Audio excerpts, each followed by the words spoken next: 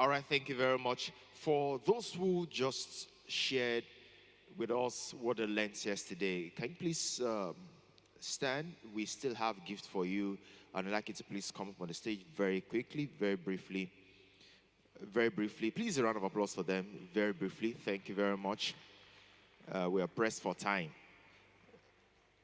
So even though there are 5 of you, I'm looking at the first 3 that actually came out. We get the parks, while others were. Please come up on the stage. Through the other way, please. Or come up on the stage.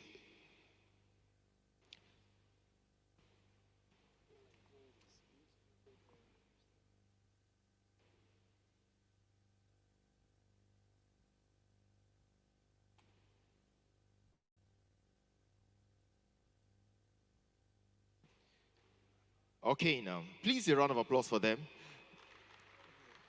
Now, I trust that you'll be very sincere. For the first 3 that stepped forward, where are the first 3 that stepped forward? I know the guy in white shirts. Yes, so, and then, yes, I think you're part of the first 3 that stepped forward. Yes, please. Thank you very much. Thank you. Courtesy, Lighthouse Capital, and Black Skill. Thank you very much for being bold to come share with us what you learned. By the way, I'm very much aware that there are still many gifts from the partners and the sponsors that will be given at random as we proceed today, being the second day and the last day of the Redemption City Career Fair 2023. Now, before we proceed with the second day, we'd like to start with the opening prayer. And to take the opening prayer this morning will be one of the leaders at City Breed. Again, the City Breed is the body that encompasses all young adults and youths of the Redeemed Christian Church of God, resident at the Redemption City of God. Ladies and gentlemen, this morning, please, a warm welcome as we make welcome for the opening prayer, Mr. Oshoba. Please put your hands together for him as he comes forward to take the opening prayer this morning. Praise the Lord. Praise the Lord. Why don't we be on our feet as we give honor to God as we get started for today's event. Father, we thank you. King of Kings, we thank you. Our help, we thank you. We say special thank you for what you did yesterday. We thank you for the learning opportunities. We thank you for the career-changing opportunities. Please accept our thanks in the name of Jesus. Father, we know that without you we can do nothing, because your word tells us that by strength shall no man prevail. And that is why we are committing everything that we will be doing today onto your hands. Please take absolute control in the name of Jesus. We pray, O Lord, that the expectation of everyone here shall be met in the name of Jesus.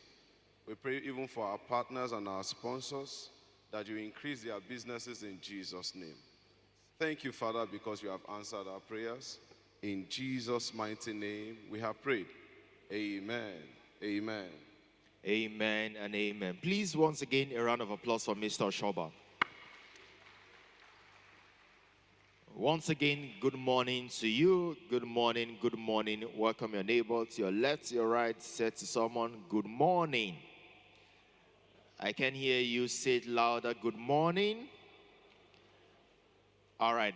My name is Joshua Abiodun, and I'd like to once again welcome you to the Redemption City Career Fair, the second day. Again, we say good morning to the sponsors, the partners, organizers, to the volunteers, and of course, to all the participants. We want to say good morning again to everyone, our pastors, for giving us the wings to fly and for giving us the privilege to learn all that we are learning and to improve in all that God has called us to do. We want to say thank you to the National Overseer. Please let us put our hands together and appreciate him. Pastor Sunday Akande, we are so grateful. And also to the Redemption City Breed Pastor, Pastor Femi Yetunde. Please a round of applause for him too. Thank you so much, Pastor Femi. We're so grateful. To all the MD CEOs here present, HR personnel, team leads of organizations, we say thank you for coming and joining us again today. As we proceed this morning, we'll start with a special session from our dearly beloved Black Skill. And to take that this morning will be the Chief Executive Officer of Black Skill. Please put your hands together as make welcome. Olugbenga or Mojola. Please, a warm welcome for him till he gets here on the stage. Keep clapping, keep clapping. Many of us had an experience of them yesterday, so I believe you can do better. Please. Mr. Olugbenga, you're welcome.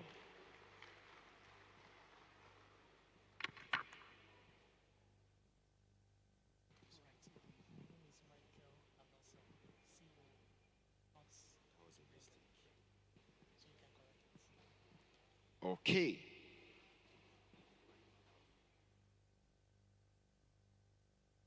All right, forgive me, I have to correct that. The name of the CEO Black Skill is Michael Alaka. Please put your hands together for him again. All right, good morning, everyone. I'm really happy to be here, and it's a great privilege to actually speak to every one of us here. And I'll be representing Black Skill today. And how has been the session so far since yesterday? I actually joined online and I listened to the aspects of the CV revamping, you customizing your resume, and also being able to own the interview phase. And that was all done by this morning. As you can see, the title. So today we'll be talking about you visualizing and navigating your career journey management plan. Before you start any journey, right? I don't want to go through the Bible route, but it states that you should firstly write down the vision. Abi? Make it plain. Are we together? It says make it plain, right? So there is power in you understanding your vision, writing it down, and then take actionable steps. Because with that, you have direction, not just direction, direction with speed and understanding. So next slide. So I have a quote here, and it says, whatever you choose for a career path, remember the struggles along the way because they are meant to shape your purpose. I also have another one here which says that the ultimate is not to win, but to reach within the depths of your capacities and to compete against yourself. So your career journey is a long-term plan. It's actually a long-term plan, and you must be able to envision the challenges, the expectations, the things you're meant to put in place to make sure that it is a success. So next slide. So what is career journey management plan? I'm sure you would have been thinking, what is career journey management plan? Okay, I want to have an understanding about it. So abbreviated CJM can be referred to as your career development or career management plan, which is a deliberate, thoughtful, strategic, and futuristic dashboard or approach, which you as a talent, I as a professional, we definitely use to visualize and navigate or shape and transition across my career path. So it's like a vision board. It's like a dashboard. And you must be able to develop this. You see, we talents, we must not be lazy. If you want people to key into your vision, it must start with you. If you yourself, you cannot sell your vision to people, people will not actually buy into it. But it must start with you. You have to develop that action plan. You have to develop that career plan. So what are the accelerators of career journey management? We have goal setting. That is very paramount. Goal setting. We have self-assessment. You need to assess yourself first. Don't lie to yourself. You know your weakness, you know your strengths, you know the opportunities that are ahead of you, you know the threats, SWOT analysis. Conduct SWOT analysis for yourself. Know where your strengths is, know where your weaknesses are. You have to assess yourself, deliberately. Skill development. Understand your skill gaps. Networking, job search strategy, decision making, and then taking actions. So it's not about talking. You also must take steps. You have to be deliberate. You must take actions. They are very, very important. So visualizing your career plan can help you maintain focus and motivation. Adopting and maximizing a mental roadmap plan, which will help you to maintain a clear vision. A clear vision plan and can serve as a source of inspiration and motivation as you work towards your goal. You see, way back when I was on campus, I was a science student, right? But today, I'm an HR practitioner, with over 14 years in that space. I have envisioned that I want to be an HR practitioner, and I started from school. But I had to take some steps. I had to cross from science to psychology because I want to find another path. I have been able to envision that this is the right path for me. This is what I really want. So you must be able to do what? You must be able to plan your career plan and take the right steps that are expected of you. So if you want to understand how your dashboard should look like, this is an example. If you want to go from maybe Lagos to Ibadan, it's a road, right? And there are a lot of bus stops, there are lots of destinations along the path. So definitely, if you want to develop your career roadmap plan, there must always be a starting point. And there would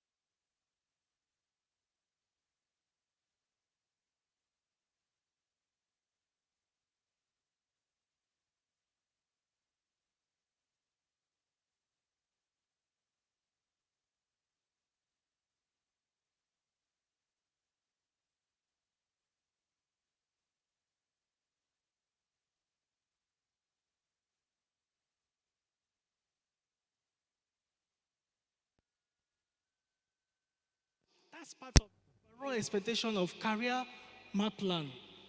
2, career fulfillment. Career fulfillment. Number 3, person relevance and impact.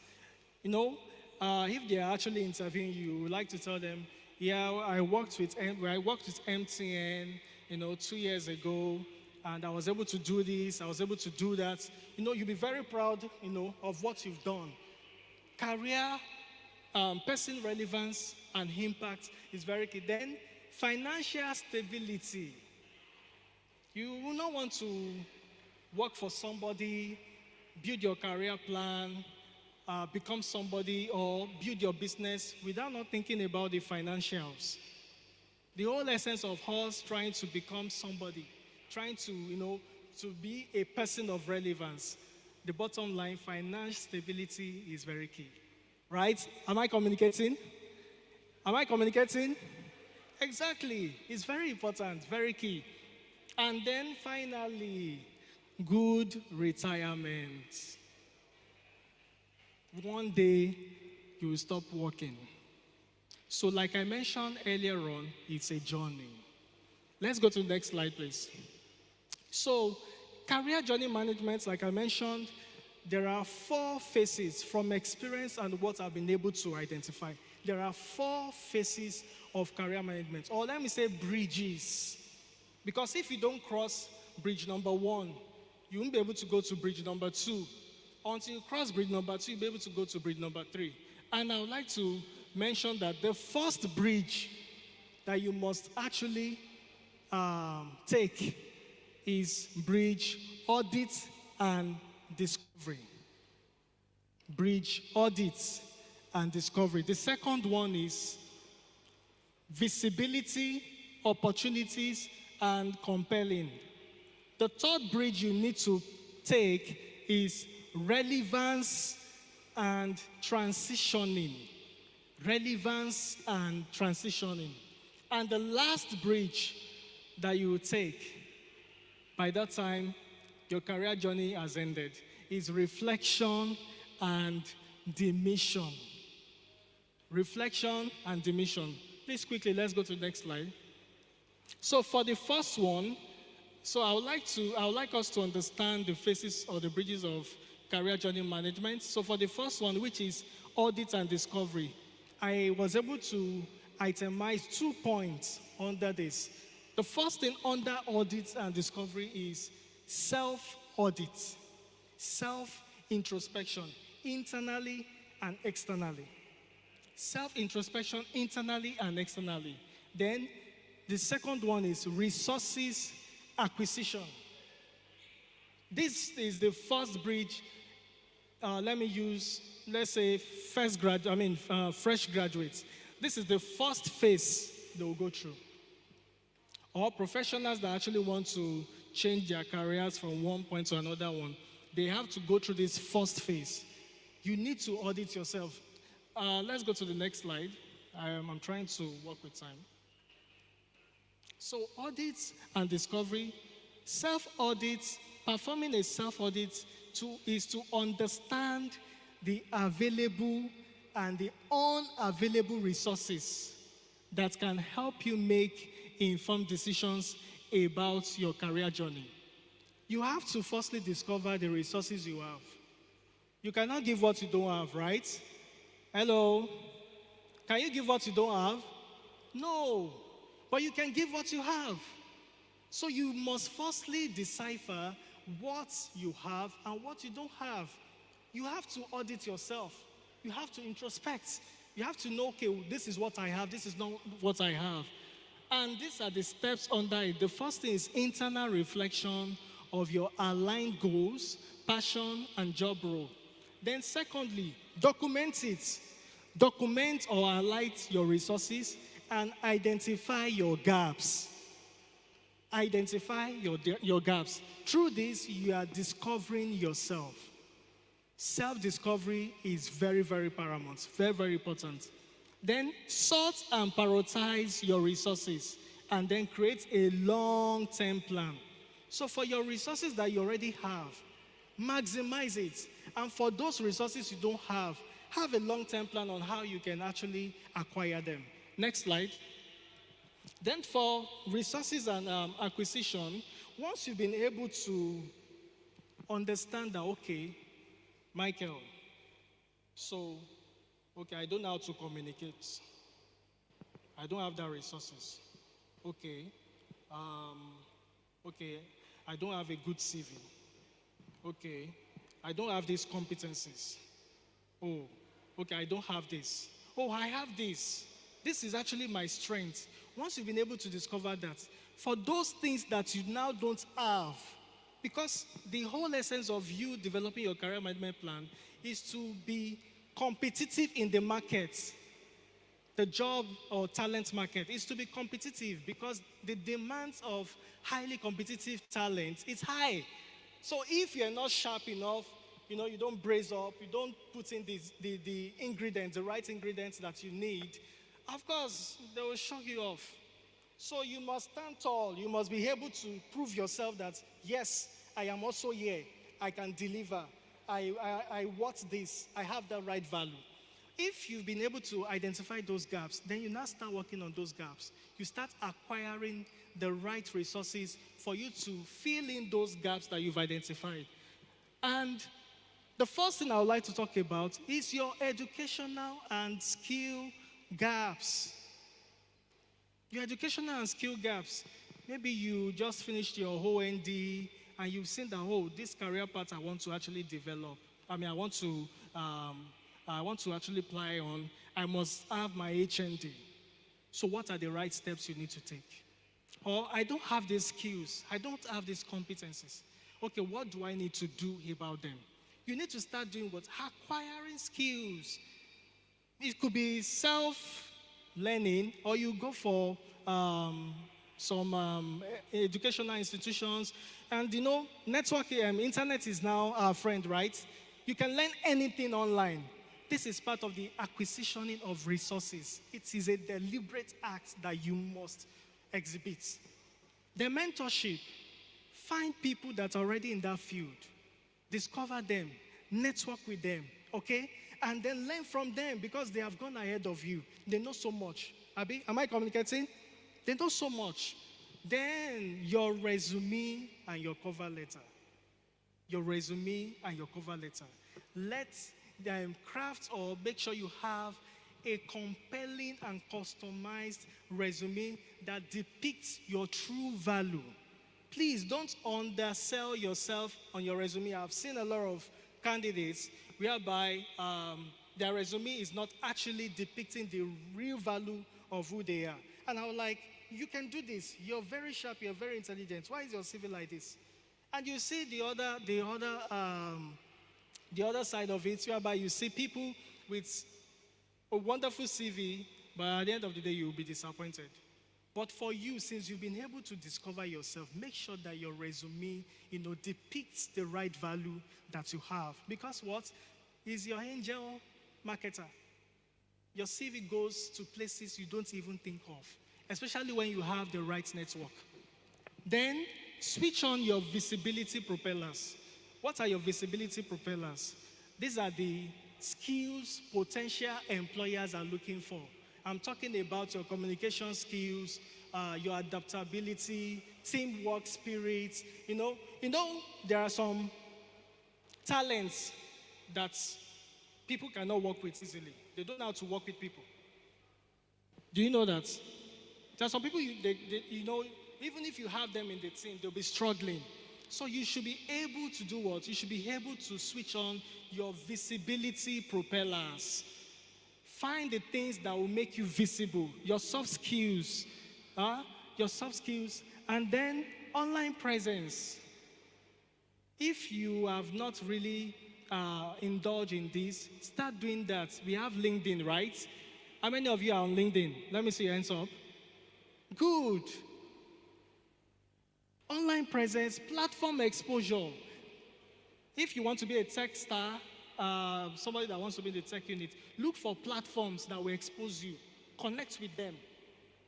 Through this, you will acquire resources. Through this, you will learn a lot. And this is just the first bridge. Until you do these things, you cannot cross to the second bridge. Okay, and of course, like Black Skill is also a platform that you can be exposed to. LinkedIn is there. There are lots of, recruitment agencies. There are a lot of platforms that you can actually develop yourself. But please, online presence is key. Put your stuff out there. Create a portfolio for yourself online. Let people see what you can do. It is through online that they'll be able to identify you. They'll be able to reckon with you. Next slide. And then, I'm moving to the second bridge. So after you have done excellently well for yourself for bridge number 1, we will now move to bridge number 2, which is now talking about visibility, opportunities, and value compelling. Visibility, opportunities, and value compelling. And I have 2 icons under it. The first one is shoot your shots on talent value assessment. Shoot your shots. Do like as if that's the last you can do. That's the last time you'll be able to do it. Shoot your shots. The second one is landing the job successfully. Landing the job successfully. Now, you see, at this second bridge, I would like to mention to us, along these 4 bridges I've mentioned, the most critical of it all, or let me say the 2 most critical bridges that you must always pay attention to and give your all is bridge number 2 and bridge number 3. In terms of visibility, in terms of opportunities, and in terms of value compelling. Give your all. And some of us, maybe for some of us that are here, we are currently on that bridge. If you don't get this bridge right, you move to the 3rd bridge. So, sorry, please go back. So, shooting your shot on talent assessment, I'm talking about interview. How can you communicate your value when you get interview opportunities? When you get interview briefings, how can you communicate your value to people, to potential employers? How can you communicate it? So, shoot your shot to communicate your value as a job candidate during an interview is crucial, very crucial. The interview is your chance to show that you are not just qualified, but also the best fit for the role. Be authentic, showcase your strengths, and demonstrate how your skills and experiences can contribute to the company's success. I'll just quickly run through. Now, during this phase, preparation is key. Preparation is what? I can't hear you. It's key. You should be able to, I think Oluyemi mentioned yesterday, conduct mock interviews. You have to prepare yourself. It's very, very key. Prepare yourself. Research about the organization. Research about what? The organization. Think about your unique qualifications, your experiences, what you can bring, to the company. In fact, I would like us to think about this. Customize your responses to match the expectations of potential employers. So if, for example, I'm very sure there are general questions that we are already used to. Tell me about yourself. Already have a customized response that will match the expectation of the employer. And that will be very effective when you've done your research. Then secondly, confidence and positivity. See, no matter the rejection you get, be confident. If that job, they didn't call you, then it's not meant for you. Another one will come. In fact, your own will come. Okay? So don't give up. Be confident. Be positive. These things are very paramount and important. Then your passion and enthusiasm. Let it show during the interview session. Let the potential employer see that, this person is passionate. This person has passion for this job. This person is so much interested in my business. This person, I think I would like to work with this person. Let that show when you are trying to shoot your what? Your shots. Okay. Then I would like to talk about the STAR and HYPER method, but I will not want to dwell on it. You can make your research. But when they ask you behavioral competency questions. You can adopt this acronym, STAR and HYPER method. Let's move to the next slide. So STAR is talking about a situation. T is talking about task. A is talking about action. Are we writing it down? Please write it down. Oh, yeah, write it down. I'm not seeing you. Okay, and results. And I have an example. So I'll try to, just dramatize what it means. So if they ask me a question and my response is like this, yes, during the past 12 months, I devised, implemented, and delivered a cost reduction program, resulting in saving of over 25% across the departments. Me telling them this, it means I've been able to describe the situation. What's the situation? What was the situation? Cost reduction program.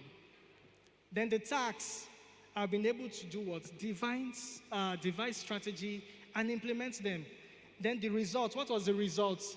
I saved the company of over 25% across the department. So you can take your time. I'm just trying to run with time. You can take your time to understudy. The STAR method is very effective during interview sessions, or the HYPER method. That's IPAR. You can write it down, do your research, or STAR. Then, next slide. Then when you are shooting your shots, Mr. Emmanuel yesterday mentioned something about your CV. Your CV should display your accomplishments.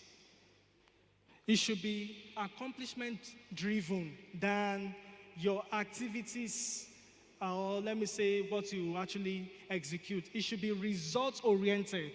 It should be, let employers see that by the time you join my business, you can actually deliver and bring, you can do things that can actually touch the bottom line of the business, that can generate revenue, that can actually, do things that they'll be happy about. But you need to quantify your accomplishment stories when you're shooting your shots. You need to quantify your accomplishment story. Use quantifiable data to showcase your accomplishments in a story approach that showcases your ability. And you can even use the CAR method. That's challenge, action, and results. Challenge means you describe the problem or the challenge that you faced. Action means you explain the steps you took to address it. And the result means you highlight the positive outcomes that you were able to, deploy. Make sure, okay, so for example, let me put it this way. In terms of accomplishments, let me put it this way. For instance, sir, thank you for the question. You see, I was working in the technical department, and, I was working in the sales department, and I was able to increase sales after brand reputation damage to our clients by 30% in my previous role. Make sure you quantify your accomplishments. It is very important because what? Employers are interested in the numbers. They want to see the numbers. They want to see that you are somebody that can profess solutions. Okay, then the next one is your unique selling points. What are your unique selling points? What distincts you? I'm sure every one of us said there is something we are unique for. Our DNAs are different, right? I cannot copycat you, and you cannot copycat me. But there is something you are unique for. So what are those unique selling points that you have? Why don't you display it? Why don't you identify and, emphasize these points during these interview sessions? Then have questions for the interviewer. Oluyemi said something yesterday. Please, it's better you ask reasonable questions than for you to ask questions that will not actually depict you well. But try to have questions that will actually demonstrate your interests and curiosity to belong. So if, for example, they are interviewing me for a role, one of the questions I can ask them is, oh, so sorry, the incumbent person, what has this person done over the years that makes him or her a successful person on that role? I'm trying to do what? Inquire. I'm trying to understand that curiosity. I want to know, and that is what employers are looking for. Then follow up. See, until you pass through this second bridge, until you get the right employer that is now interested in your value, until you get this right, until you do the right things that will display you as a value compelling applicant, somebody they cannot resist. There are instances whereby they will see you and they will not be able to resist. They will not want you to go to another competitor. Until you get to that level, you can't move to the next stage. So next bridge, let's go to the next bridge. So the next bridge is you landing the job successfully.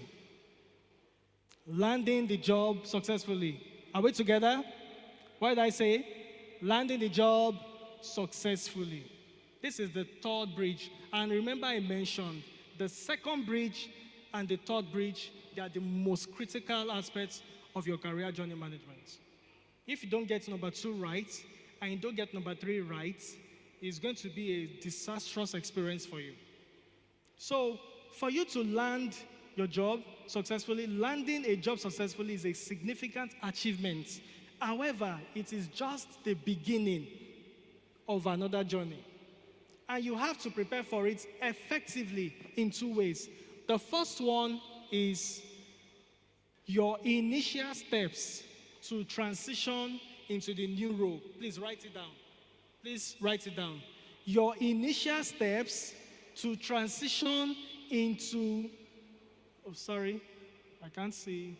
Okay, your initial steps to transition into the new role.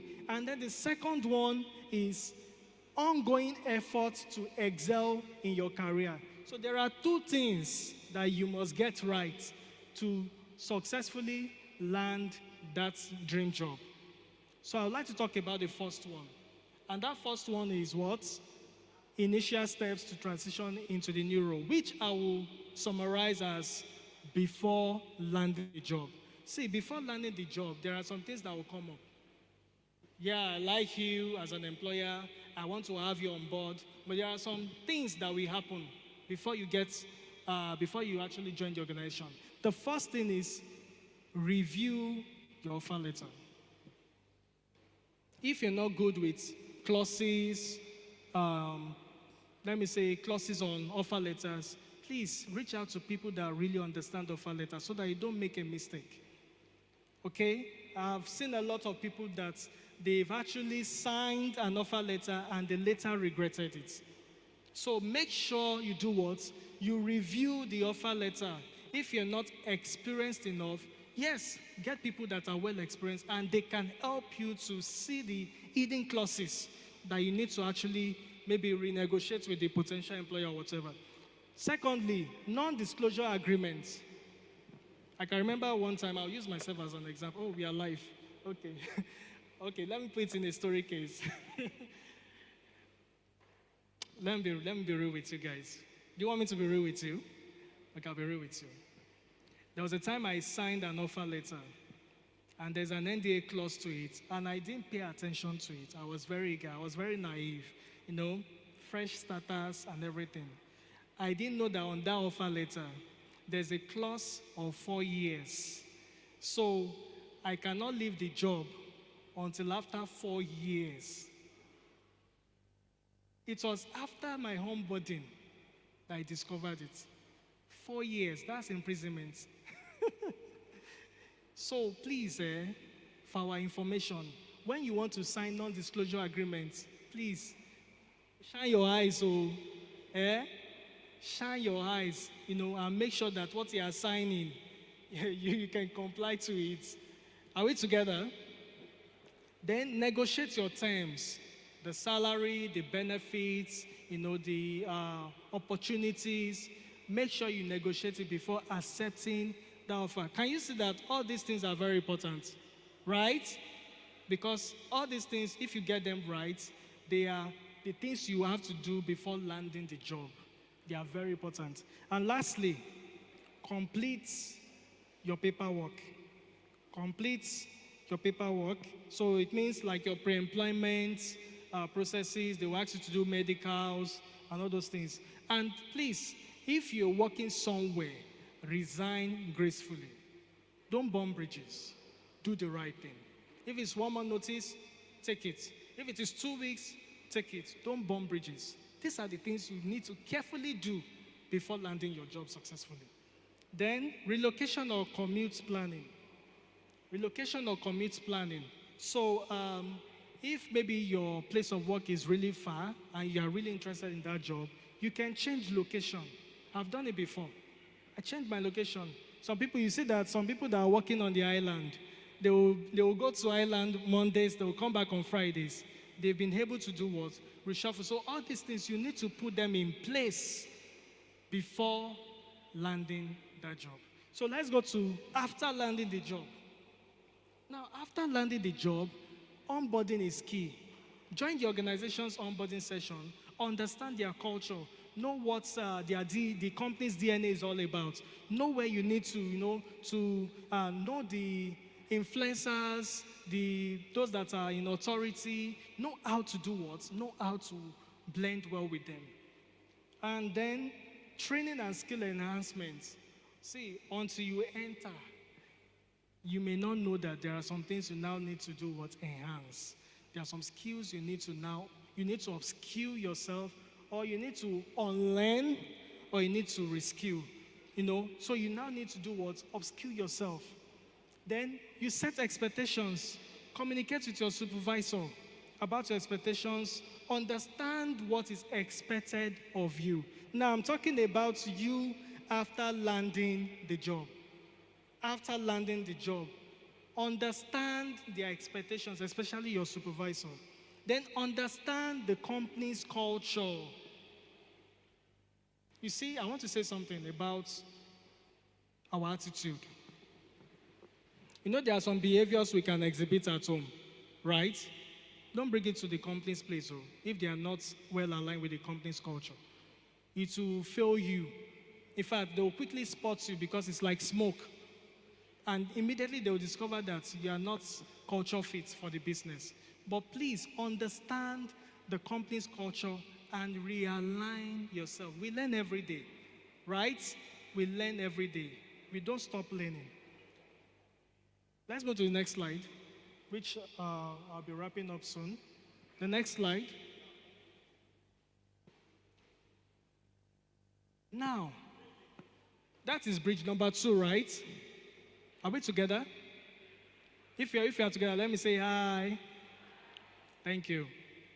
So, can you see how sensitive these bridges are in terms of your career journey management? Now, it's a different ball game to identify what the competitors, what companies are looking for. Number 2, you plan yourself, you package yourself, you upskill yourself so that you can be competitive in the market. You get that job.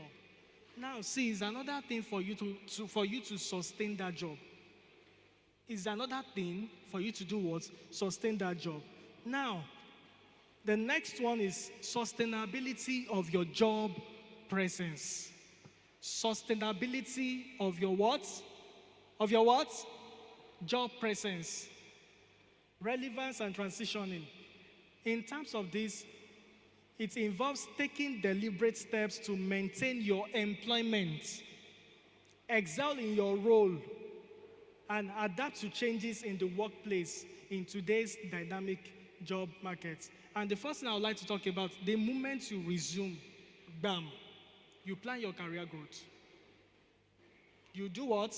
You plan your career growth. If you're a customer success officer, you plan your career growth. If you're a marketer, you plan your career growth. If you're an HR person, you plan your career growth. So from an HR officer, in the next 2 years, I want to do what? I want to become a senior HR officer. In the next 5 years, I want to become an HR supervisor. Don't make that mistake of not planning your career growth. Because if you don't do that, you're not going anywhere. You just be working round the clock, like a routine, Then, professional development. The moment you develop your career plan, career growth plan, you'll be able to discover that, okay, in the next 3 years, the skills I have now to be promoted and recognized, I don't have it now. Okay, what do I need to do? I need to do what? I need to maybe develop my professional skills. I need to maybe I need to shadow one of my bosses to learn how to do these things. I think he has some of those skills. Okay, I need to learn from my colleagues on this and that. You need to do what? You need to develop yourself. Then you start networking. I cannot undermine the power of networking. Where I am today, the last 4 roles I've taken, I didn't apply. I did not apply. It was recommendation. Some from US, name it. I did not apply. And your network is your currency. Say currency. Currency. Your network is your currency. When you don't have money or whatever, if your network is not like currency, then you've not started your journey. Your network is your currency. So, then visibility and recognition. Okay. Then visibility and recognition. Anything you're doing on the job, make sure you're well recognized. Do things that will do what? That will make you recognized, that will make sure that you're visible. Performance excellence. After, the beginning of your performance is not after the interview. It's not during the interview session. It's after 6 months. If you tell me, I can carry fire, I can do this, I can do that, 3 months' time, 6 months' time, we'll know if you are capable. That is actually your performance. And so if you cannot maintain that, then you cannot sustain your job presence. So please, as we are all striving to get a good job, a dream job, please put the things in the right place for you to sustain your job. The innovation and creativity. And I would also like to talk about emotional intelligence. It's very important. Financial stability and savings. Financial stability and savings. These things are very important. Next slide. My time is winding up. Okay. And then reflection and demission. This is the final phase. In the last bridge, I didn't remember to talk about transitioning. So you transition from one position to another, or you transition from your company in a role to another company in another role. That is very key. But here, this is the time whereby you have approached the end of your career journey. It's essential to reflect on your career purpose and consider whether it's time for demission, stepping down, or transitioning. So self-reflection, you have to reflect your journey so far. And all these bridges, they have age brackets. Do you know that? They have age brackets. By the time you're getting to your 60s, your 70s, you're already in this bridge. And that is when you now be reflecting, okay, how I wish I didn't do this. How I wish I did this. Oh, my career journey was a success. Reflection. Planning. You need to plan, your demissioning. Mentoring. Maybe you are now ready to give back to the society. Legacy building. What will people say about you? At least Akitola Williams is no more today, but we can really talk about him because he did what? He did a lot of things in Nigeria. Your health and well-being. You look into your health, plan yourself well because what? You're demissioning. Then, new pursuits. There are some things you love doing, like your hobbies. Look into it and make sure that, okay, since I'm not going to be working, I can venture into this or that. Maybe you want to open a shop or whatsoever. So on a final note, your career journey can be divided into several stages. At the start, you explore your interests and skills to set your career goals. Then, you work hard. What did I say? You work hard Or let me put it this way, you work hard and you work smart. You work hard and you work smart, you learn and build a professional reputation. Mid-career, you advance and contribute to your field. Then towards the end, you reflect on your legacy and values and plan your transitioning. This journey involves learning, growing, and finding your purpose at each stage. Thank you very much.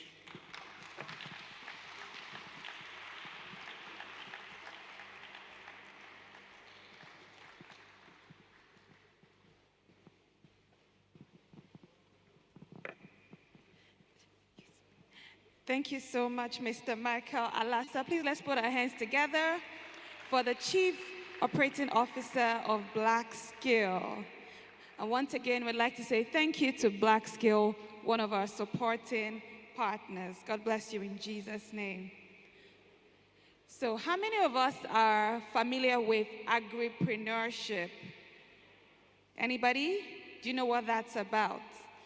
It's a combination of the word agriculture and entrepreneurship.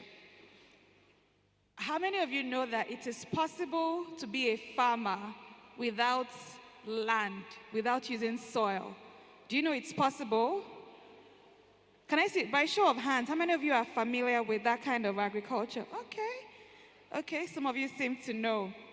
And I'm glad you know, because coming up next is a representative from Soilless Farmland, the head of sales, Akintola Deborah. Please let's put our hands together for her as she comes to speak to us.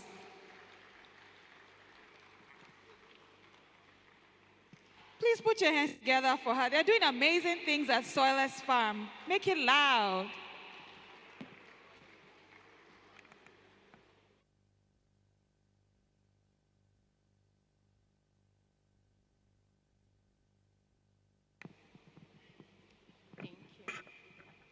Good morning, everybody.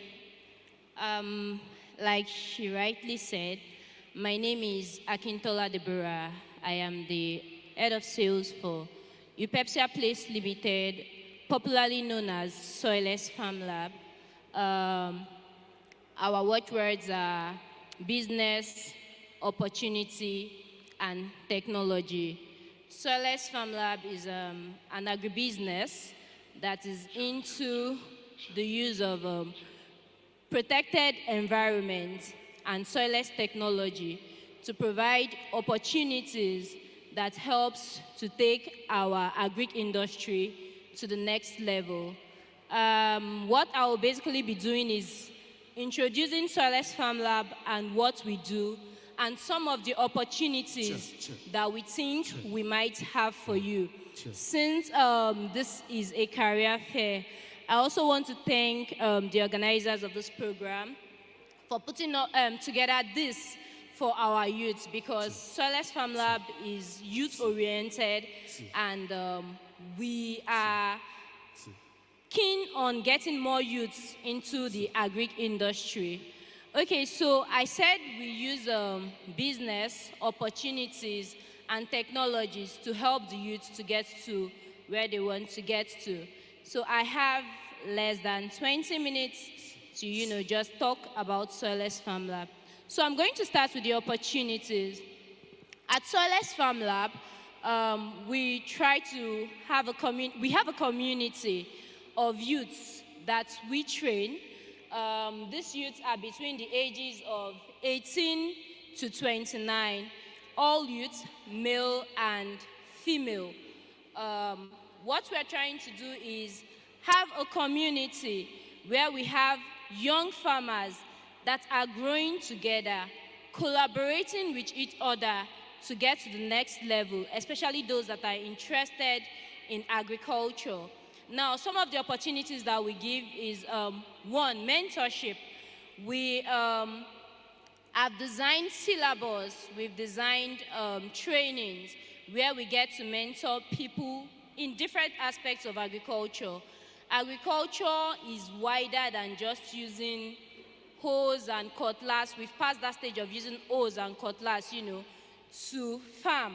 We've gotten to the space where we are interested in data, where we are talking media, where we are talking agri-tech, so much that we are talking about.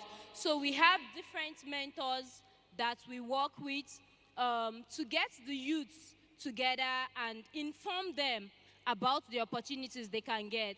Outside of mentoring, we also have community farming. What we call community farming is bringing people together in a space with the same vision or aligning our vision towards the same goal. So my vision can be media, propagating agriculture through the use of media. My vision could be trading. Your vision could be data. You might be interested in data. All of these things, what is the common goal? The common goal is to push the agri industry one step further, one goal at a time. So that's what we are basically doing. Also, we also have opportunities where people get to get employment through our trainings. Now, how do we do this training? We have a training called Enterprise for Youths in Agriculture. We call it EYA. It has been running since January of this year, and it's going to run for the next 3 years. Every quarter of the year, we bring in 1,000 youths for this training. At the end of the 3 months, they get access to 9 months of mentorship. They get access to funding. They get access to owning companies or co-owning companies. They also get access to meet with people that can give them information on what they want to do. So for this year, we've trained 3 cohorts. The first in January, the second was in April, then the third was in September. The last set, the third was in July. The last set is started this month, and we are going further. So if you are interested in agriculture, if you feel like you want to collaborate with youth of your own kind, you can, after the program, we have a booth around there, Soles Farm Lab, that you can ask questions and meet us on. For the technology aspect, we use protected environment, what we call greenhouse farming. How many of us have heard about greenhouse farming? How many of us know about greenhouse farming? Oh, it's good to know that we have people that are seeking knowledge and, getting information. So we use greenhouse farming and what we call soilless farming. Now, there are different types of soilless farming. We have hydroponics, we have aeroponics, we have aquaponics. What we use is hydroponics, the use of water and substrates that is not soil to grow plants. Now, the type of plants we grow are basically olericulture, that's vegetable, and floriculture, mostly flowers. So if you know that you are interested in learning about agriculture, where you don't need to use hoe, where you don't need to use cutlass, where you don't need to soil your hands, I'm not promising you that it is easy. I am not saying it's stress-free, but it is worth your time and worth your while. Then for the business aspect, there are so many opportunities in agriculture that are untapped. We have different aspects of agriculture. How many of us know about Wande View, Wande Kazim?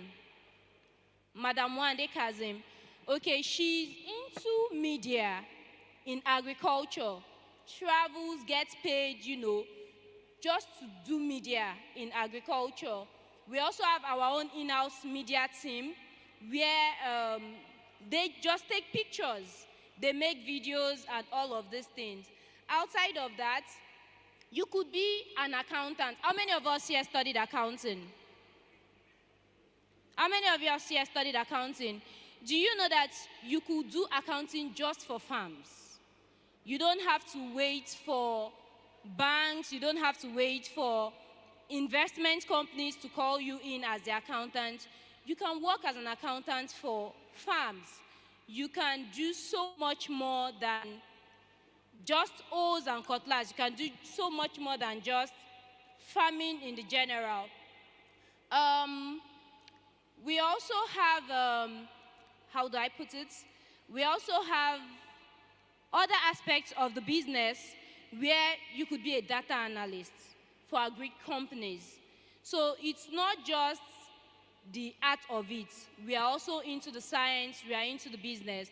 Then for the business aspect, you could be a commodity trader. You could trade different things.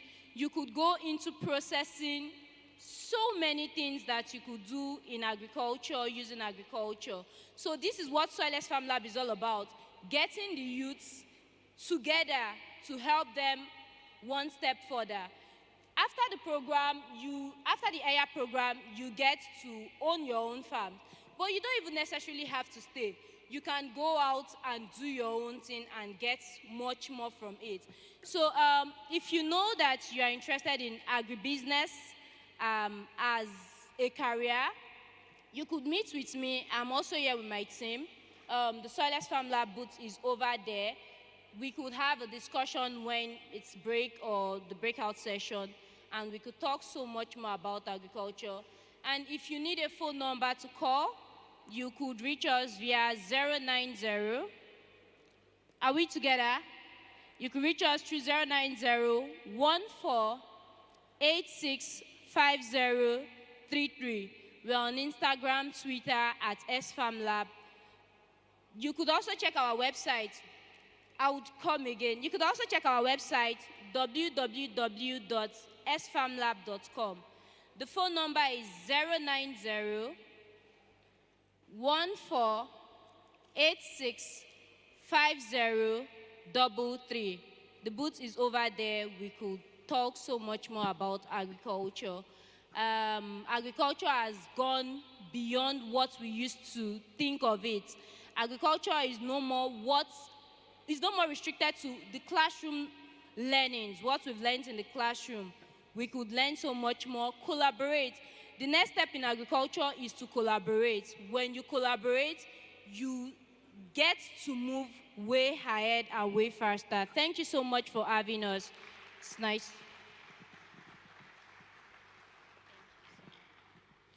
Please let's put our hands together once again for Deborah Akintala, Head of Sales at Soilless Farms. So a few minutes ago, we heard from the COO of Black Skill, and in the next few minutes, we're going to hear from their team. And let me tell you something. Just yesterday, I was at their booth. I went to engage them, and even as a professional MC, they have told me, you need to do this and do that. So I would like us to give a warm round of applause to the team from Black Skill. Please let's put our hands together for them.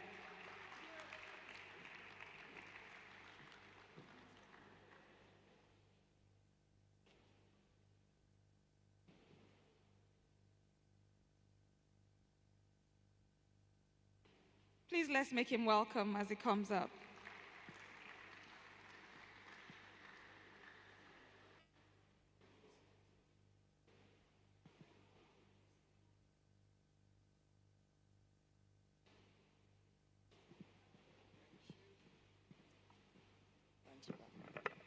All right, good morning, everybody.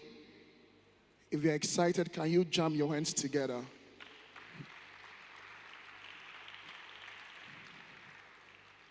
Some persons are not jamming their hands together. That means you're not excited to be here.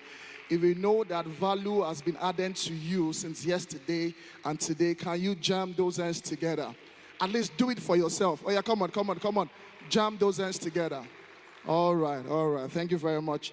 I need to be sure that the people I'm talking to are excited and value has been added and there is room or space inside of you to receive more value.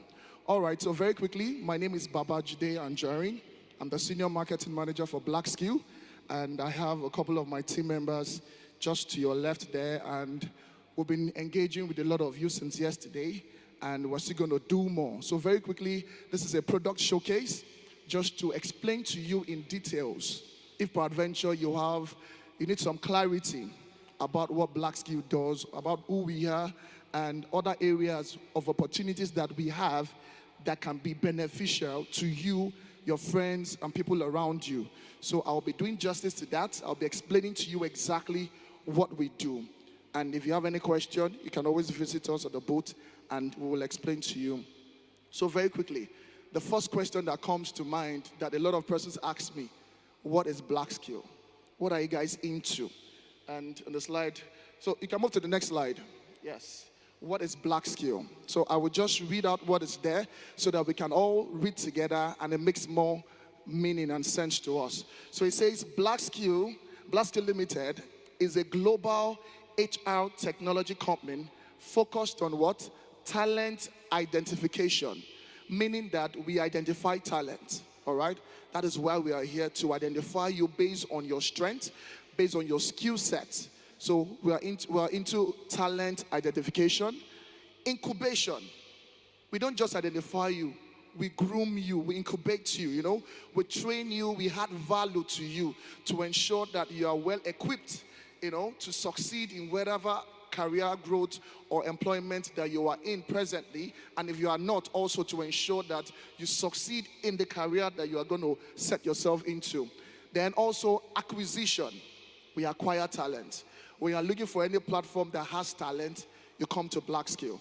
Then also verification, meaning that after we've identified you, we have incubated you, we have acquired you, we verify you to ensure that you have a clean slate.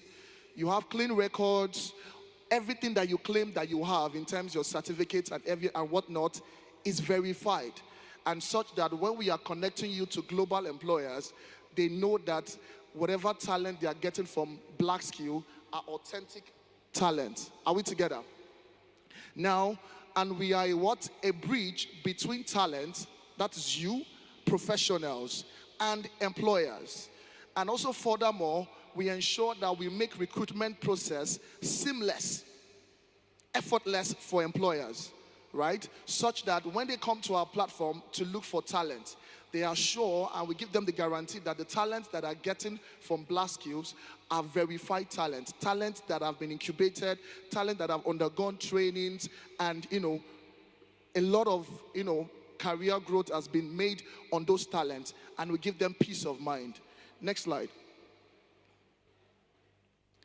Now, I'll talk about the Black Skill platform. I'm sure you've been wondering, okay, Black Skill, how does it work? Next slide, please. Okay, now, the Black Skill platform is an intuitive software interface that transforms the recruitment process into a streamlined and efficient experience.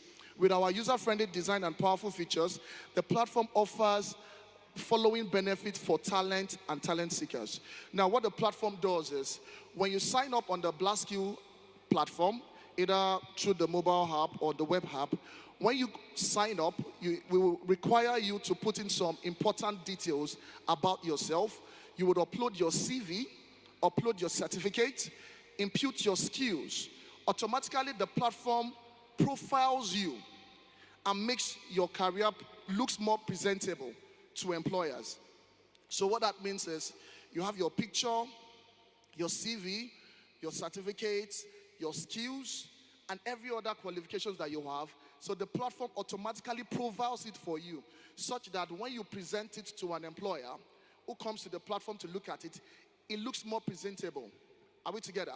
It looks appealing to the employer. Now, that is what the Black Skill platform does for you when you sign up. It creates your professional profile for you automatically.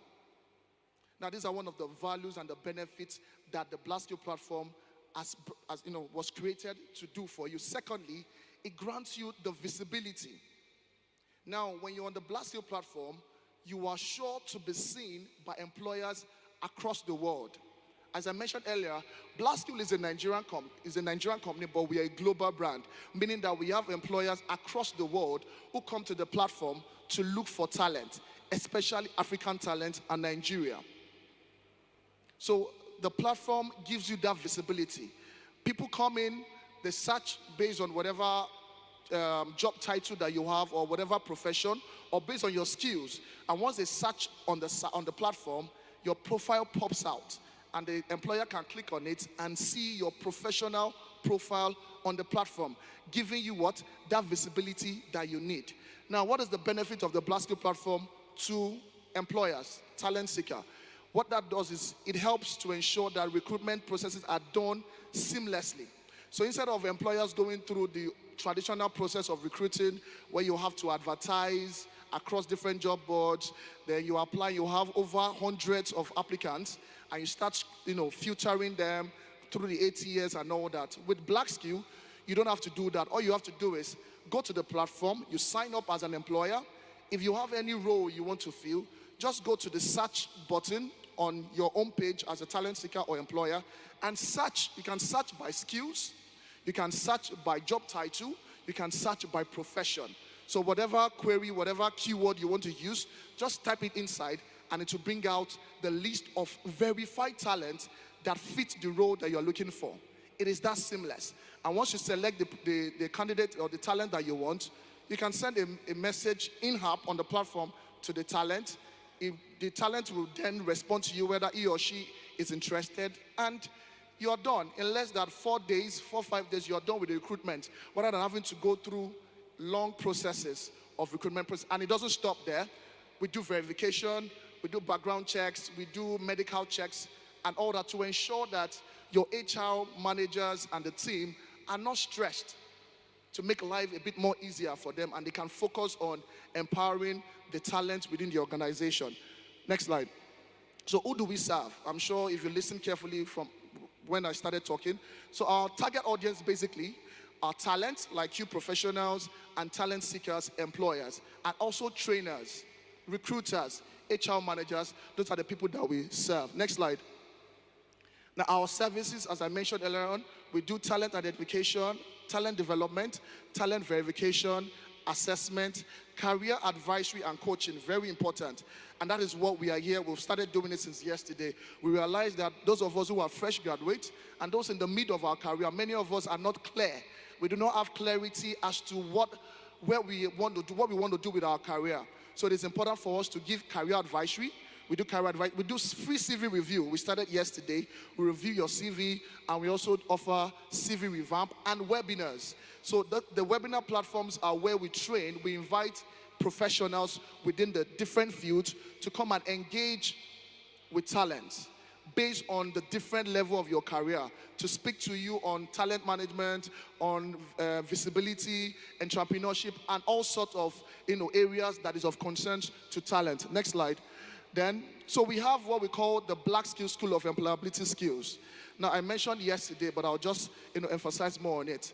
So based on our vision to ensure that we equip the African talent, there's a arm of the Black Skill Limited called the Black Skill Academy.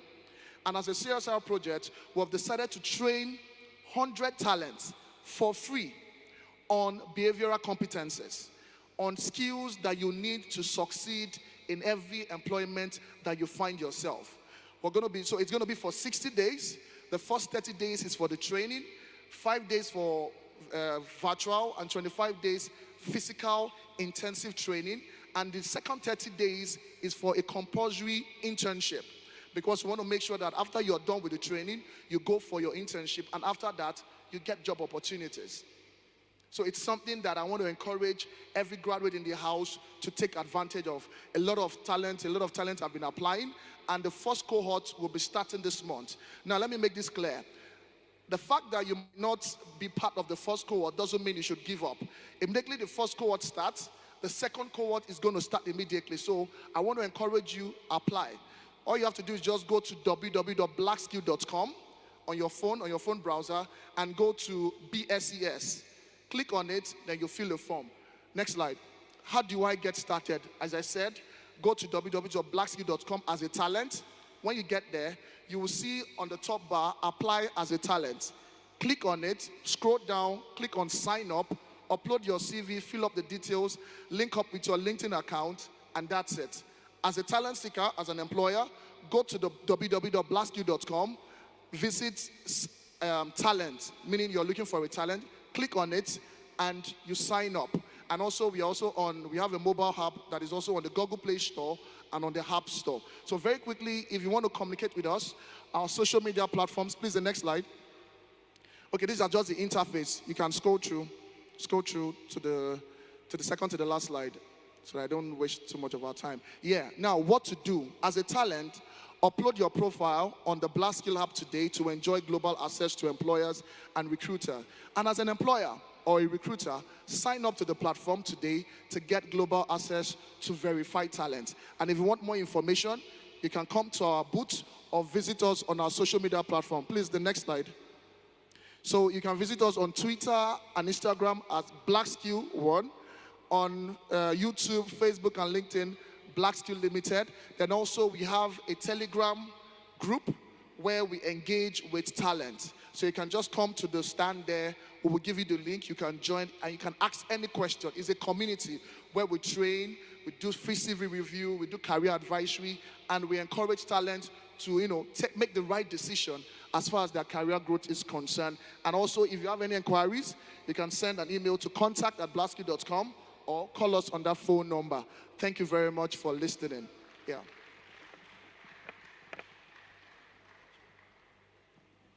Please, let's put our hands together for Mr. Babajide from Black Skill Limited.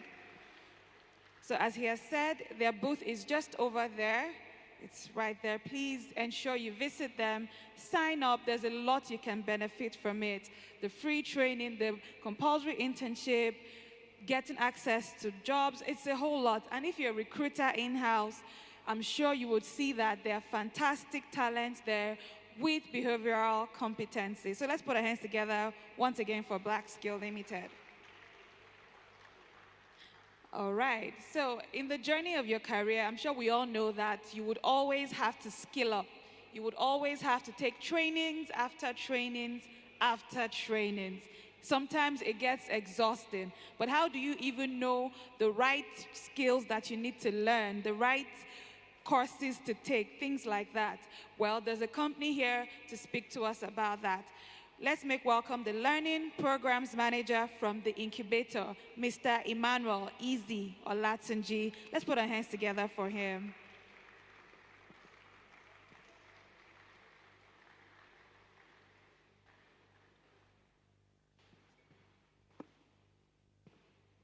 All right, good afternoon, everyone. Good morning. Okay, still morning. Good morning, everyone. Trust you're good. It's been a pleasant time being here, and my name is Emmanuel, representing the Incubator Nigeria. At the Incubator, someone will ask, why Incubator? Because the first thing that comes to the mind of everyone when you hear the word Incubator is you are looking for chicks and eggs, right? Right? Okay, but in the Incubator, we don't incubate chicks or eggs. You incubate minds. And that's because we believe that if minds are incubated in a period of time, they come back to give life even to our community. Now, the direction that we go through in the Incubator Nigeria is taking people through detailed skills. And that's why I'm here to tell you that the future of whatever we're doing right now, everything you see is digital. When I was born, there was no phone. The best of phones we have then is the one that you do like this. I don't know, do anyone remember? Maybe Gen Zs cannot relate. There is one that you do like this, and you now carry in your hand. You now wait. If I remember then, we had one. I grew up in a village. So we had just one in the old village, and it's a mission house. So anyone you want to call, you go there. They fix another appointment for you. But I by God's grace, have a daughter that my phone, without teaching her, she can operate it and even go to YouTube, go to Instagram. She knows the difference. That's to tell you that things are evolving. And whatever you see as best now would not be best in the next 10 years. In fact, I stand to ask myself, what would be the future of the people that are studying zoology, apologies to people studying zoology, but it's the truth. I find it hard to know what will be the future of people who study courses like soil science if they are just studying soil, and the best they could know is no different kind of soil. Because ChatGPT will tell you everything about type of soil and how to use them in the best way. So what we are saying now is, it is good that we go to school, but it's the best that we equip ourselves with digital skills. A lot has been said yesterday during the panel session. A lot has been said from different point of view of our panelists. And we are saying that, and the Incubator Nigeria, we are here to give you the best of the soft landing. Now, in the Incubator Nigeria, our vision is to train between now and the next 5 years, 100,000 youths. And also to provide the cheapest, or let me say the most affordable, yet the best digital skills in Nigeria and for Africa. Now, you can be part of this because by history, the incubator started 2019 officially, and between then and now, we've done about 26 trainings across different states in Nigeria. And I can tell you for free, without collecting money, that over 5,000 lives has been transformed, impacted through our trainings. Please, if you want to clap, please clap. Out of this, we've taken a number of people that were impacted into advanced courses, and we have over 700 who are currently in field of digital skills. What they do for a living now is provide digital skill services, or some are trainers. And of course, we will not just train. A number of times we provide ability for people to come into internship. So some will ask me, if you train me, are you going to employ me? No. But your willingness, your ability to learn faster, your desire, let me put it that way, your desire to go forward in this, we make us see that, okay, this person is eligible for internship. So we place you on internship, and from your internship, we have 70% of people that were converted from internship to full employment. I studied agric engineering. Fantastic. I wanted to study agric engineering, and I studied agric engineering. But here am I today in the digital world, training digital skills. And that has been a blessing so much to my life, giving me a lot of opportunity. And I can be sure that in the next 10 years, I'm not obsolete because there's a reference. Now, let me put this straight to people that are in professional fields, because one of the things we do now is to target more professionals than youth. You're an accountant. It is good that you study accounting, know how to do balance sheets, credit and loss side. Sorry, I don't know so much about it, but at least I understand that. But how do you feel when you're an accountant that knows about data science and can draw analysis from the data and provide solution?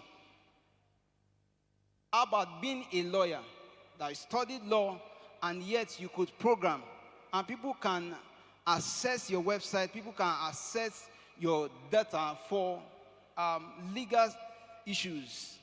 Or, I hope you are aware that maybe in the next 15, 20 years, I don't know, Nigeria should be there.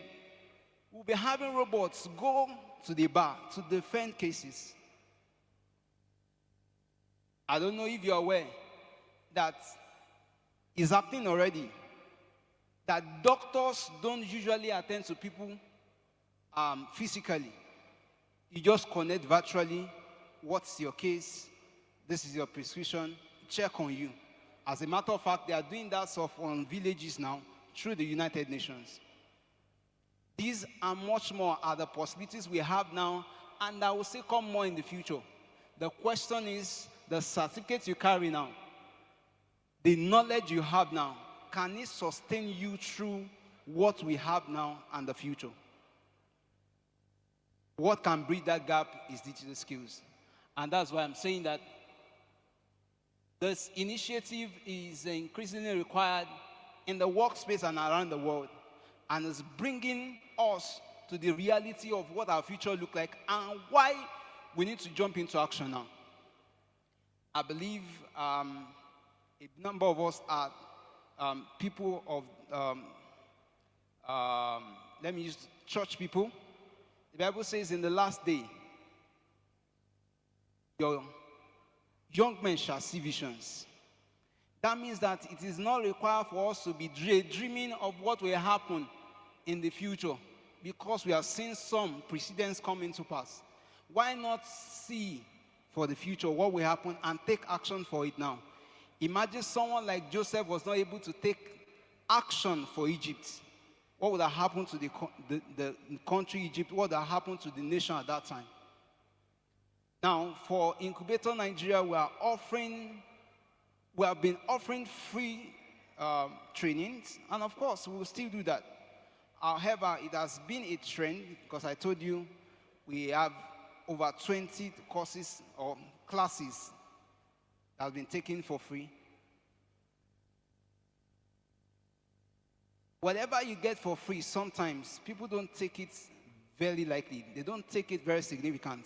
That's why we have 1,000 people registered, just 300 people coming into classes, and at the end, you have just about 70, 80, 90 getting to finish. I think I have 1, 2, 3 people here that have attended classes, and you see that. So that's why we are pushing forward some bits of financial commitment. Remember, our vision is that we make digital skills as affordable as possible, and yet with the same level or with a high level of excellence. So we're opening to you opportunity for digital skills. From next month, there is a physical and virtual opportunity to this.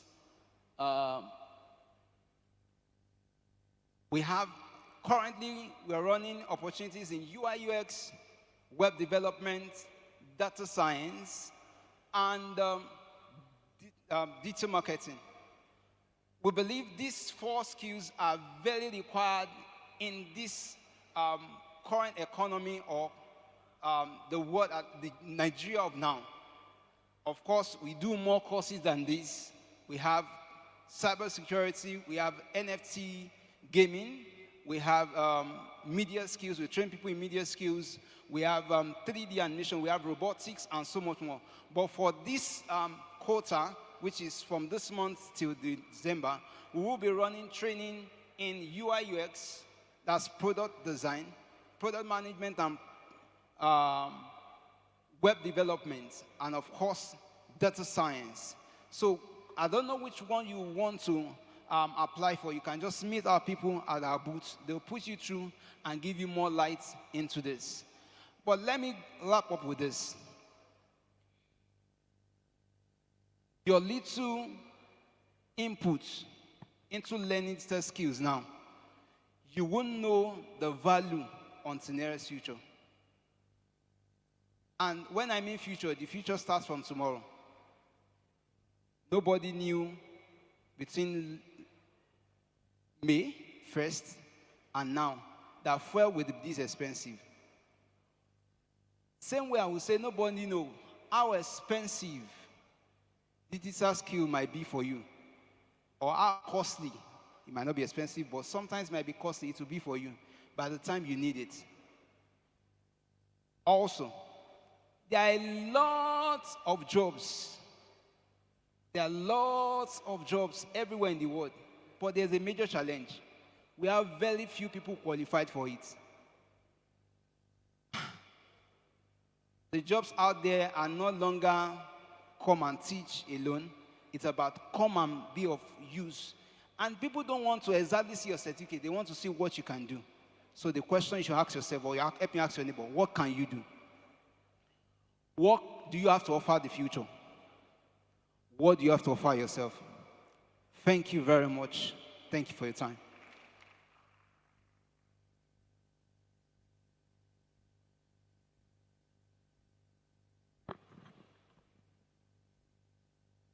Thank you very much, Mr. Emmanuel Easy Olatunji. Please let's put our hands together for him one more time. So how many of you are ready to skill up and learn? Can I see your hands up? Okay, all right. Okay, so coming up next is one of the finest youth pastors we have in RCCG. I would say he needs no introduction, but I will still have to do that. Please let's make welcome from the CAD Center, CAD being CADD, Pastor Ayola Jolayemi. Please let's give him a warm, outstanding welcome. Please let's put our hands together for him.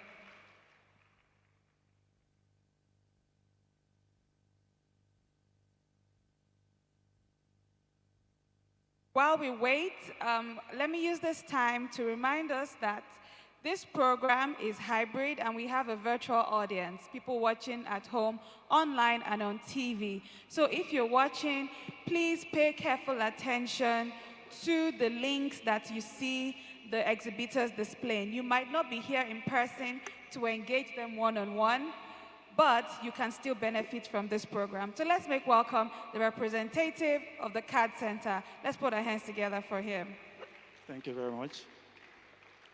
Good afternoon, everybody. Good afternoon. My name is Joseph Ojo. I'm the lead designer at CAD Center.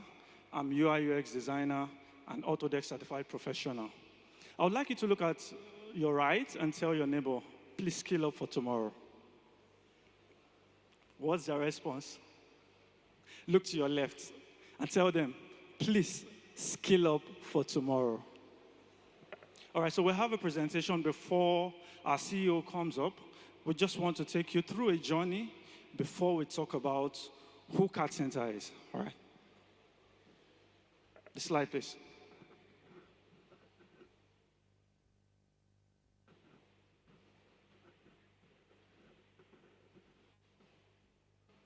So while we wait for them to put up the slide, the reason why we are here is just to introduce design to us. Everybody that has come up here have, in one way or another, to try to charge us to know the reason why we need to skill up. And one of the ways we can skill up is by diving into the world of design. And when you dive into the world of design, then there's a lot of unlimited possibilities into what you can get to have. All right, so you're going to go with me on a journey and where we are going to be showing you guys what our students have done. And then before I'll call up my CEO to talk about what we are really into. Next slide. So you would ask yourself, what is a design? Do I even need a design? It has been a question that I've had to ask myself a lot of times before I eventually dived into it. And I would tell you that I've not regretted that, that decision. Please, next slide, please. So chapter 1, we want to go into our projects, our students' projects, what they have been able to do after they've come to us to learn design and all of that. So please go to the next slide. Thank you. All right, so this is the foundation of what design is all about, drafting and detailing. And for those of us who are in the engineering space, you would understand what I'm talking about, drafting. You know technical drawings and all of that. Now, the thing now is that the world has gone past using pencil and paper to design into going into the system to use the system to design. So before you even go into your area of specialization, it is important for us to know the foundation of design. And the software that we use for the foundation of design is called AutoCAD. And you can see what one of our students did with AutoCAD. This is a typical detailing of a reinforcement. And now this is another design that you can see here, 3D product design used with SolidWorks. One of our students had to make do with SolidWorks to design a bicycle, and also added the animation where you can rotate the pedals and all of that. Please let me go to the next slide. So you can see he's trying to show that you can actually rotate this pedal and how it's going. So the software that was used to do that is called SolidWorks. Please, next slide. and then going over to the architectural space and the interior design. So these are some of the outputs that you get to have. You would ask yourself, is this a photograph? No, it's not a photograph. It was designed on the system and rendered out. There's something we call rendering. It's just getting an imagery out of whatever you have done. And it looks as though it's a photograph, but in the real sense, this is not a photograph. And it was done by Revit and 3ds Max. Let's go to the next slide, please. And also going into the fashion world. So I know some of us will say that I'm not an engineer. I didn't study anything engineering. So can I still design? Yes, of course. You can actually still design. Being in the fashion world, we also have tools and softwares that will allow you to design stuff, getting your fabric pattern created, and also getting a digital 3D illustration of your design. So you can see a few of these, and look at the animation where you can have here, more like a catwalking stuff you get. But this is a 3D, it's nothing but a 3D, and you just have to. So why do you need this? There will be times where you want to display your product and you don't have that product yet. You can quickly do a 3D design of it, show it to the stakeholders or to your clients, and once they like it or they have any tweak, they make the tweak, you go back, and then you produce this stuff. So our internship, so we also have an internship program whereby we bring in an intern and you learn from us and also earn. Actually, we're currently running this internship program whereby we bring in people, they learn all of these software tools for free, and while they are learning this, they are also earning on the side. So if you're part of those people that you would like to learn all of those things and more and still earn, we have a barcode here. All you just need to do is just scan this barcode. So I'm going to give us like 30 seconds to scan this barcode. And when you scan it, just give us your information, and then we will get back to you. So while you're scanning this barcode, I am going to, please, before you go to the next slide, I will call on to the CEO of CAD Center to continue in this presentation, and there he will talk to you about what CAD Center is all about. So thank you. Please, let's put our hands together for Joe. Thank you very much. Okay. How many of you love to learn and earn at the same time? You want to learn and at the same time earn. So you have the barcode on the screen. I hope you can scan from where you are. Now, CAD Center is 11 years old in Nigeria, but globally it is 34 years, 35 in November. And CAD Center is the world's largest engineering and computer-aided design training institute in the world. It's the world's largest. And we are opportune to be the franchise owners for Nigeria and West Africa. And between when we started in 2012 till date, we have trained about 8,700 engineers across the West African region.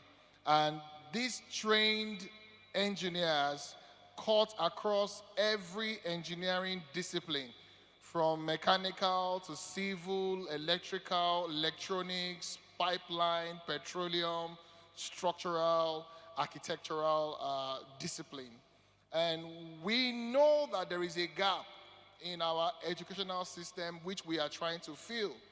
And that gap, do I have any engineer in the house? Anybody who is an engineer or who studied engineering? Okay. So whilst you were in school, I'm sure you learned drafting using your technical board. True or false? We carried out a competency test across 15 universities in Nigeria, and we found out that most of our engineering students are not actually industry ready, or what you would call market ready.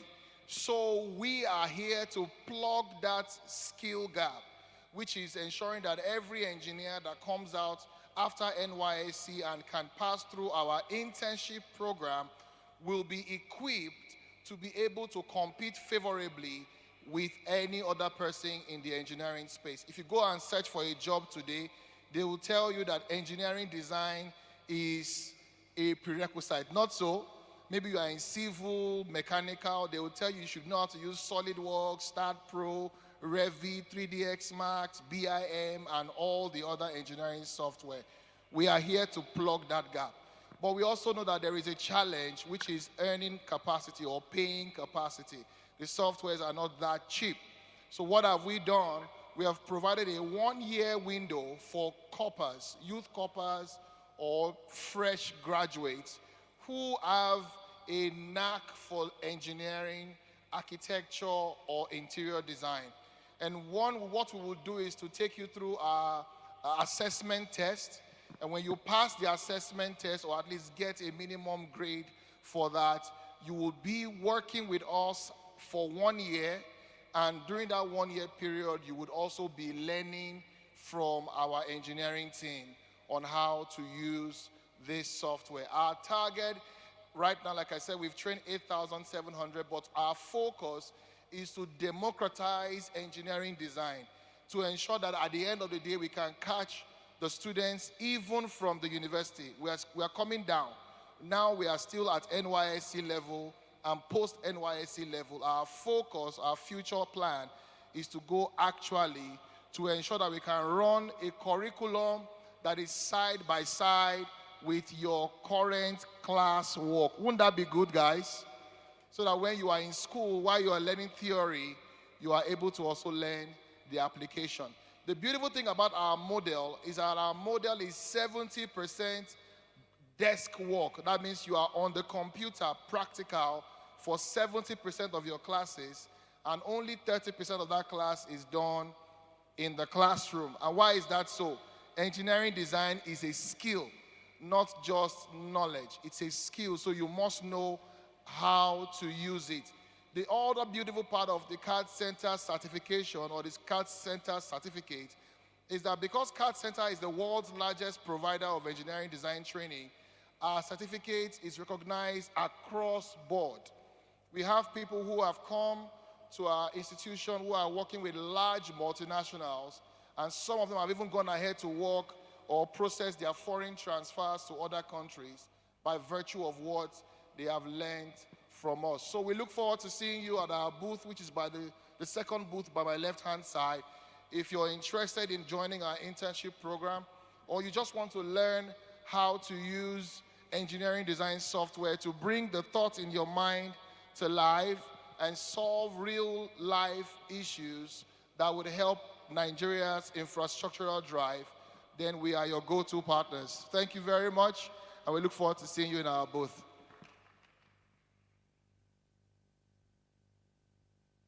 Thank you so much, Ayola Joel, and please a round of applause for him again. Okay, now, I sincerely hope that you are taking notes of opportunities to embrace, platforms to leverage upon, and networks to maximize. I really do hope that you are doing so. Now, as we proceed this afternoon, we want to take a session from one of our partners, the Bank of Industries, and to take that will be the Deputy General Manager, SME South 2, SME Directorate, the Bank of Industry. Ladies and gentlemen, welcome with me with a round of applause, or Barrow M. or Sir. Please put your hands together for him as he comes up on stage. Please keep clapping till he gets here. We want to know all the Bank of Industries have to offer and the privileges they are bringing forth, and how we can leverage, maximize opportunities available to us. Please keep clapping till it starts speaking to you. You're welcome, sir. You're welcome, sir.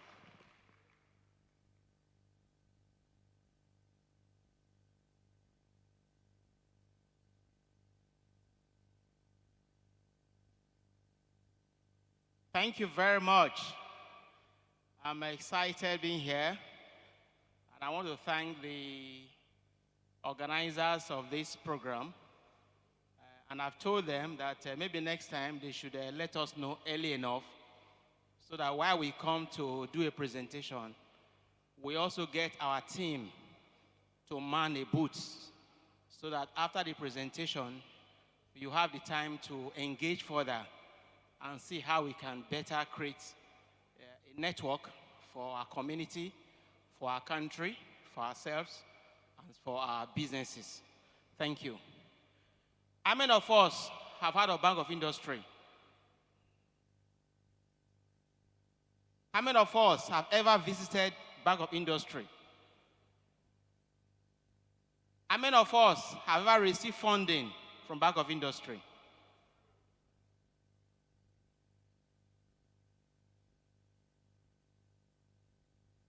I repeat, how many of us have ever received financing from Bank of Industry?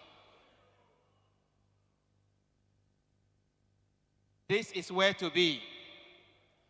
How many of us have received any training from Bank of Industry?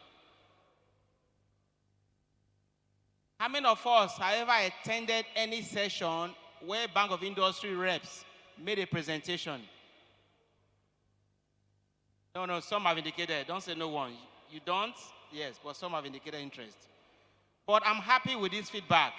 And that is why it's important that we need to work closer with organizers. Because I understand it's an annual event. So BOI need to work with you to ensure that we participate in your program on a yearly basis. So I'm going to speak on the topic BOI offering. Please go back a bit. Go back a bit, please. BOI offerings and insights into building startups.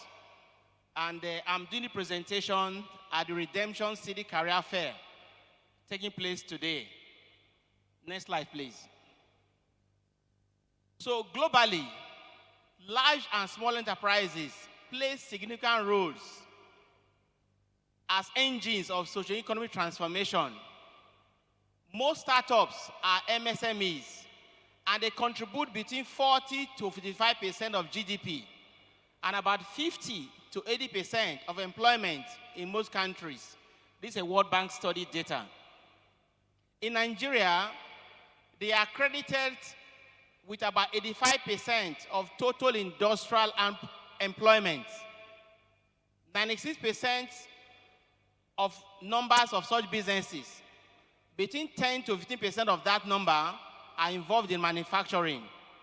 And of course, in terms of GDP, they account for 46.31%. For those involved in export, they account for less than 10%, about 6.21%, which is very, very low in this environment where our exchange rate is deteriorating periodically. And that is Smidan report. Now, from the data compiled by Smidan, 2022 report, we have about 39.7 MSMEs. So what it means, virtually everybody here who have an idea and want to convert it into business, the step to take is to first of all, agree on what you want to do, design a vision, have a mission in mind, develop and agree on a name, and get incorporated. Go and register that name at CAC. You can't start business without registering that business. Otherwise, the business won't outlive you. All the conversation I've listened to in the morning, you can only do that when you take the step to first of all register. When you register immediately, you fall within the MSME, micro, small, and medium enterprises. And from the available data, there are 39.7 million of such in Nigeria. And that is very critical. Can you imagine if these 39.7 million MSMEs employ one person, additional person each across the federation? That would be 39.7 million employment created immediately. And if each of them employs 2 more people, you multiply 39 by 2. That tells you the impact MSMEs make in a developing economy like Nigeria. They are too strategic to be ignored because they control the mass. 39.7 million is a huge number. So government agencies, institutions must do all they can to provide support for those MSMEs to strive and employ 1 more person or 2 more persons. Once you do that, you are resolving several problems at the macro level because you are helping us to address unemployment. You are helping us to address wealth creation. You are helping us to address skill acquisition. You are helping us to address entrepreneurship. Very, very important. And you also are helping us to grow the country's GDP. And if you are employed, you are going to pay tax. So you're helping government to drive internal general revenue. Because you are a responsible citizen, you are paying tax. Then you are likely going to live a better life. Your children will attend good schools. You take care of your family.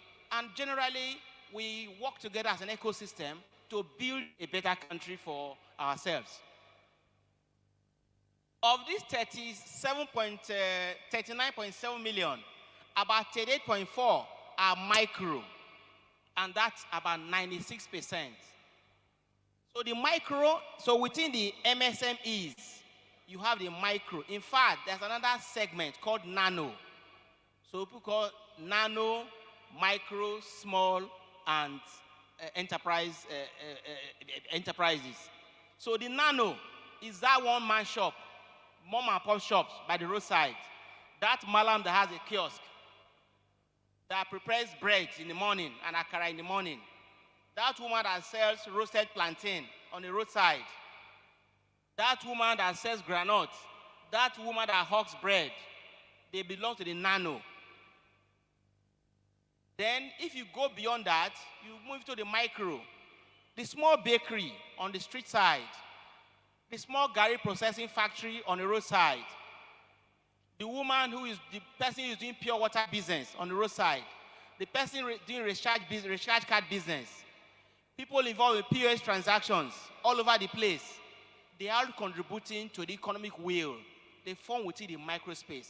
And we are saying that the microspace can be deepened further and play very significant role even in the agro-processing space.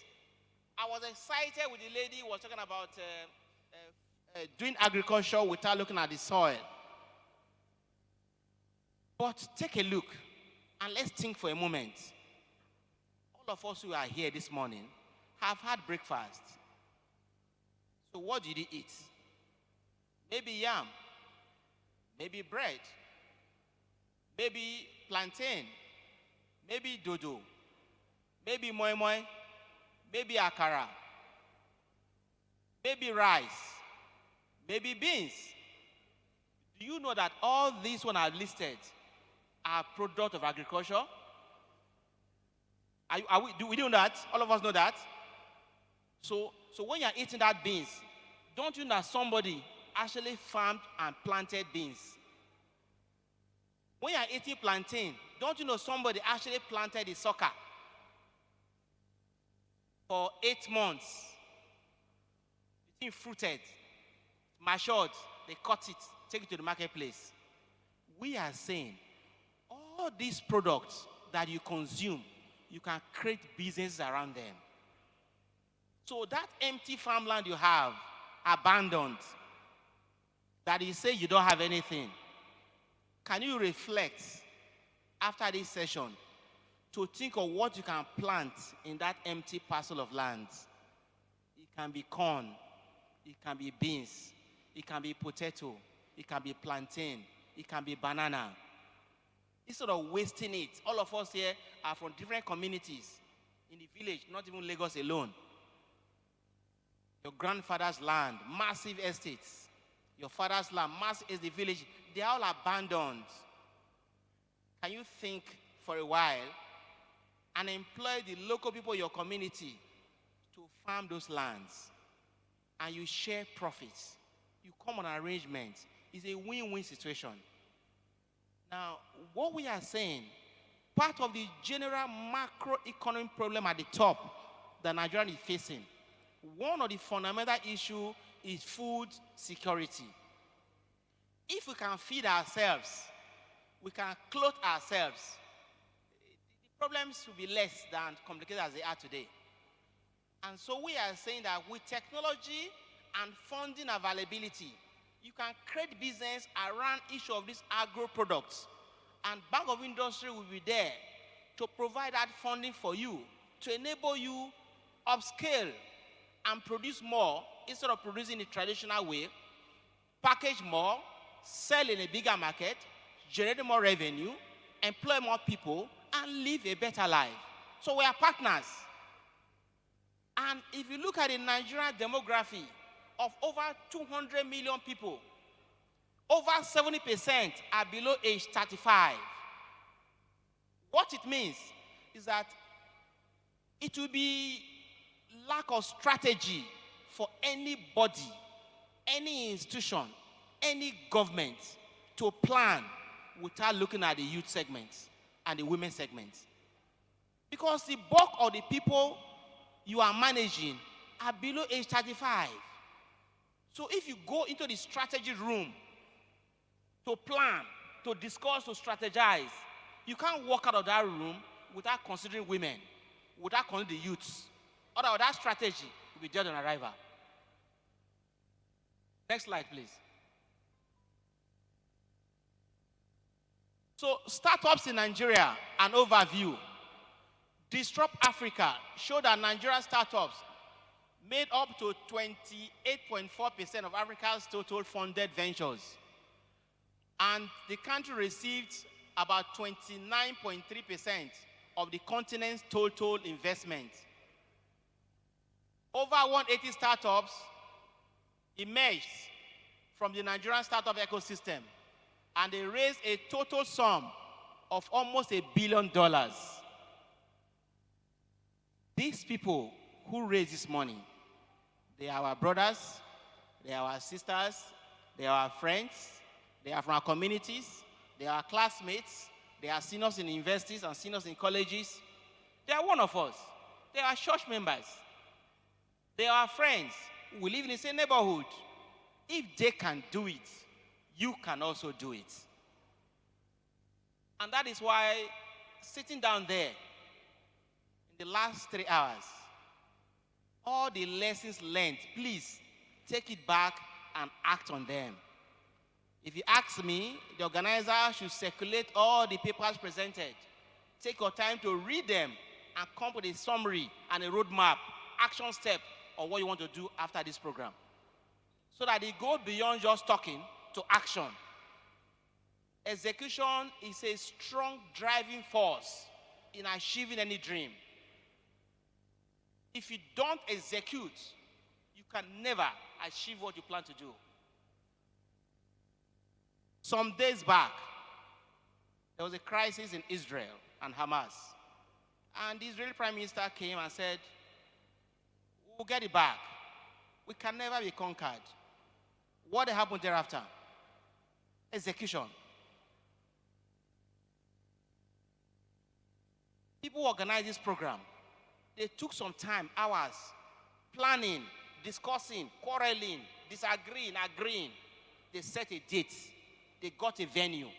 They went to seek funding. That's execution. Today we are here. So they move beyond the dream to actual. The same way, you want to go to school. You want to learn a skill. You want to start business. You want to expand business. That is theory. You must take that step to practice what you want to do. That is the power of execution. Can anybody echo this? Power of execution. Power of execution. It is what that gets it done. Without execution, nothing can be done. So let us think and dream, sleep, wake up, and think of power of execution. That makes a difference. So fintech area is souring. And these startups, these are Nigerian companies who are doing very well. For example, Flutter Waves is a Nigerian company. Very new company, but now with massive recapitalization. So that idea you have, please get registered, come to us, talk to other partners, share your ideas, and implement. It is when you implement that that dream cannot become a reality.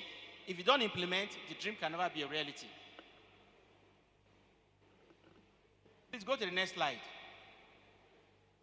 Time is already there. Okay. Now, what are the challenges in accessing finance? Access to finance is a critical enabler for the growth and development of startups. Despite this, the business credit market is characterized by market failures and imperfections. Financing gap in MSME is estimated to be $617.3 billion.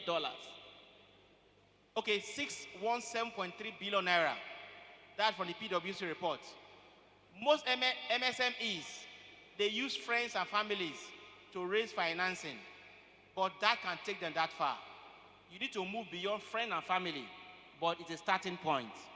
Friend and family, because what do you need to set up a business? Maybe you need 5 million, maybe you need 2 million, maybe you need 1 million. You can talk to a friend, he can help you. Get incorporated and you start operation. So if you don't want to come and borrow money from the bank, you can tell us what you've done with your own resources. The money you took from your friends and family and what you need to do with it. They organize support you to upscale that operation.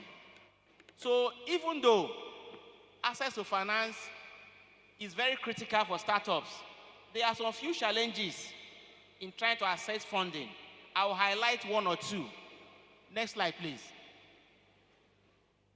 One, insufficient collateral and guarantee. Two, lack of bankable projects in the application processes. Three, a large number of investors are unaware of the different sources of funding available and how they can access them.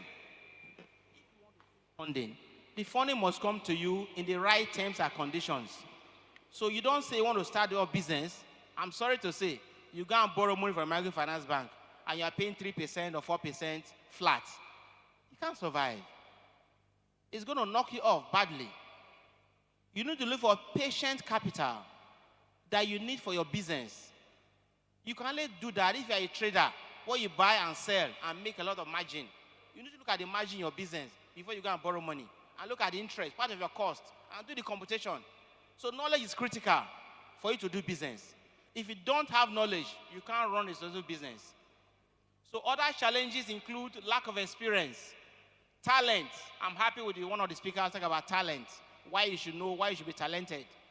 Okay. Infrastructural constraints, issue of electricity, roads, internet access, transport, etc. Regulatory hurdles, you know, in this part of the world. Size of the market is also a limiting factor because startups don't have the resources to employ people, to employ professionals. So they need to start small. So that may be a constraint because they can't have that size. But we are saying that start small, but think big. When you start small, you have a good product, you have a good service, that will attract investors.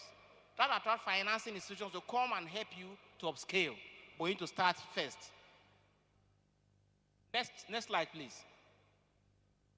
So how can startups, please listen to this slide, very, very important. Starting up a business, I've identified some of the challenges. How do you overcome those challenges? One, please keep personal finances in order and have a clear business plan. So, I said earlier, incorporate the company. So let's assume my company's name is XYZ Enterprises. My name is Obaro Osa. Now, I must separate Obaro Osa from XYZ Enterprises. So I'll put myself on a salary as the CEO of XYZ Enterprises.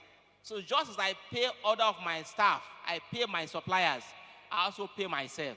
So let's assume my salary is 150,000 naira in a month. So at the end of the month, I debit XYZ Enterprise account 150,000. I credit Obaro Osa's account 150,000. That one money now is my money. I can spend it as much as I like. However, I should not, from purpose of corporate governance, spend XYZ Enterprise money as I like. It's a company, a distinct individual and entity from me. So you must have a rule, you must have a dividing line between the company and your person. Why some businesses fail is that they model up everything. There's no difference because I'm the CEO, I own the company, I just dip money into the purse and spend. When you do that, you are not following corporate governance. The business is unlikely going to outlive you. But if you separate yourself from the business, then you are putting some structures in place where people, other investors, can be attracted to invest in your business. Secondly, ensure proper financial records are kept for the business. So, have an account. Most of your payments, let them run to your bank statement. Do less of cash transaction. You can do transfer, you can do POS, you can issue checks, you can do transfers. Do less of cash. So that when a banker comes to you, they're going to ask a few questions. Can I have your bank statement in the last 1 year? You just go and print it and give it to them. A banker will look at your bank statements, look at your credit turnover, look at your debit turnover, look at the frequency with which money is coming to your account. On the strength of that, they can analyze and take some decision on your behalf. But if you do cash, that will be missing from that record. So we must have that discipline to ensure this is done. Okay, collaborate with others so that you can look at their strengths, their weaknesses, and ensure you have that complementary capability so that you can actually work together. But I'm going to leave this slide so that you can take time to look at it because Madam is flagging me because of time, you know. But let me take another one, maybe 2 more slides. Engage in co-funding activities, you know. Actively build your network. This network is so critical. And I think 1 or 2 persons earlier mentioned it. That what is your net worth? He said it's a currency. I remember he said so. It's a currency. So if you lock me in that room now, and I have nothing, but I have my telephone, who can I call? Come. Please, can you send me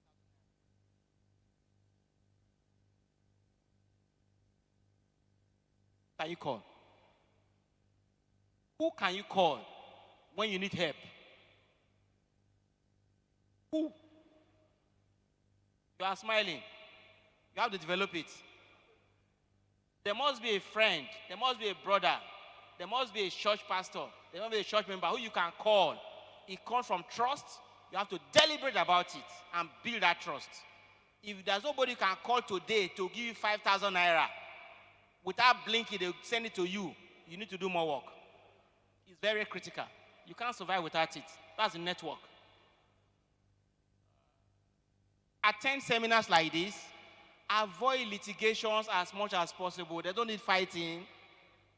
I mean, how long are you going to be in this world? Why are you fighting? You waste your energy, waste your resources. There's no need fighting. Try and negotiate your way through issues. There will be problems, but try and negotiate your way around issues. Don't go and fight. No. Fight will not generate any result. Negotiate your way through around issues. Okay. Go to the next slide.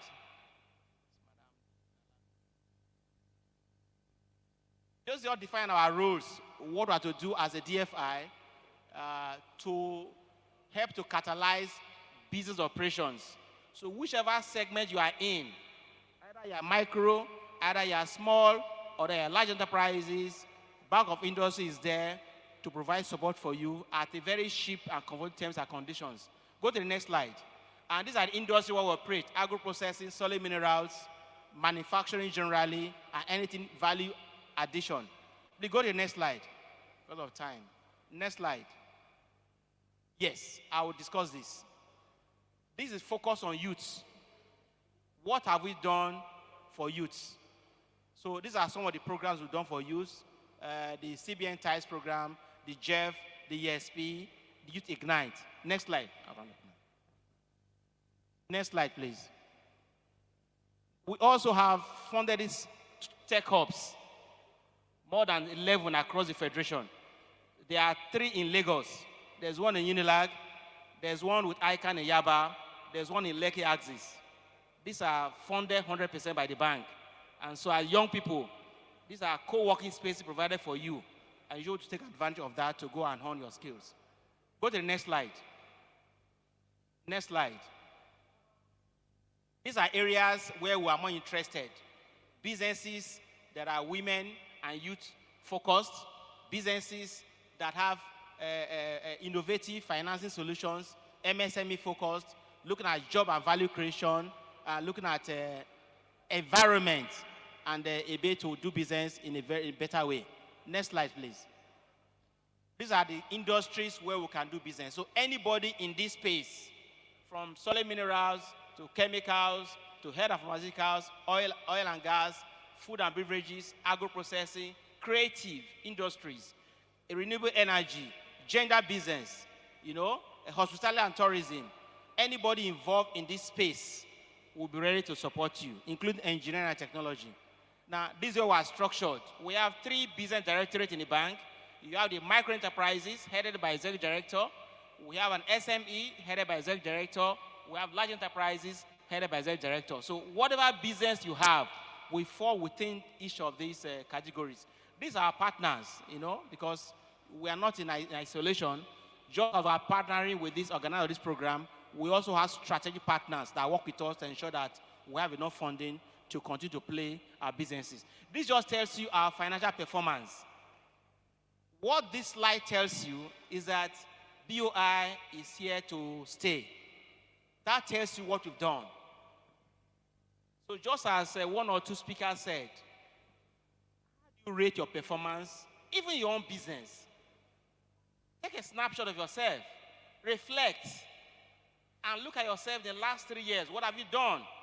And project for another 3 years. So for a bank, that is our data. Please go back. That is our data. Go back. Yeah, stay here. This tells you what we've done. 2018, 2019, 2020, 2021, 2022. So you can also have this personal financial report for yourself. What were you 5 years ago? What were you 4 years ago? Where were you 3 years ago? 2 years ago? Last year? Where do you want to be next year? 2 years' time? 3 years' time? So you project backward, you look backward, and project forward. So just as the life of a business, you can also have this, a personal testimony like this. Where were you before? So when you're not doing well, you try and take steps to improve on it. What you've done well, you strengthen it and continue to do that. And these are parameters. So these are our own parameters. You can set up your own. Like one of those speakers said, where are your skill gaps? Where are your funding needs? You need to go to school. You need to acquire a skill. You itemize it and take steps to implement them. These are the, no, go back, sorry, go back here. If you want to do business, go forward. Forward. Okay, hold on. Backward a bit, hold on. No. Go back a bit. Yes, stop here. If you want to apply to the bank, we are a bit digital. We're not analog. So you can visit our website. Okay? You can visit our website, www.boi.ng,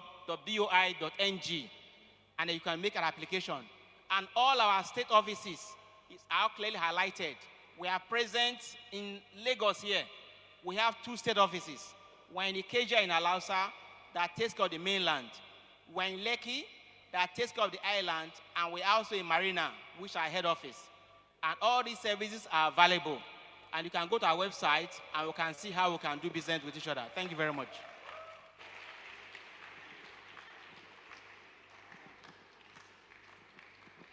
Please, let's put our hands together for Mr. Osa once again. All right. So in case you missed it, the application portal for the Bank of Industry is open. If you need funding for your business, whether it's an SME or a large corporation, whatever kind of funding, the portal is apply.boi.ng. www.apply.boi.ng. So if you are looking to start up a business or your own fintech, can the media please, for 1 second, just show us that page once again so everyone can take down the contact details for the Bank of Industry. If the media and the tech guys can please just put it up for 30 seconds so everyone can copy the information they need from the Bank of Industry. We have some inquiries about getting funds for startups, things like that. The Bank of Industry is here to serve those needs. Thank you. The slide with the contact details, and then the website. Thank you. So let's put our hands together for one of our supporting partners, Bank of Industry, once again. All right. So we're continuing in the program, but before we go on, we need to have a little exercise. For those of you who have worked as interns, you know that sitting down for long hours isn't the most healthy thing. So I would like everyone to just stand up, please. Just stand up where you are. Please rise.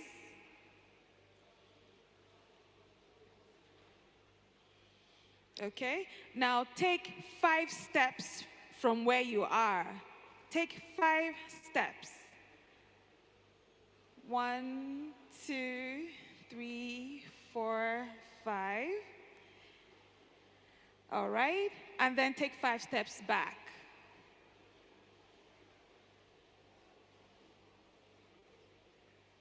Okay, let's do it one more time. Another 5 steps and another direction if you want.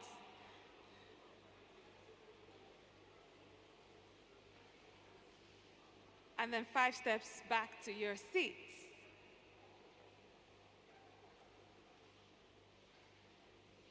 All right, thank you so much. Please put your hands together for yourselves and please be seated. Okay, now, so we have more gifts from our partners and sponsors. Again, I want us to please put our hands together for Bank of Industry. That was such a beautiful presentation. Thank you for supporting and partnering with us on this project. Again, let me say to you, there's a reason why this detail is still on the screen for you, so that you can pay attention to it, get the contacts that you need, and be ready to pitch your ideas for profitable funding. Now, we have questions because we have more gifts from our partners and sponsors. So please, I need 3 volunteers. When you get outside, you know why I'm calling you. But if you're sure yourself that you've been listening ever since we started this morning and you're ready to answer any question that is thrown at you, I need 3 people to step forward very briefly before we move on to the next session. 3?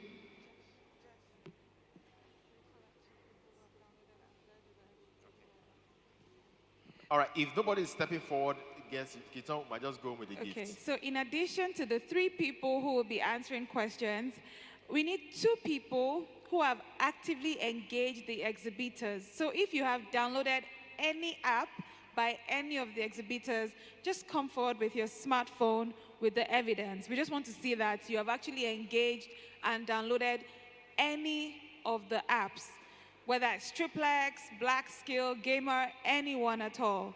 Just 2 people. 2 on stage. Oh, so it's a lot of people. Oh, okay.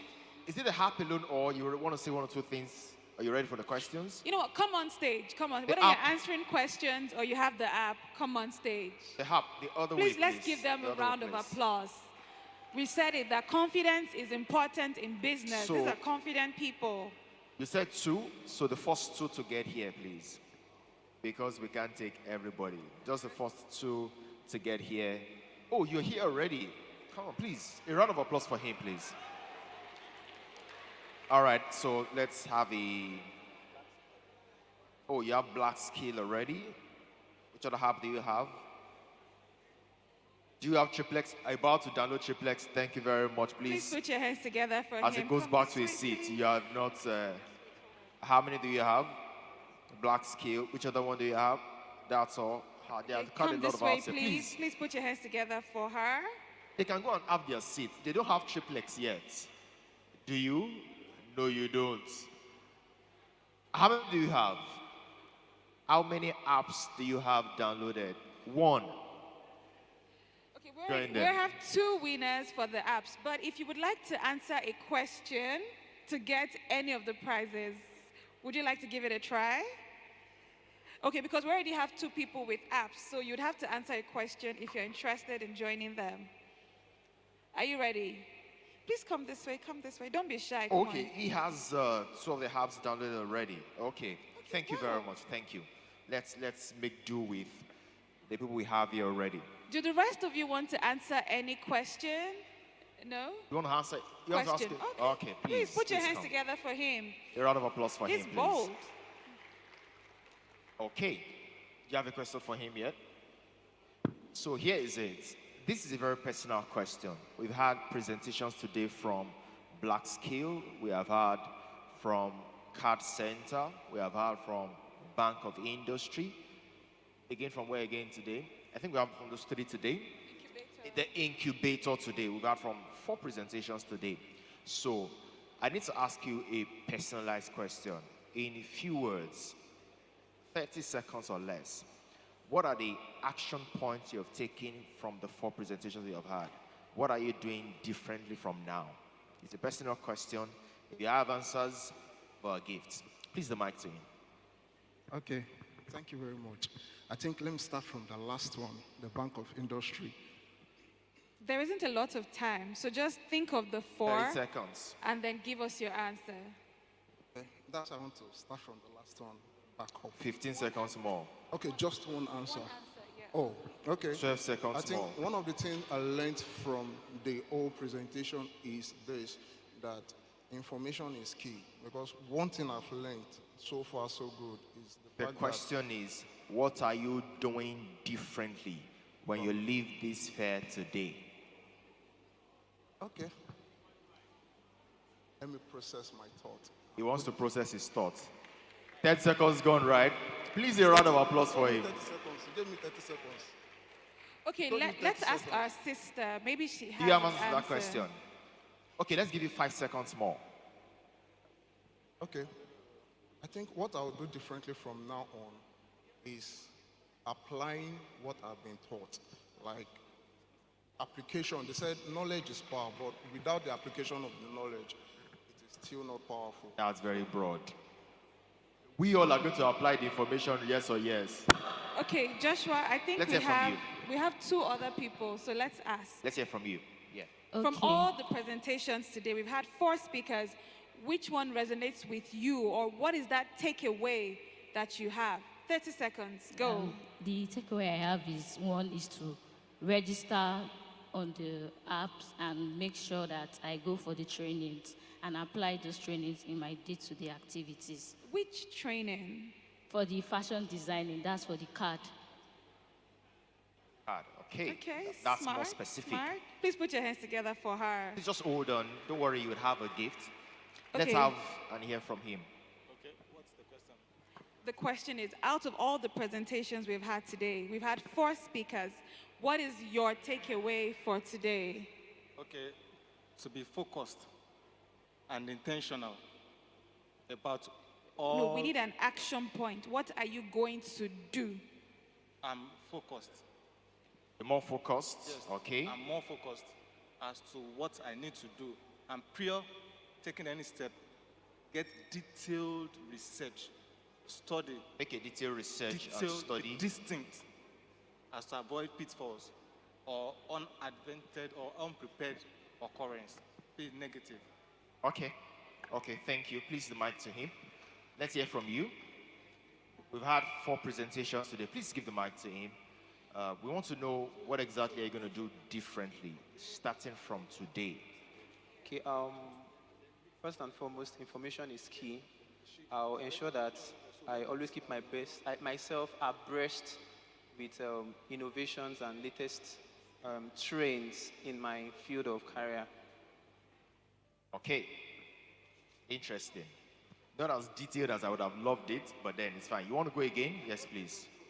Okay, I think what I'll do differently from now on is that I am going to go and register my business ideas. I never knew how important that was. Registering your business idea. Yes, Good. and make sure the inflow and outflow of cash in that business account. I didn't know that was the question you were asking about, because that, when I saw the data, I was amazed. So from now on, in fact, right from as we are living here, is the first thing I'll start processing to get my CAC document ready. All right, thank you very much. So we have a gift for you from Premium Trust Bank, and then my brother in the white hoodie will present your gifts to you. All right, thank you very much. I mean, they will collect the mic from you. Thank you very Okay, no, much. come back. I think we can do that here. Oh, so okay, please. Premium Trust Bank is actually one of our partnering supporters as well. So let's put our hands together for Premium Trust Bank. They're relatively new, but trust me, they're doing a lot in the finance space. They have a booth over there to my right, which is your left. So please find time to visit them, make inquiries. You can open your account, your business account, a dorm account, whatever you need, they're here for you. Let's put our hands together for Premium Trust Bank once again. So please come get your prizes. And also a reminder, yesterday, they offered us employment opportunity. So again, if you're willing to work and you want to explore the banking space with Premium Trust Bank, you might do well to walk up to their booth to get your details, registered and look forward to the opportunities that lies ahead for you in the banking industry. Please, once again, a round of applause for our premium partner, Premium Trust Bank. Right now, we're going to the next session. The next section is going to be taken by a rep from the Smart Card. Please, a warm welcome for them as they come up on stage for their presentation. Smart Card representative, are you ready? A round of applause for them, please, as they come up on stage for their presentation. Smart Card.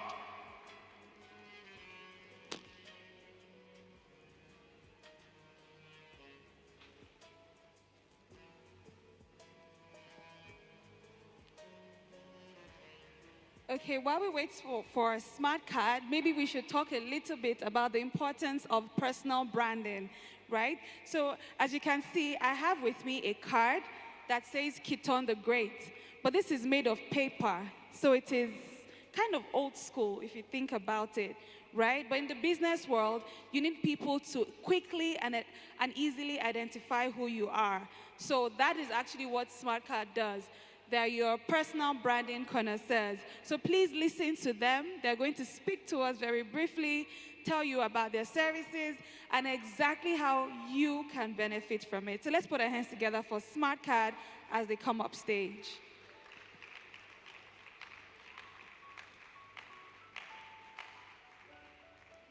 Okay, let's keep clapping for her. She's almost here.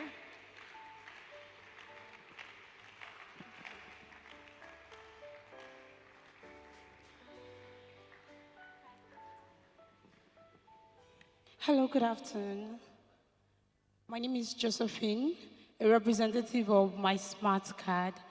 And I'm here to discuss about my Smart Card. My Smart Card is a digital business card that makes you do away with all your paper business cards. You don't need to start reprinting and printing again. All you need is just one Smart Card that helps you to connect seamlessly with your friends or prospects at events like this. And it works in two ways, either by tapping on an NFC-enabled devices, because our smart card has an NFC chip in it that makes it work with all NFC-enabled devices. And it also comes with a QR code for devices that are not NFC-enabled. We have a robust CRM that allows easy transitions for companies. Our smart business card also can be used as a business card, an ID card, and an access control card for corporate organizations. And we have two subscriptions. The software that powers our smart card is subscription-based. And we have two subscription plans. We have the basic plans and also the business plan. Now, the business plans allows you as a business owner to have all your staff on one page where you can monitor and manage their efforts and how they work with their cards. Now, also, it goes beyond you sharing your contact and receiving contact. We have a customized landing page for you that allows you to edit whatever information you have on it. And also, you can have multiple profiles as business owned by you. And currently, we're running a promo based on this event that says that, our plastic business card costs 25,000. Our wood business card costs 35,000. And our metal business card costs 55,000 naira. And the software that powers the card is subscription-based, like I said. So we have the monthly subscription and the annual subscription. Now, the monthly subscription for a basic plan is 1,000 naira. And for a corporate, which is a business plan, is 2,000 naira. So we have the annual subscription for basic plan for 10,000 naira and for corporate plan or business plan for 20,000 naira. So for this event now, the promo that is ongoing currently is the get a free card promo. So if you're subscribing annually today for this event, which is 10,000 naira or 20,000 naira, you're getting a free card that is customized and designed based on your preference with your company color, your logo, or your personal picture. And you can also have it as your ID card. The booth stand is just on my left, on my right, which is on your left. So please, you can check. And our website is www.mysmartcard.co. Please, you can just visit for more information. Thank you.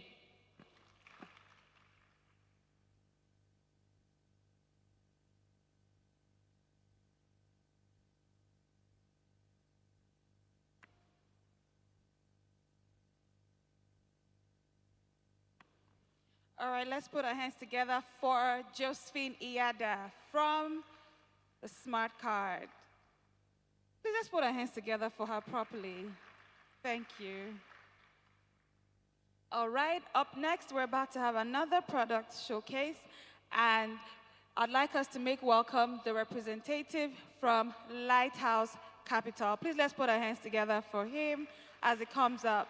Lighthouse Capital is into investment banking, stockbroking, and as we heard yesterday, with a company like Lighthouse, nobody here should fall victim to MMM or any Ponzi scheme. If you need investment advice, go to Lighthouse. So please let's pay attention to them and give him another round of applause as he comes up.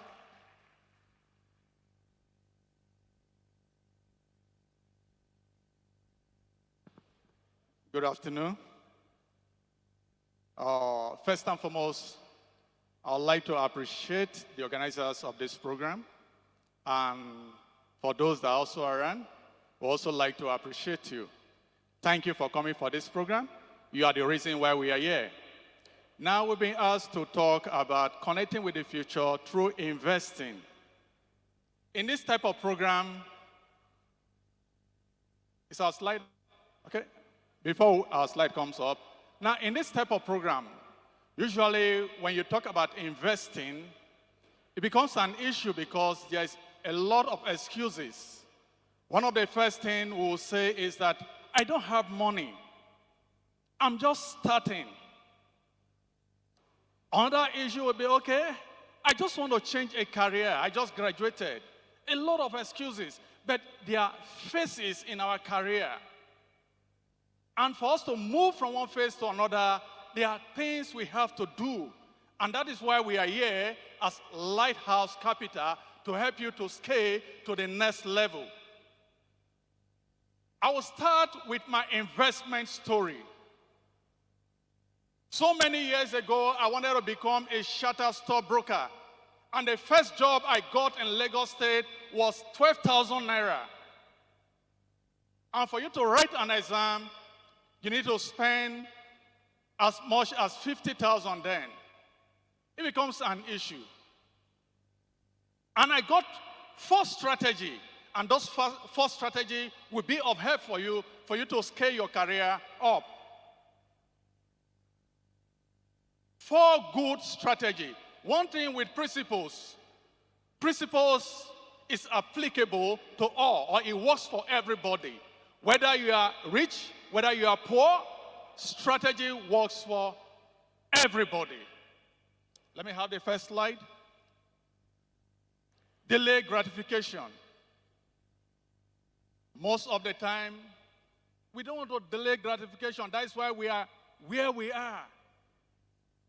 For you to scale to the next level, you must delay gratification. There are some things, there are some enjoyment you might want to enjoy now, but you have to tell yourself, no, let me defy it to the future. That is what gratification do to you. And this is one of the principles I applied for me to scale up. The next one is persistency. You have to be persistent. You have to be persistent in what you are doing, and you have to sacrifice. You have to discipline yourself. And what you do with all this, the essence is for you to have spare money to invest. What was I doing then? Now I have 12,000 naira. My transportation to office was 4,000 naira. I have to eat. But you know the strategy I adopt from this? I had to trek some distance. The money I saved, I had to invest it. From the investment, I collapse it whenever I want to write exam. And to the glory of God, I'm a chartered stockbroker, a daily member of the Nigeria Stock Exchange. Let's go to the next slide. Investing in your financial future. Yes, seeking for job. Yes, you have to seek for it. But do you have a financial plan? Do you have a financial plan? If you do not have a financial plan, let me tell you, when the job comes, you will not have money. You remember that law in economics? Not Claude Parkinson. He said, whenever there's an increase in income, what happened? Your expenses will go up. And let me tell you, do you know, if you enter into a boutique, for example, do you know that those items there have a voice? They'll be calling you, buy me, buy me. Now you have money, buy me. And before you look at it, you don't have money again. And that is what we are here as Lighthouse Capital, to help you. You must have a financial goal, well detailed out. Don't eat everything you earn. Now, I propose this, which is also scriptural. Joseph, if you look at the case of Joseph, it talks about saving 20%. Now, if I ask you, even for those that are employed and those that are running businesses, do you pay yourself? Do you pay yourself? It says there's riches and wealth and luxury in the bosom of the wise. But the foolish spent it all. Let me tell you this. Whenever you eat everything that you are paid, your wisdom pipe is blocked. You want me to say it again? Whenever you eat everything, all the money you are paid, your wisdom pipe is blocked. And you are like the prodigal son heading for destruction. So as startup, don't eat everything. Power of starting small. You need to start small. There's joy in starting small. In that your first job, there's joy in it. And as a matter of fact, for our group managing director, he has instructed that for the first 200 accounts, it's going to be free of charges. I thought somebody would clap for him for doing that for you. For the first 200 accounts, that if you open an account with us, the first 200 accounts, once you say you are from Redemption City Fair, it is free of charge. Think long term.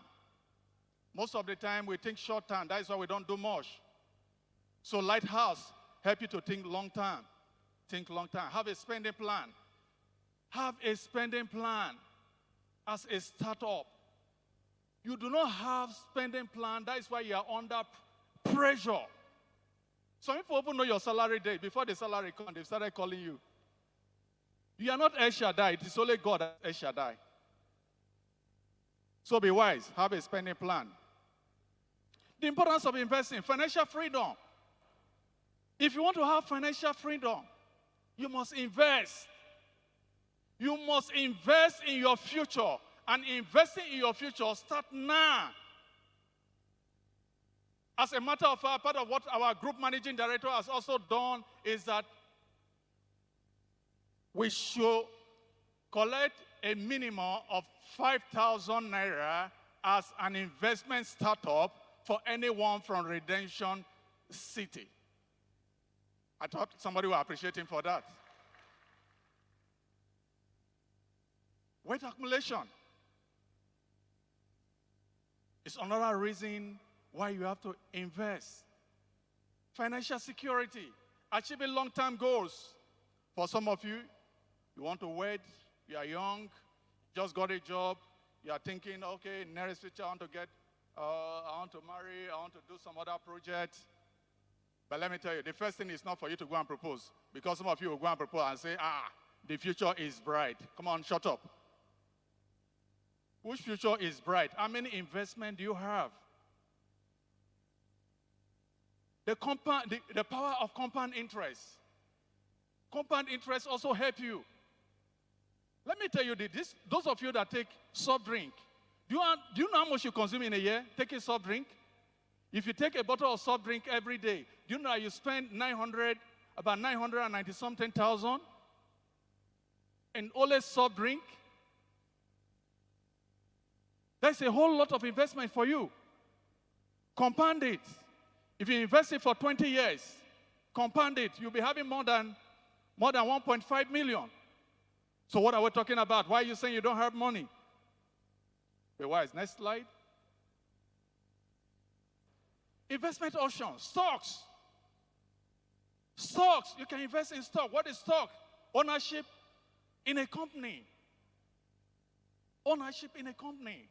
And what does stock do for you? Capital appreciation. Bonus. Dividend. You have dividend income. Bonds. It gives you safety and stability. The volatility is not as high as equity. For those of you that don't like taking risks, bond will be a better option for you. Mutual funds.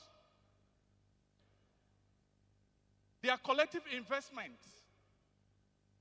They help you to diversify, and you have a professional managers that help you to manage this investment. And that is what Lighthouse does for you. Next slide. How to get started. Set your financial goals. If you do not know how to set your financial goals, that is why we are here. We want to be partner with you. Let's take you to where you want to get to. The sky is not your limit. Let us know where you want to be. We'll plan along with you. If you have an SME, come and meet us. Let's discuss.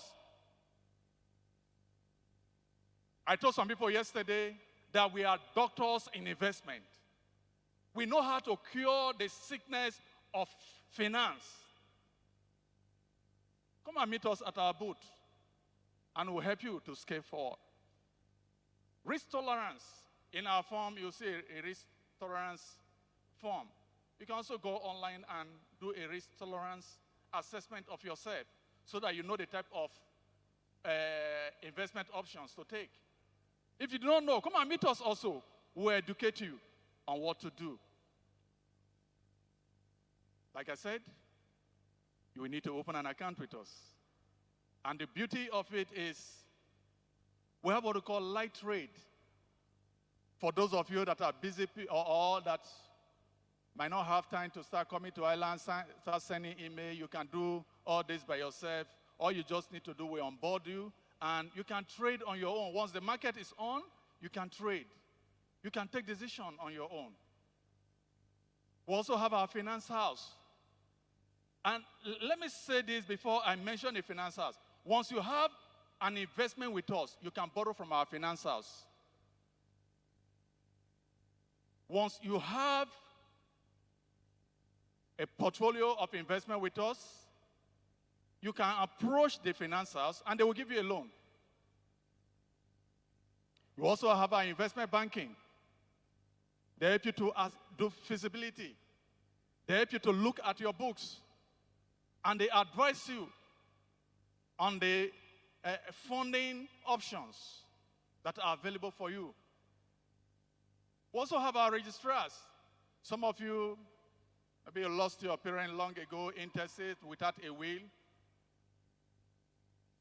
They can help you out to resolve any share-related issues. And also beyond that, maybe you don't know where some of your stocks are. We have veterans in the house that can help you to find where those stocks are by doing what we call global search. They will help you to do global search. Investment strategy and portfolio diversification. This is part of what we help you to do. Why not you come to meet us so that we can scale you forward? Thank you very much. God bless you.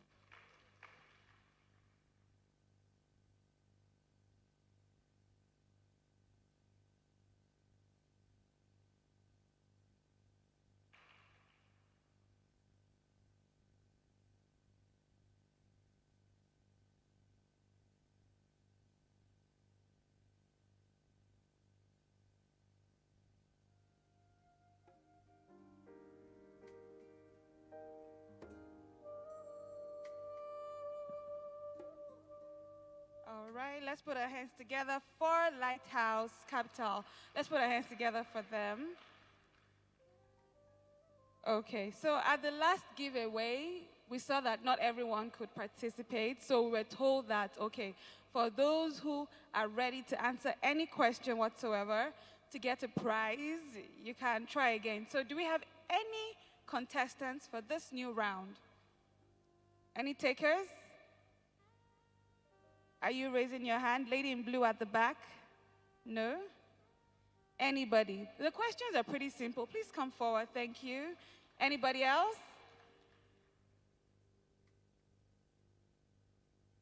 Oh, we have a gentleman in the front again. Wow, okay. Put your hands together for him as he comes up. And for our sister, let's put our hands together for them.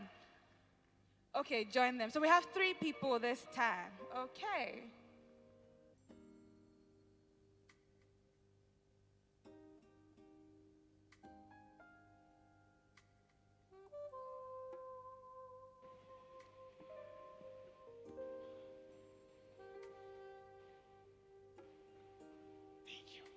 Okay, hi, good afternoon. What's your name? Olawale. Olawale, okay. So the first question we're going to ask you is regarding you personally, okay? Now, what do you do or what do you want to do? Presently, I'm an entrepreneur. You're an entrepreneur, okay. Yeah. So, we're in a building. I'm painting a scenario right now. We're in a building and you walk into an elevator, and all of a sudden, one security man wearing a suit stops the elevator, and Tony Elumelu walks into that elevator. And the elevator ride lasts for exactly 30 seconds. What are you going to say to him? Your time starts now.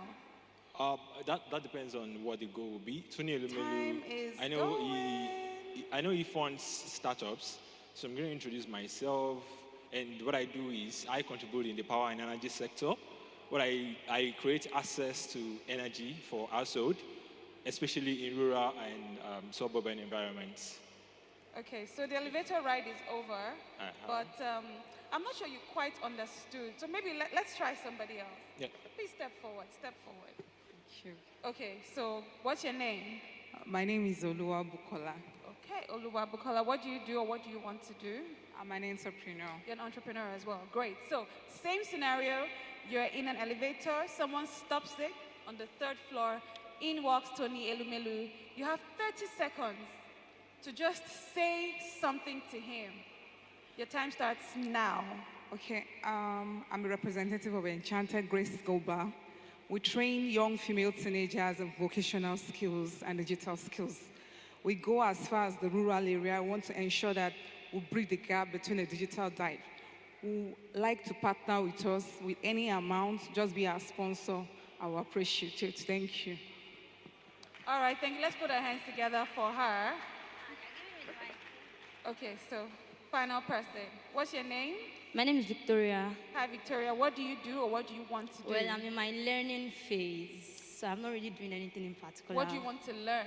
I want to be a product designer. A product designer. Okay, great. So this is even easier for you. We had Pastor Jolaimi come up here from CAD Center. So let's even extend it a little bit. Let's say backstage, you just were lucky enough to run into him and he's engaging you for 1 minute. He might still be listening. He probably is still listening. So in 1 minute or less, tell us exactly what you say to him as a product designer or as an aspiring product designer. Your time starts now. Okay, what I would say is I know you are someone I look up to. I want to be with you. I want to assist you in any way. So just let me be your personal assistant. So let me carry your bag for you. I won't say anything. So let me just carry your bag for you. So and from there, I would develop a relationship with him. Then we'll talk later. Okay, let's put our hands together for her. Okay, so what we have just done, what we have just tested out is called an elevator pitch. An elevator pitch is a summary of everything you want to do or what you do, who you are, your profile, in 1 minute or less. Because you never know when opportunity will strike. And when opportunity strikes, more often than not, you would not have ample time to bring out your CV or to start looking for, no. You have to engage them as quickly and as instantly as possible. So we'll be giving them their prizes backstage, also courtesy of Premium Trust Bank. Let's put our hands together for them once again. Thank you very much. Thank you. Once again, thank you, Premium Trust Bank. Now, let me say that also, very briefly, we will have a session where we get to have the breakout session again, like we had yesterday. We'll have conversations around how to network your way to your dream job. How to network your way to your dream job. And also, performance and productivity for career success. Performance and productivity for career success. However, before we kickstart that session, I want to take a presentation from the Venia Group. Please welcome with me a representative from the Venia Group. Please put your hands together for Ngozi Atishe as she comes forward, please.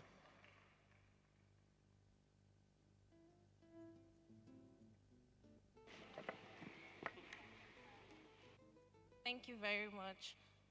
My name is Ngozi Atishe. I'm very, very happy to be here. So I am a representative of Venia Group. Venia Group is an investment management company. And Venia Group currently has 2 companies under, which is Venia Business Hub and Auto X-Ray. Auto X-Ray is a vehicle inspections company, and Venia Business Hub provides service offices to companies. And we are located in Lekki Phase 1. We provide private offices, we provide shared offices, and we provide virtual offices. So currently, Venia Group is recruiting. So they will display a barcode where you can sign, where you can scan and sign up if you are interested in working with us. This is the barcode.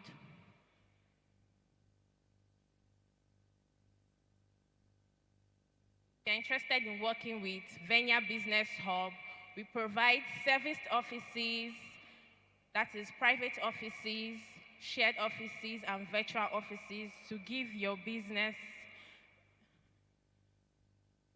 We provide service offices, virtual offices for businesses. And Auto X-Ray is a vehicle inspection company. Both companies are under Venia Group, so they are going to display a barcode. If you are interested in working with us, you can scan the barcode. Thank you very much.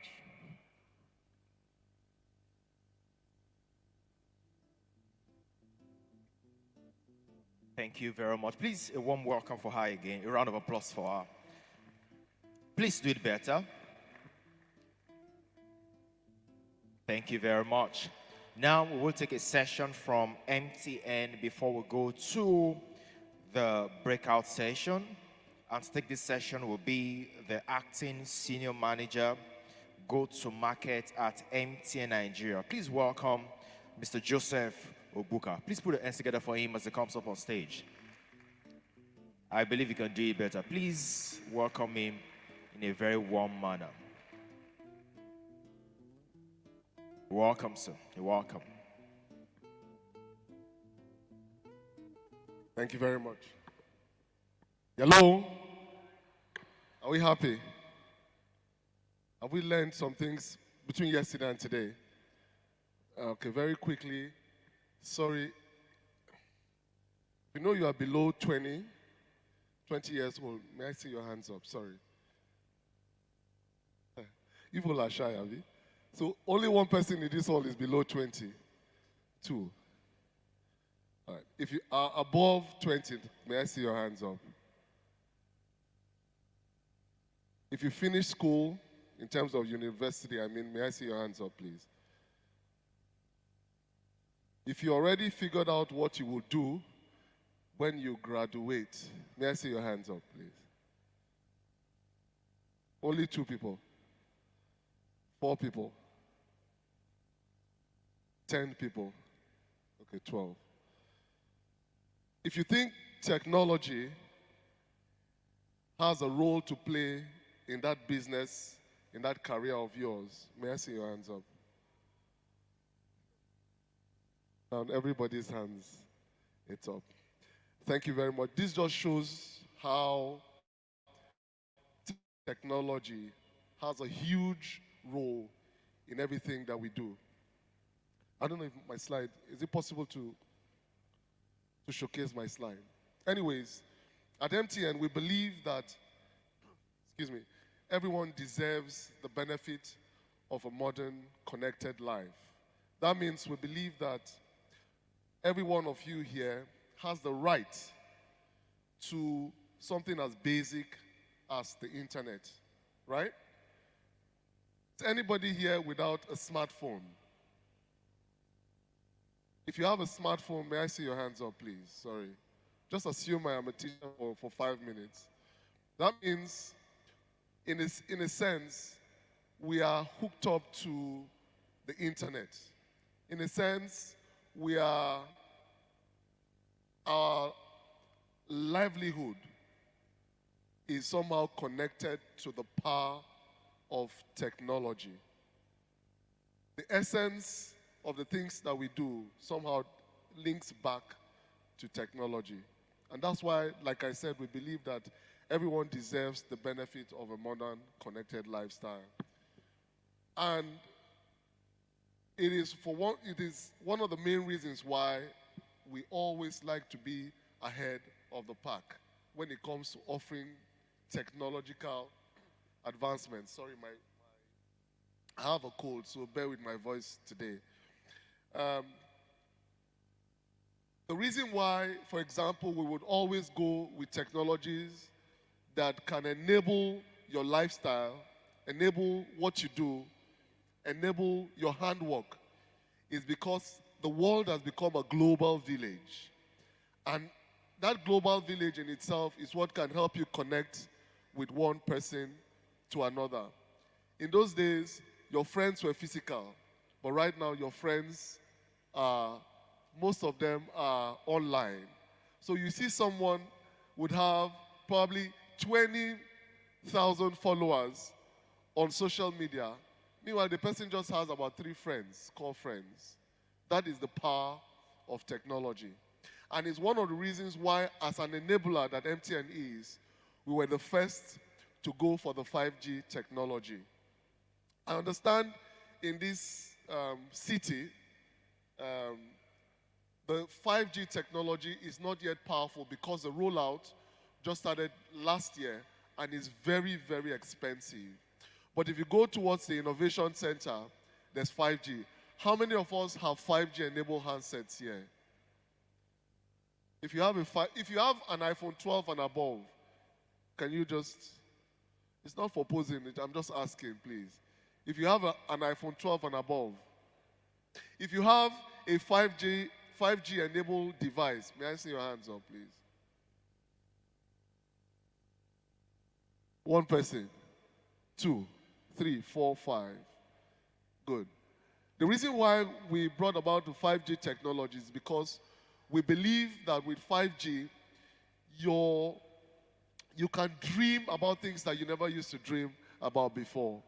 Imagine things like augmented reality and virtual reality, which we have there at the side. Whenever you are free, you can go there. Those are possibilities where you can attain because of 5G. For example, augmented reality means you are bringing that environment to you. Meanwhile, virtual reality means you are taking yourself to that environment. For example, let me give you practical examples. Apart from the fact that I work with MTN, I'm also a fashion designer and tailor. So imagine in this day and age, you are somewhere else. You don't need to begin to text someone. You don't need, for example, to begin to ask someone to send your measurements across because you want to sew something for that person. What augmented reality can do for you, for example, is you bring that environment to you. You bring, for example, an outfit to that person, and you can try that outfit where you are. Those are the kind of possibility that 5G portends. With 5G, for example, you can carry out remote surgery or remote, how many of you are doctors here or aspiring to be doctors? Sorry. Thank you very much.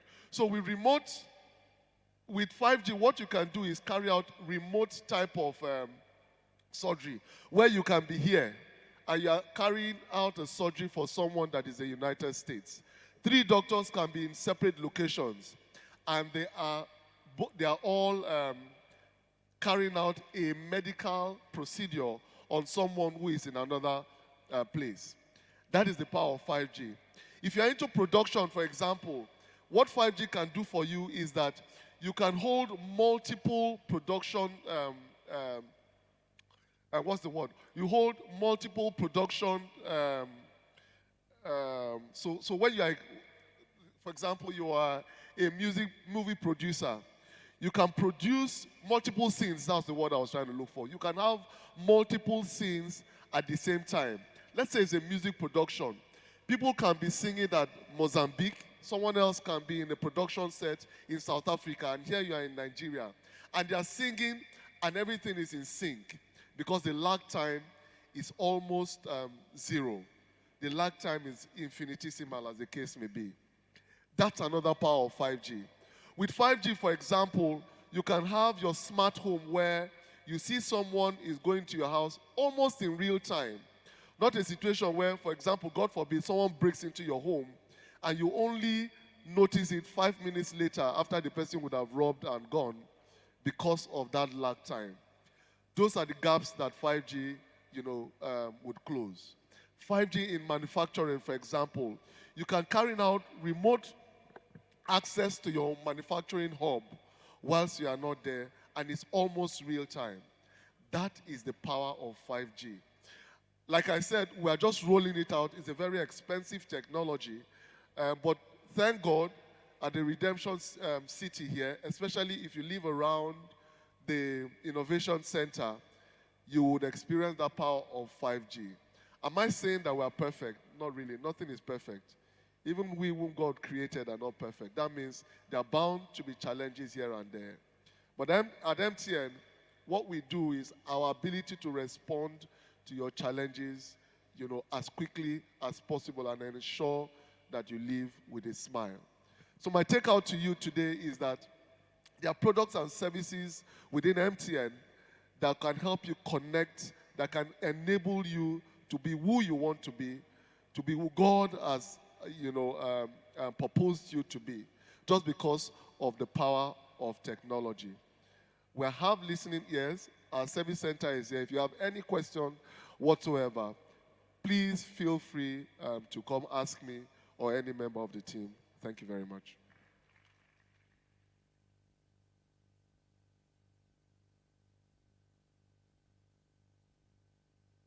let's put our hands together for MTN 5G.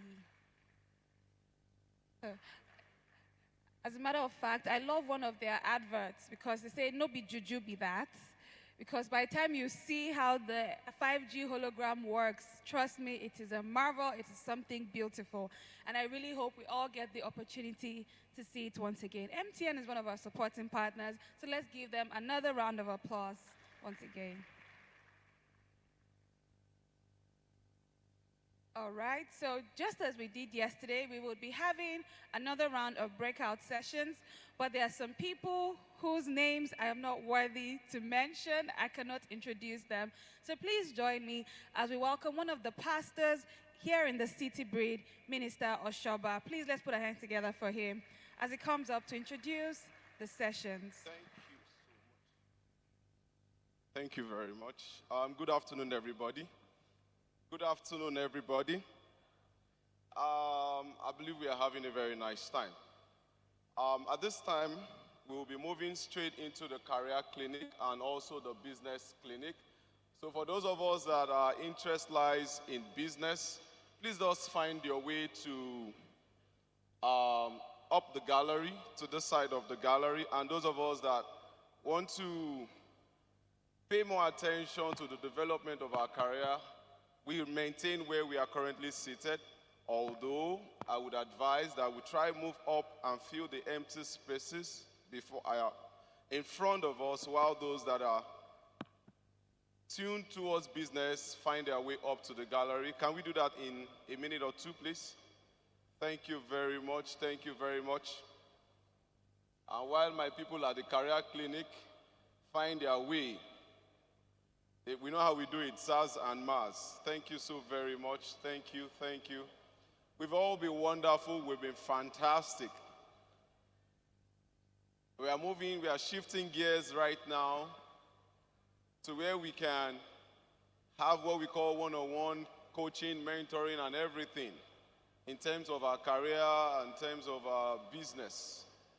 So please, guys, those of us on the ground floor, please can we just fill the empty spaces in front of us? Fill the empty spaces in front of us. Please, let's do that quickly. Let's do that quickly.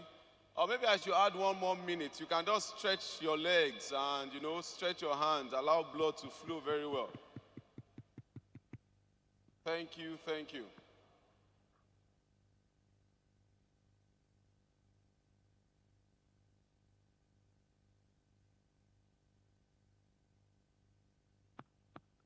As we do that, let me just quickly share with us some of the feedback I got personally from the career clinic yesterday.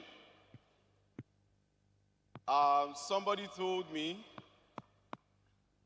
that the career clinic was just so hilarious. And you can agree with me. Sorry, if you were here yesterday, can I see your hands up? You were a part of the career clinic yesterday. No. Maybe everybody should listen. If you were a part of the career clinic yesterday, can I see your hands up? Awesome. Awesome.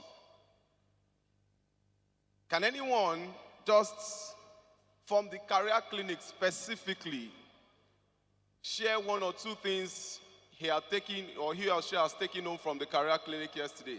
Anybody? Anybody? Okay, the high point for you yesterday. Anyone? From the career clinic.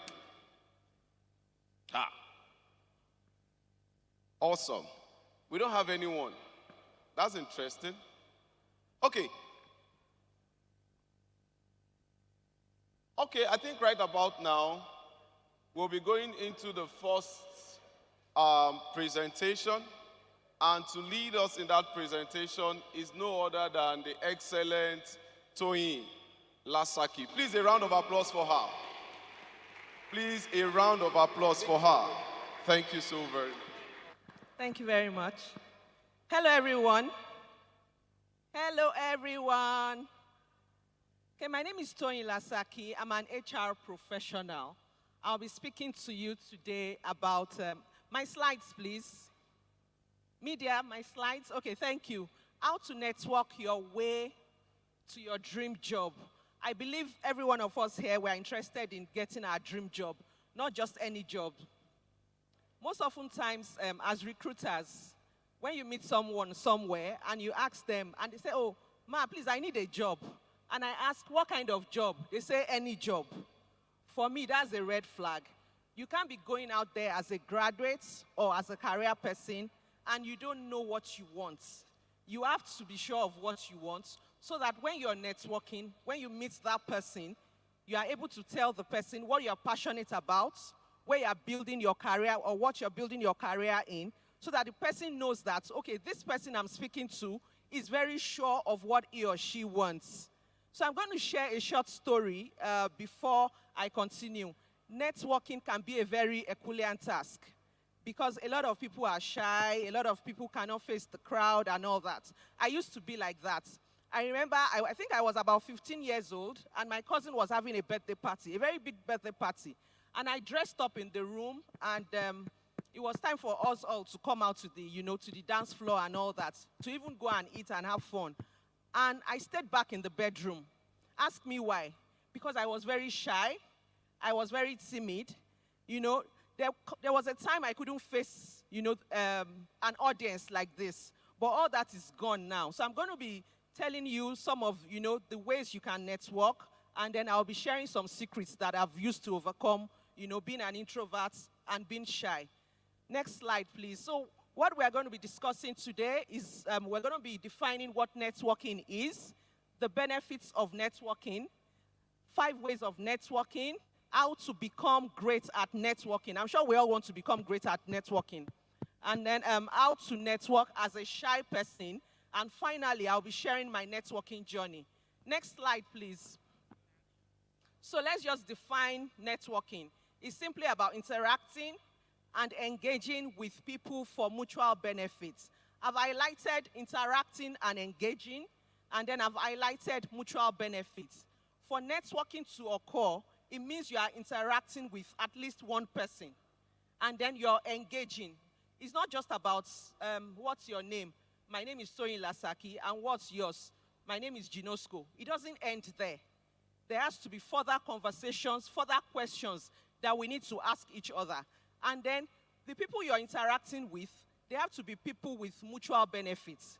For example, in this kind of conference, most of us here, we have similar, desires. So we have similar things we want to gain from this career fair. Then another definition says networking is a mutually beneficial interaction that involves exchanging ideas and information between individuals who are connected by a common career, industry, or interest. I highlighted exchanging ideas and information. So it's not about information alone. Information is when you ask for the person's name. But ideas, it means you are trying to understand, share knowledge, share experience with that person, with one or more or two persons. Next slide, please. So I have the benefits of networking here. What do we gain from networking? What do we stand to gain from networking? One of the things, the major things that you stand to gain from networking as career people is a new job opportunity.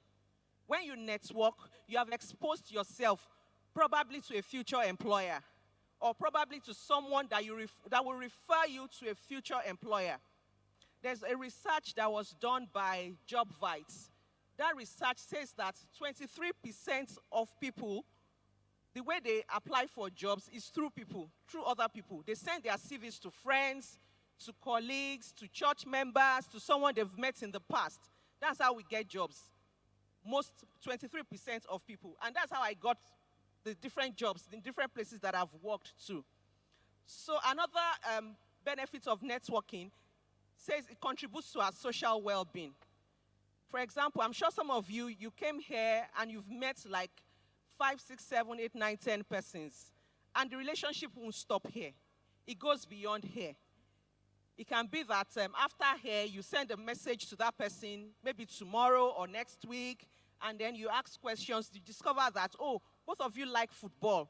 And then both of you, you support the same club. And then going on from there, You can have connection. It can introduce you to a WhatsApp group of a particular club, and then you start talking, and then it goes further from there. So that contributes to your social well-being. So your social life, there's another, apart from the job that you're looking for, you have made a new friend. You have made a new contact that can possibly refer you to something you're looking for in the near future.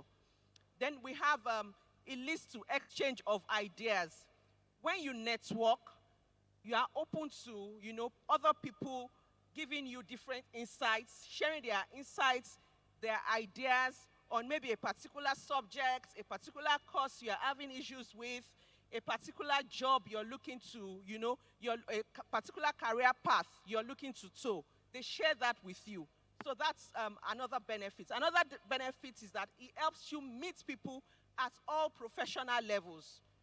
When you attend an event, for example, this kind of event, we've met someone from BOI, we've met someone from MTN, we've met someone from CAD. There's nothing stopping you from walking to the MD of CAD and introducing yourself and telling them, about yourself. So that's a benefit of networking. That person that you have met, that you have met today or that you met yesterday can be a connector for you to a particular job, a particular scholarship that you've been looking for. Then we have, it boosts your professional confidence. Like I said, networking can be an Herculean task, especially if you're an introvert or you're a very shy person. So once you start networking, there's a way it boosts your self-confidence. You are able to talk to people more confidently. You are able to speak to people anywhere. You can be called upon to answer a question, and you boldly come out and respond to that question. Like that first young man that came out. He just came out and walked on the stage. Not minding. I don't even know the question they want to ask me. I don't even know if I'm going to disgrace myself. But networking will give you that boldness to walk into and confidently speak to any level of person. Then finally, it expands your visibility. When you network with people, you are exposed to people at different professional levels, like I said. And then when you hear different ideas, insights, when they share their different experiences, there's a way it opens up your mind. You are exposed to different kinds of information that maybe you've never heard before. And maybe that kind of information is not available online. An example of that information is maybe when an experienced HR person or an experienced person in the tech industry is telling you about how he started his tech business. That information might not be available online. But because you had the opportunity of attending that event and you were bold enough to walk up to him and ask him a question like, how did you get to this point in your career? And he starts sharing the good, the bad, and the ugly. It helps to expand your mind. It gives you, more visibility somehow. Let's go to the 5 ways we can network. The first way is attending industry events. This is an event. You are at liberty to network at this event. This is a career event. It's also an industry event. Then number 2, by participating in online communities. I remember that a few years back, I have a colleague, and then a few years back, I was looking for a job. And then she introduced me to a particular HR community. And then they were having, the HR community, it's a WhatsApp HR community. And they were having a particular mentorship and training program for, I think, about 8 weeks. And then I was selected for it. And, the learnings I took from that session was quite intensive. It was a free program, and, I got a lot of knowledge that is still helping me till today, free of charge. So let's be open to joining. For example, if you are into tech, if you're an engineer, let's look for different online platforms that we can join, forums that we can join, so that you learn more and you share ideas.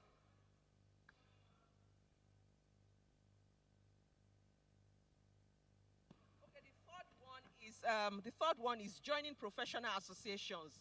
For example, if you're an engineer, there's Nigerian Society of Engineers that you can join. If you are an accountant, there's ICANN. You know, apart from taking their professional courses, also take part of their different forums in different branches where they operate. An opportunity to network. You meet with different people, you meet with other engineers, other accountants, and you share knowledge. And then this way, sometimes they post a lot of jobs on this kind of groups, especially WhatsApp groups. On LinkedIn, they post a lot of vacancy. And then when you have connections within people in that community, then you can speak to them. I noticed that you posted this job on the group. Do you think I stand a chance? Can I send my CV directly to you? You ask questions. So with networking, you have to ask a lot of questions. Then you can leverage social media. I mentioned LinkedIn. There's LinkedIn, there's Instagram. Connect with different people. Check out their profile, connect with them, ask questions, politely, you know, reach out to them. Request for their friendship on LinkedIn, on Instagram, on Facebook. Then you can also seek out mentorship or coaching. So you can approach a professional. For example, if you are maybe an HR person and there's an HR person that you admire, you can request for a mentorship, you know, opportunity with that person or a coaching opportunity. It can be like a 2-hour coaching session. Just request. It can be virtual. You know, the world is a global village now. The person may not even be in Nigeria. It can be global. Request for, you know, mentorship or a coaching session so that the person speaks to you about your career. Then we go to how to become great at networking. How do you become great at networking? Consider what you have to offer. You know, I said in the definition of networking that is a mutually beneficial relationship. So it's not about you collecting and collecting. It's a give and take relationship. So you need to be able to know what you want to offer. So it takes you developing yourself, knowing what you want. I know one of the speakers that spoke earlier mentioned about self-discovery, something like that. You need to know yourself, discover yourself, know what you want, so that when you get to that opportunity whereby you are speaking to maybe MD of a particular place you're looking at, you are able to share what you have with you already. So you're having a conversation with that person. It can't be one-sided. So if you don't have anything up there, if you don't know yourself, if you are not very well, well-grounded in your career, there's no way you can exchange ideas with that person. Even if that particular day that you met that person, you didn't really speak much. The next time you reach out to that person, the person might probably not want to respond to you because he or she has felt, I didn't really get much from this person. Then let curiosity lead the way. When you want to network or when you are networking, ask a lot of questions. A lot of questions, I mean. Ask questions from that person. So I would say before you attend an event, find out and research about who would be attending those events, so that you have a pre-knowledge of who you are going to meet there. For example, that the event is publicized online, and you've seen the pictures of the keynote speakers and their names. Go to their profile, Google them, and find out, read about them, so that when you get an opportunity to meet them at the event, you can ask questions related to what you have read about them. And, it makes them more interested that, oh, this person knows about me. One of my colleagues at work, he went for an event, and he was trying to speak to a particular, notable person in Nigeria. And, of course, as a notable person in the country, there's a way you are very evasive when someone just suddenly out of the blues wants to meet you and is introducing himself. And my colleague was trying to get his business card, but the man was, wasn't really giving him the green light to give him the business card. And all of a sudden, my colleague just decided to check the name of the man online. He now checked the name of the man online. He now discovered that the man is a Redeem pastor. And my friend attends Redeem. So he now mentioned to the man, he now asked the man, do you know Pastor so-so-so-so of so-so parish? And the man now said, oh yeah, you know him? He now said, yes, he's actually my pastor. My colleague did not need to ask him again for his card. The man just pushed his card to him. And that's how he was able to break through. So that's networking. So when you have information about that person, you are able to use that information intelligently to break that wall and have, a sane conversation with that person. It makes you more comfortable to speak to that person. Then set bigger goals. When I say you set bigger goals, it means that you are not just walking up to the person or introducing yourself to the person because you need your dream job. No. Have conversations. So you don't just meet someone for the first time and introduce yourself and say, I need a job, sir. No. As in that, it's a red flag. It turns the person off. Have first initial conversation. Maybe the next time, if the person has shared his card with you, then the next time you can bring that in. And then there are things that you can do. And then while you are doing those things, the job will come in. I remember that I went for lectures for a professional exam one time. I was desperate for a new job then because I didn't like where I was working. And I went for that professional course. I didn't go for that professional course because I wanted to meet people to get job. And I went for it, and I did the exams, and I passed. And I updated my status on LinkedIn. And, after a few weeks, somebody requested for for friendship to connect with me on LinkedIn, and I accepted. A week after, she just said, I love your profile. I said, thank you. She said, I have an opening somewhere. Would you like to be considered for it? If you are willing to be considered for it, I'm going to share the job profile so that you see if it's something you are really interested in. And I said, yes, share the profile. And she shared the job profile, and I felt it's something I could do. And we started the recruitment process, the interview process, and I got the job. So you see that I set a goal. The goal I set was for me to, to advance my career, to take up a professional certification. But along the line, I got a fantastic job. Then choose who you want to develop a relationship with. So you're going for an event. You have to be intentional. You don't just walk into an event and you start asking for everybody's contact details or business card. Can I have your business card? Can I have your business card? Can I have your business card? And you collect it. You've collected like 50 business cards and you say, oh, yes, great. I'm happy with myself. No, you don't work that way. You need to, that's why I said prepare before you go for that event. Know who you are meeting. And then it's those people that you have identified that, okay, this person might be a bridge to the kind of job I'm looking for. Then it's those people. If it's just 2 persons, if it's just 5 persons, walk up to them, introduce yourself, and, speak to them about things happening in Nigeria, general things, the industry, and all that. Share your knowledge. They will share their knowledge. And then when you get back home, you can now say, okay, yes, I've met 5 persons today. How do I now start reaching out to them? Prepare yourself, and then call them or send them an email, depending on the kind of contacts that you collected from them.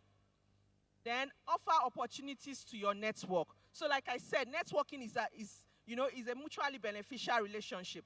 For example, you've met 5 other ladies or 5 other guys at this event. And then you've shared contacts, you've shared experience, this person is looking for this kind of job. And then you hear of a particular vacancy that meets that person's, requirements. Or you've heard about a particular scholarship program or training or learning program that you feel that would be well suited for that person. Share with that person. In the process of sharing, that person has said, this person shared this vacancy with me. The next time that person sees a particular opportunity that matches your own profile, the person would also share. Then network everywhere. Network in church, network in the bus, network if you go for even Owambe. Network there. You never can tell who will be at that event. That would be, a bridge to that dream job you're looking for. Then work on your body language. I used to go for events that those years, I would sit down in the corner of the room where it is well hidden, where no one will see me, and I'll just hide there, and I'll just be chilling there on my own. So there's a way you sit, there's a way you stand at an event, there's a way you just do that. People, even your facial expression, that people will just, when they look at you, they just turn there and then walk away. There's a way you just stand. Some people will stand like that. That's a wrong signal. It shows, as in don't cross don't cross here. It shows that you have put up a fence.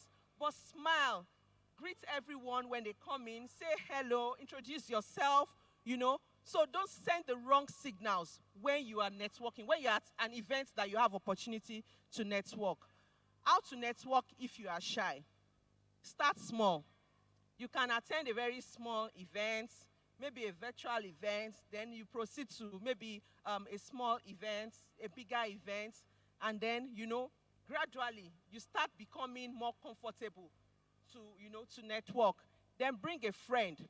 I remember there were times that I'll be going for an event and I used to take my cousin along. I'll just tell her, we're about the same age. I'll just say, Blessing, let's go for this event. It's not because I just needed someone that would sit with me and then we can talk. And then because I'm familiar with that person, I can be myself around that person. And I'm not just sitting, you know, alone in one corner, keeping quiet. I'm speaking with her, I'm smiling with her, and then in that process, someone can even come and meet us and say hi to her, to us. And then even me, because I'm comfortable around her, I can easily stand up and mix with other people and say, oh, hello, my name is Toyin Lasaki. This is my friend, Tolusho Sonya. You know, there's a way it gives you one kind of, you know, you're more comfortable to speak and meet people. Then focus on shared interests. So you ask questions that are related to the interest of the person. You know, you've introduced yourself to that person, and then you say, oh, my name is Toyin Lasaki, I'm an HR professional. What do you do? And the person says, oh, I'm an HR professional. And I say, oh, what do you do in your spare time? And the person says, oh, I do photography. You say, oh, really? I also do photography. And then you can now start talking about cameras, about pictures, about posing people for pictures, you know, about different kind of phones. And then that's how it starts.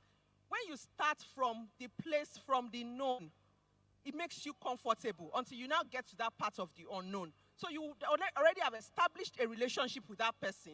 And then it's easy for you to now bring in that discussion of, oh, I'm sure you don't even need to tell that person that you're looking for a job.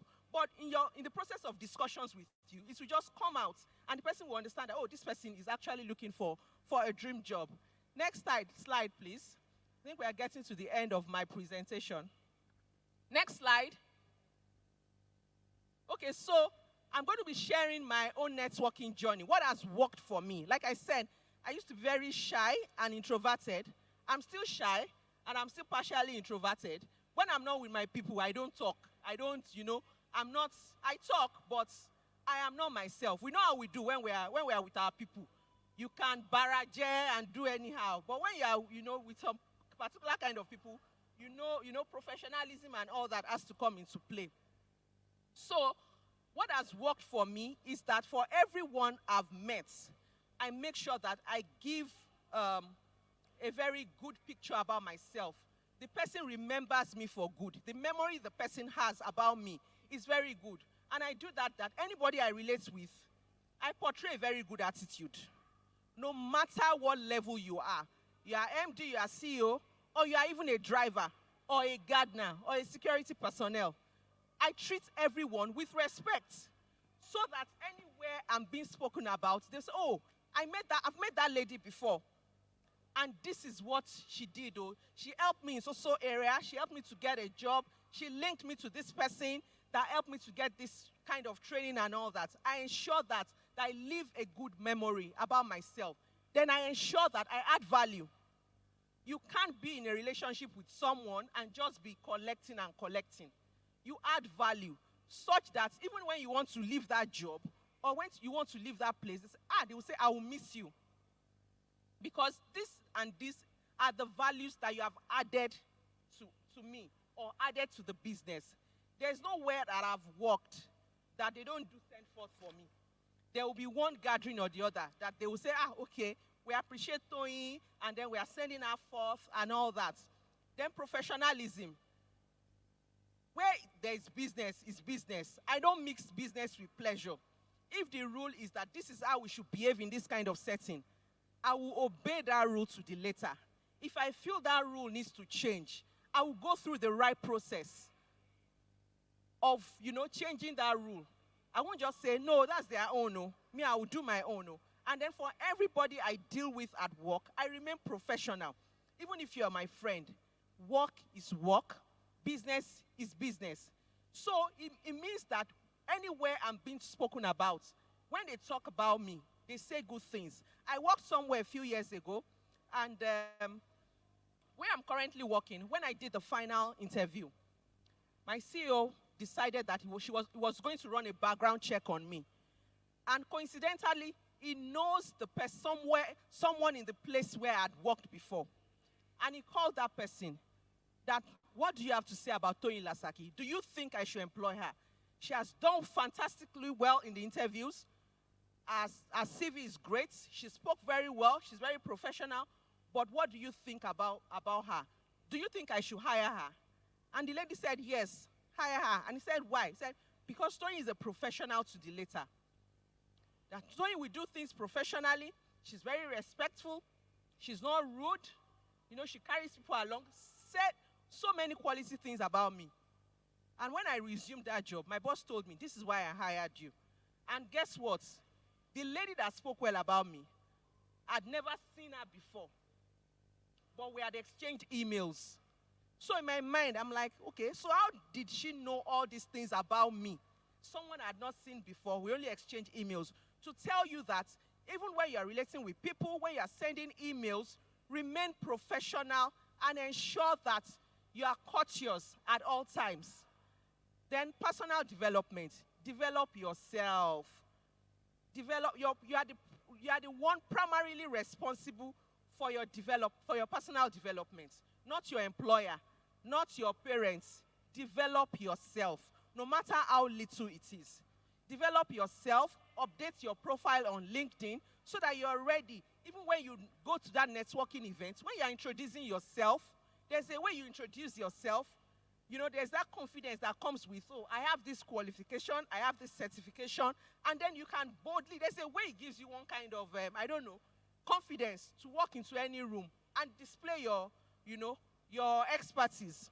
So develop yourself, because it's not good for you to have met that person and then you've spoken the first conversation, you've had like 3 conversations with that person after you met that person, and the person says, okay, share your CV, and you now share your CV. And your CV is looking somehow, or you don't have particular qualifications, you don't have, and then meanwhile, when you met that person, you've really hyped yourself. If you've had that experience and the person did not call you back, just know that that's what has happened. Because the person does not feel that your qualification or the background you have,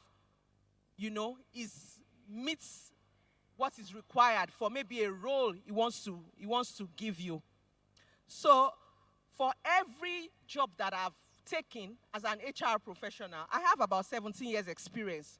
For every job where I've worked in, there's no one that I applied for that job. It's through referral or maybe a contact on LinkedIn. From my first job, I worked as a front desk officer in an HR consulting firm. I was earning 25,000 naira. And the person that referred me to that job was someone I met in NYC orientation camp in Gombe State. We just got talking. We finished from the same university, and we just got talking. And then for that 1 year, we used to, visit each other in Gombe State and all that. And after we finished service, everybody parted ways. And then that job opportunity came. And then she just called me, Tonya, are you interested in front desk officer role? I said, yes, I don't mind. And I went for the interview, and I got the job. When I was leaving that place, the former HR manager of that place left for another company, a real estate company. And then all of a sudden, she just called me, Tonya, I have an opening for an HR person. Oh. Are you interested? For an HR officer, are you interested? I said, yes. He said, oh yeah, send your CV to me. And then I went for the interview, and she hired me. After then, that same organization where I worked, the next place where I will work is an architect that used to work in that organization. And he said, there's a vacancy for an HR manager in a construction company. Are you interested? I said, yes. Send your CV. I sent my CV. I went for the interview, and I got the job. When I left that place again, I went for a professional certification. I became qualified, updated my LinkedIn profile, and then someone reached out to me I have a vacancy. Are you interested? Yes, I'm interested. I did the interview process, and I was hired for the job. So that's the way it is. You can't be in your own cocoon and stay in your own shell, in your comfort zone, and think that that job will look for you. You need to look for that job strategically. I said strategically because it's not about just sending CV, sending CV, sending CV. Network, attend events, meet with the right people, join different online communities where you can put yourself out there. I hope with these few points of mine, I have been able to convince you on how to network, to get that dream job. Thank you so much for your time. I wish you all the best. Thank you. Thank you very much. Thank you. All right, now please a round of applause for her, please. So let me make this announcement before we proceed that before we go to the next session, there is the M10 hologram experience that is happening at House of Favor in a bit. So if you're interested, please talk to any of the ushers or any of the volunteers. They will direct you on how to move over for that. However, also, if you'd like to register for the Venia Group job opportunity, there will be a QR code that will be displayed on the screen for you to scan and fill in your details as appropriate. Again, if you'd like to be a part of the M10 hologram experience, the 5G hologram experience is happening. The setup is at House of Favor. It's starting shortly. Talk to any of the volunteers. They will direct you on how to be a part of it. I hope you're having a great time with this session. You don't sound sure. I hope you're having a great time with this session. All right, so please put your hands together as make welcome Mr. Emmanuel for the next session. Please put your hands together for Mr. Emmanuel as he comes forward.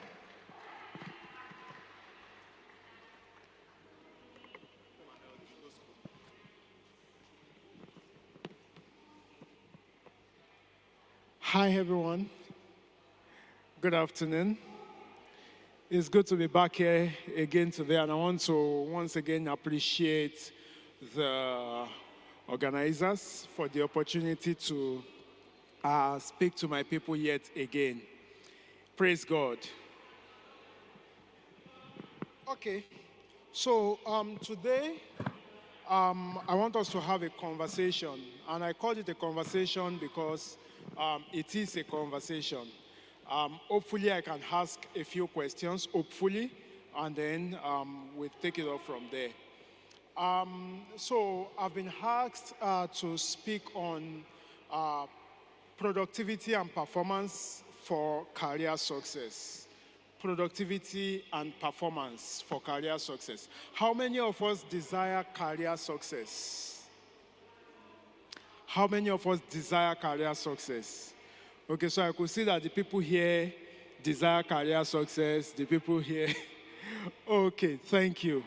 Thank you. Career success is what everyone desires. The truth is, so far you are in any line at all, whether you are in career, whether you are in ministry, whether you are in entrepreneurship, you desire success. No one sets out to fail. Am I correct? Except maybe village people have gotten the person, when you say want to get here. Do you understand? Or maybe something is not very right here. That is when you set out to fail. But generally, every one of us, we are wired for success. We are driven by success. And that is why our generation, right? And when I say our generation, I mean millennials and Gen Zs, right? Our generation sometimes even tend to show a kind of success, project a kind of success that we have not yet attained. Am I correct? Now, to be sincere, if a Rolls Royce, let's say Ghost or Phantom, drives to this car park today and they just park it there, how many of you will like to take a picture with that Rolls Royce? To be candid, to be sincere. God's people, let's be sincere. How many of you will like to take a picture beside that Rolls Royce? Aside taking that picture, how many of you will like to post it on social media? But after taking that picture, can you enter into that vehicle and drive it away? No, it's not yours. But there's a way we just like to feel.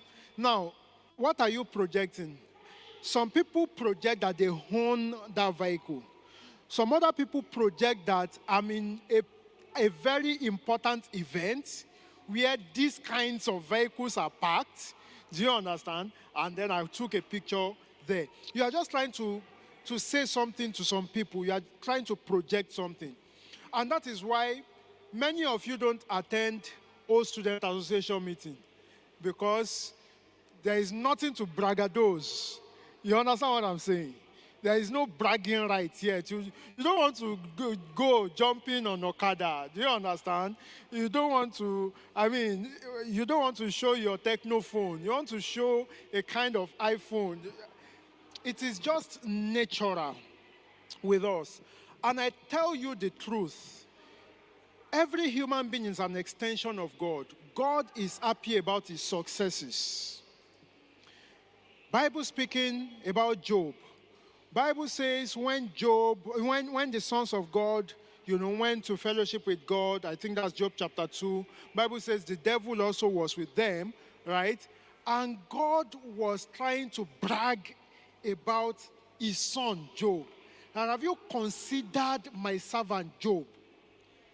So if you like to brag, if you like to show yourself, you are actually not doing something wrong, as it were. But show true value. Show true success. Let's not paint a picture that is not there. Do you understand? Praise the name of the Lord. So every one of us wants to be successful. And as career professionals, you want to see yourself advancing, right? You want to start as an entry-level person, and you are asking your HR, when am I getting my next promotion? When am I moving to this next level? And if that is not coming, what are you doing? You start using your internet to look for another job. Am I correct? Right? You start sending applications here and there. You use their internet to attend Zoom meetings, just for you to continue to progress, for you to continue to advance. And that is what we want. We all want advancement. We all want to progress. We all want to be successful. Praise God. So success is a part of us. Success is one of the things that we are built with. It is inbuilt. And that is why if I see people that are complacent, if I see people that are not driven, if I see people that are just okay with where they are, you cannot be my friend. It is what it is. There is this saying that show me your friend and I will show you who you are, right? I come with another version. Show me your friend and I will tell you where you are going. Okay? So if I look at your closest circle, right, and I can tell whether you are going somewhere in life or not. If you look at my closest circle, you can tell whether I'm going somewhere or not. Please, let's give a round of applause to my sister again for that powerful presentation, Tony Lasaki. I met Tony in 2017, and since then, we've been friends because I see that she has what I desire. At that time, she had a very good job. My own salary in 2017 was 60,000 naira. Right? So, and that money, sometimes, they may not pay it, until the 15th of the next month. I know some people can relate with what I'm talking about.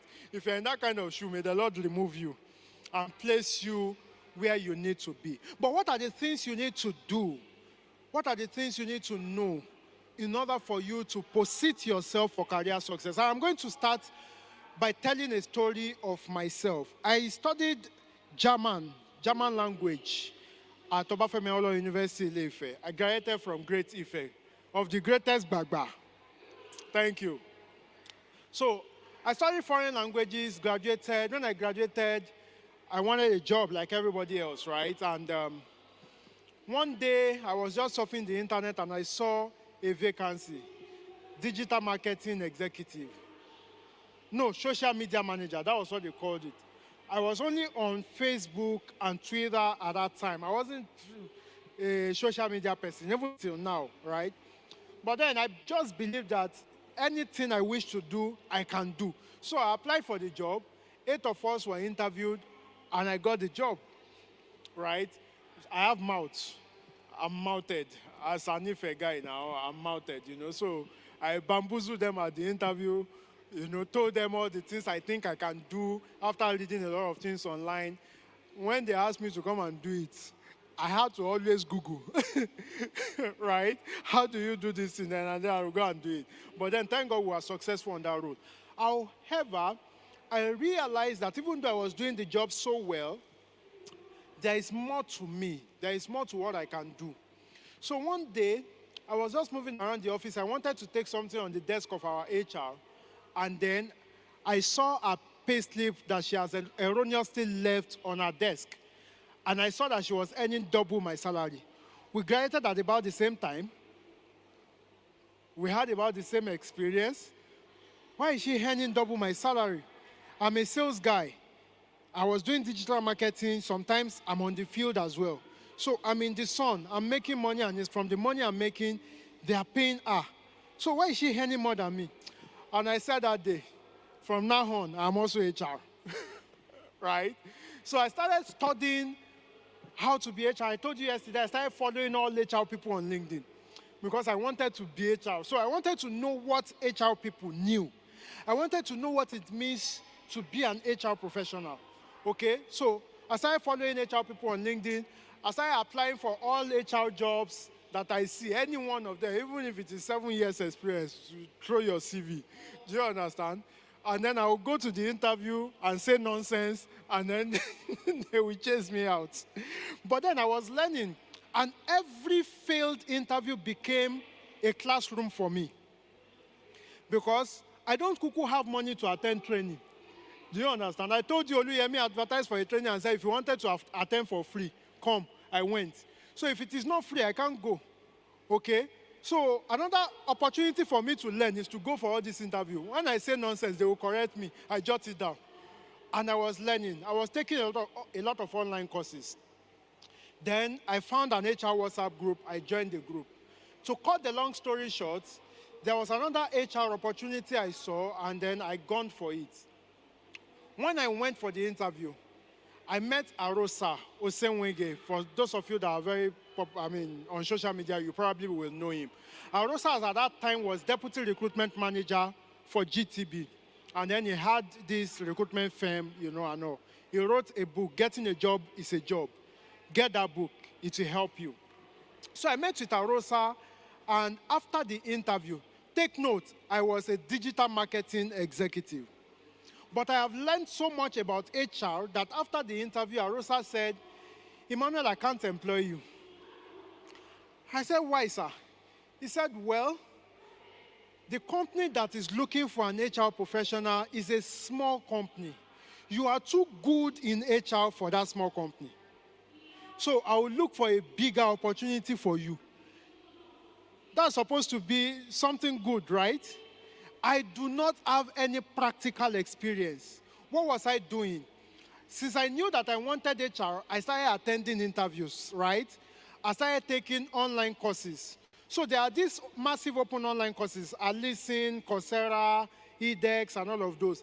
I will take the course. Then they will ask you to pay for certificate. Kimo certificate, I don't need it. Do you understand? Those days they will say certificate is 10 euro.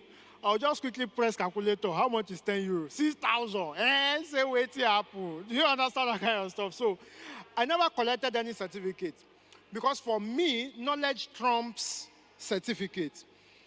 If you bring a certification to me in an interview, I will test you on that certificate. And God help you that you cannot defend the certificate. I will block your email so that you don't apply next time. That's a joke. Don't mind me. So I don't have all those certificates, but I was taking all of those trainings. I was taking all of those learnings. And then I've stuffed my head with so much knowledge that a whole recruitment manager can tell me that I am so good for a particular kind of organization. Another thing I was doing at that time, I went to meet my sister from Ife, Sheshewa Support Services. And I told her that I wanted to volunteer for an organization, that I have a pool of talents on social media that could be looking for jobs. So anytime she has a vacancy, she should send to me, and then I will send her CVs. So I was always advertising for her. I will screen CVs, and then I will send to her. I was gaining knowledge of how to do talent acquisition and shortlisting from that volunteering. I wasn't getting paid. As a matter of fact, she thought that I was doing her a favor. She didn't know that she was the one doing me a favor. But all of these things were responsible for the skills and competencies that I had today. And when I went for that interview, I got that. Anyway, I went to meet the MD of that company, the company that was recruiting, and I told him what Arosa said. That was a very bad thing anyway. And the MD said Arosa must hire me. So I got into the company, and Arosa was right. I knew too much than they had. So in 8 months, I was disgruntled. I didn't feel that I was well used, so I resigned and I joined another organization. But what am I saying in essence? I didn't have any formal education in HR. I didn't have money to attend trainings, right? However, I was curious.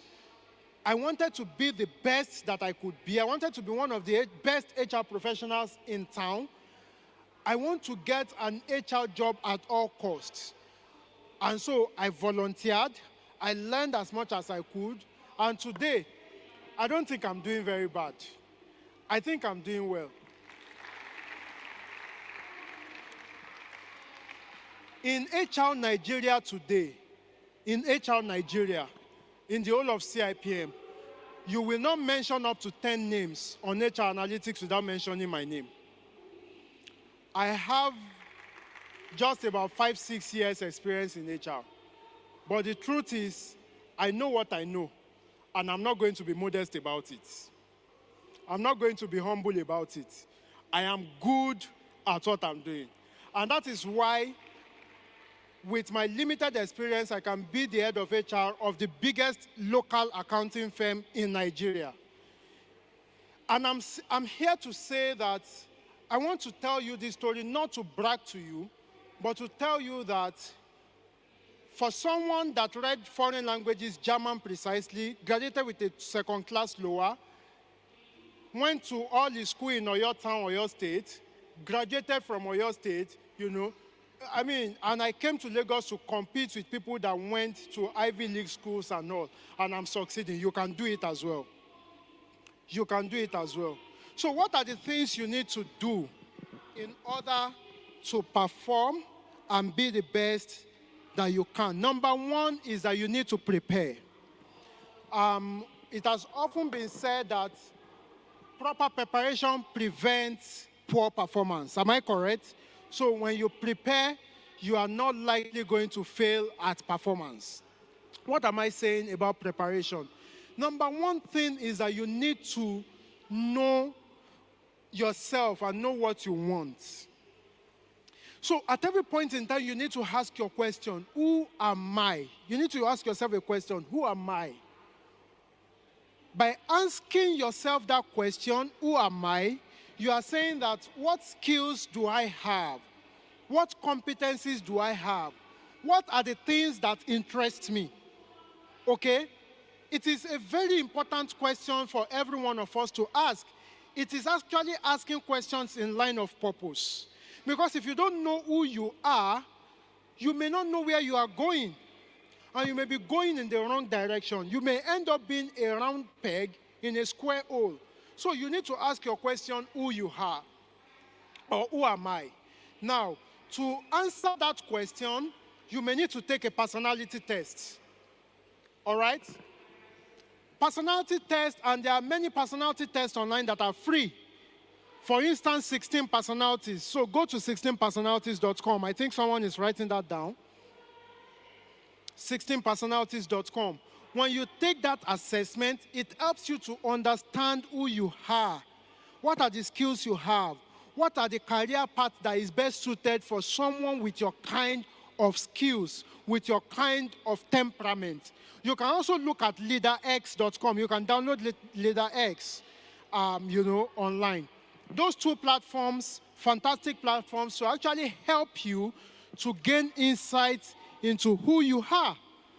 So after you have realized who you are then points you at what kind of career you should pursue.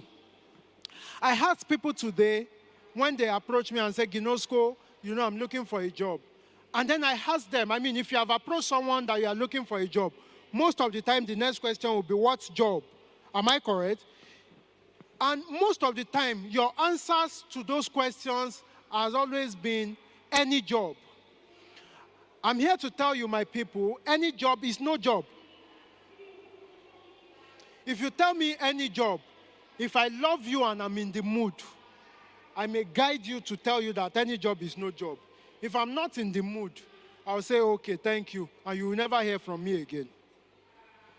Because it means that you don't know what you want. And I would rather focus my attention on talking to people that know what they want.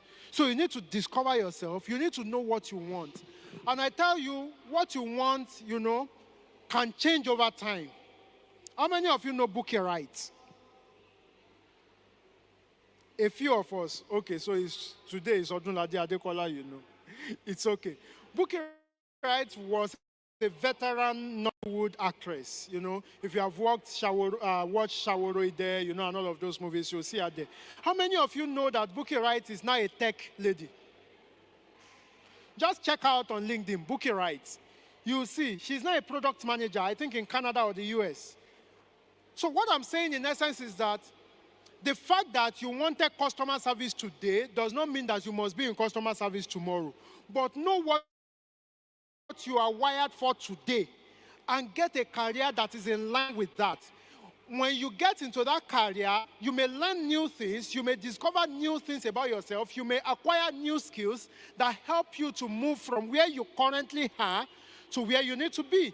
Like I said, I started from sales. Today I'm in HR. Tomorrow I may be in Aso Rock. Amen. Okay, so that this is how much you have discovered about yourself does not mean that that is all it is to you. There is more to you than you can ever imagine. However, what you have today is important for where you will be tomorrow. So if you don't harness what you have today, you may not get to where you need to be tomorrow. Because where you are today, what you have today, your skills and competencies today are the ladders that will take you to the height that you need to climb tomorrow. So you need to discover yourself. So don't forget personality check. Now, the next thing is, what are you good at? Now, I want to put this out. They say follow your passion. If your passion cannot put food on table, please make it side hustle. Hello? Hello? Are you guys with me? If your passion will not put food on your table, please just leave it as your passion and go and pursue something that will put food on your table. Are you guys with me? If your passion, for instance, okay, let me not go there. Let me not go there. But if your passion is not going to give you what you want, if your passion is not going to satisfy your need, what are your basic needs now? You need housing, you need clothing, you need food. If your passion is not going to be able to get you any of those, please go and find work, right? And then you can make your passion your passion. Let it remain a passion. Another thing is your passion today, something that you are passionate about and you are very good at it. Is this something that is marketable on social media? I was showing some of my friends, my senior friends last night, a video on Instagram. This lady took her fiancé to meet her dad. And then the dad was like, oh, what do you do for a living? And then he said, I'm a TikToker, right? And the old man was like, TikToker, what's TikToker? Show me. He said, I make TikTok videos and then I get paid for it. He said, show me. So the guy put up, all these lights and video and everything, and he was saying some kind of funny stuff, online. And the man was like, nonsense, get out of my house. Get out of my house. You are a TikToker. You are showing love to my daughter. TikToker. Get out of my house. The guy said, sir, I just made 500,000. He said, what? for the tap, tap, tap, tap that you just did, in 15 seconds, 500,000. The next thing, follow my neighbor, follow my in-law, you know. The man started, the man got on TikTok himself and was like, no, please, TikTok is the way to go. What am I saying? If what you are doing is not sellable on social media, in this time and age, you are limited. The world of work has gone digital. So are our service offerings as people. So you want to be an HR professional, sell talent on social media, sell trainings, you know, sell recruitment, do things.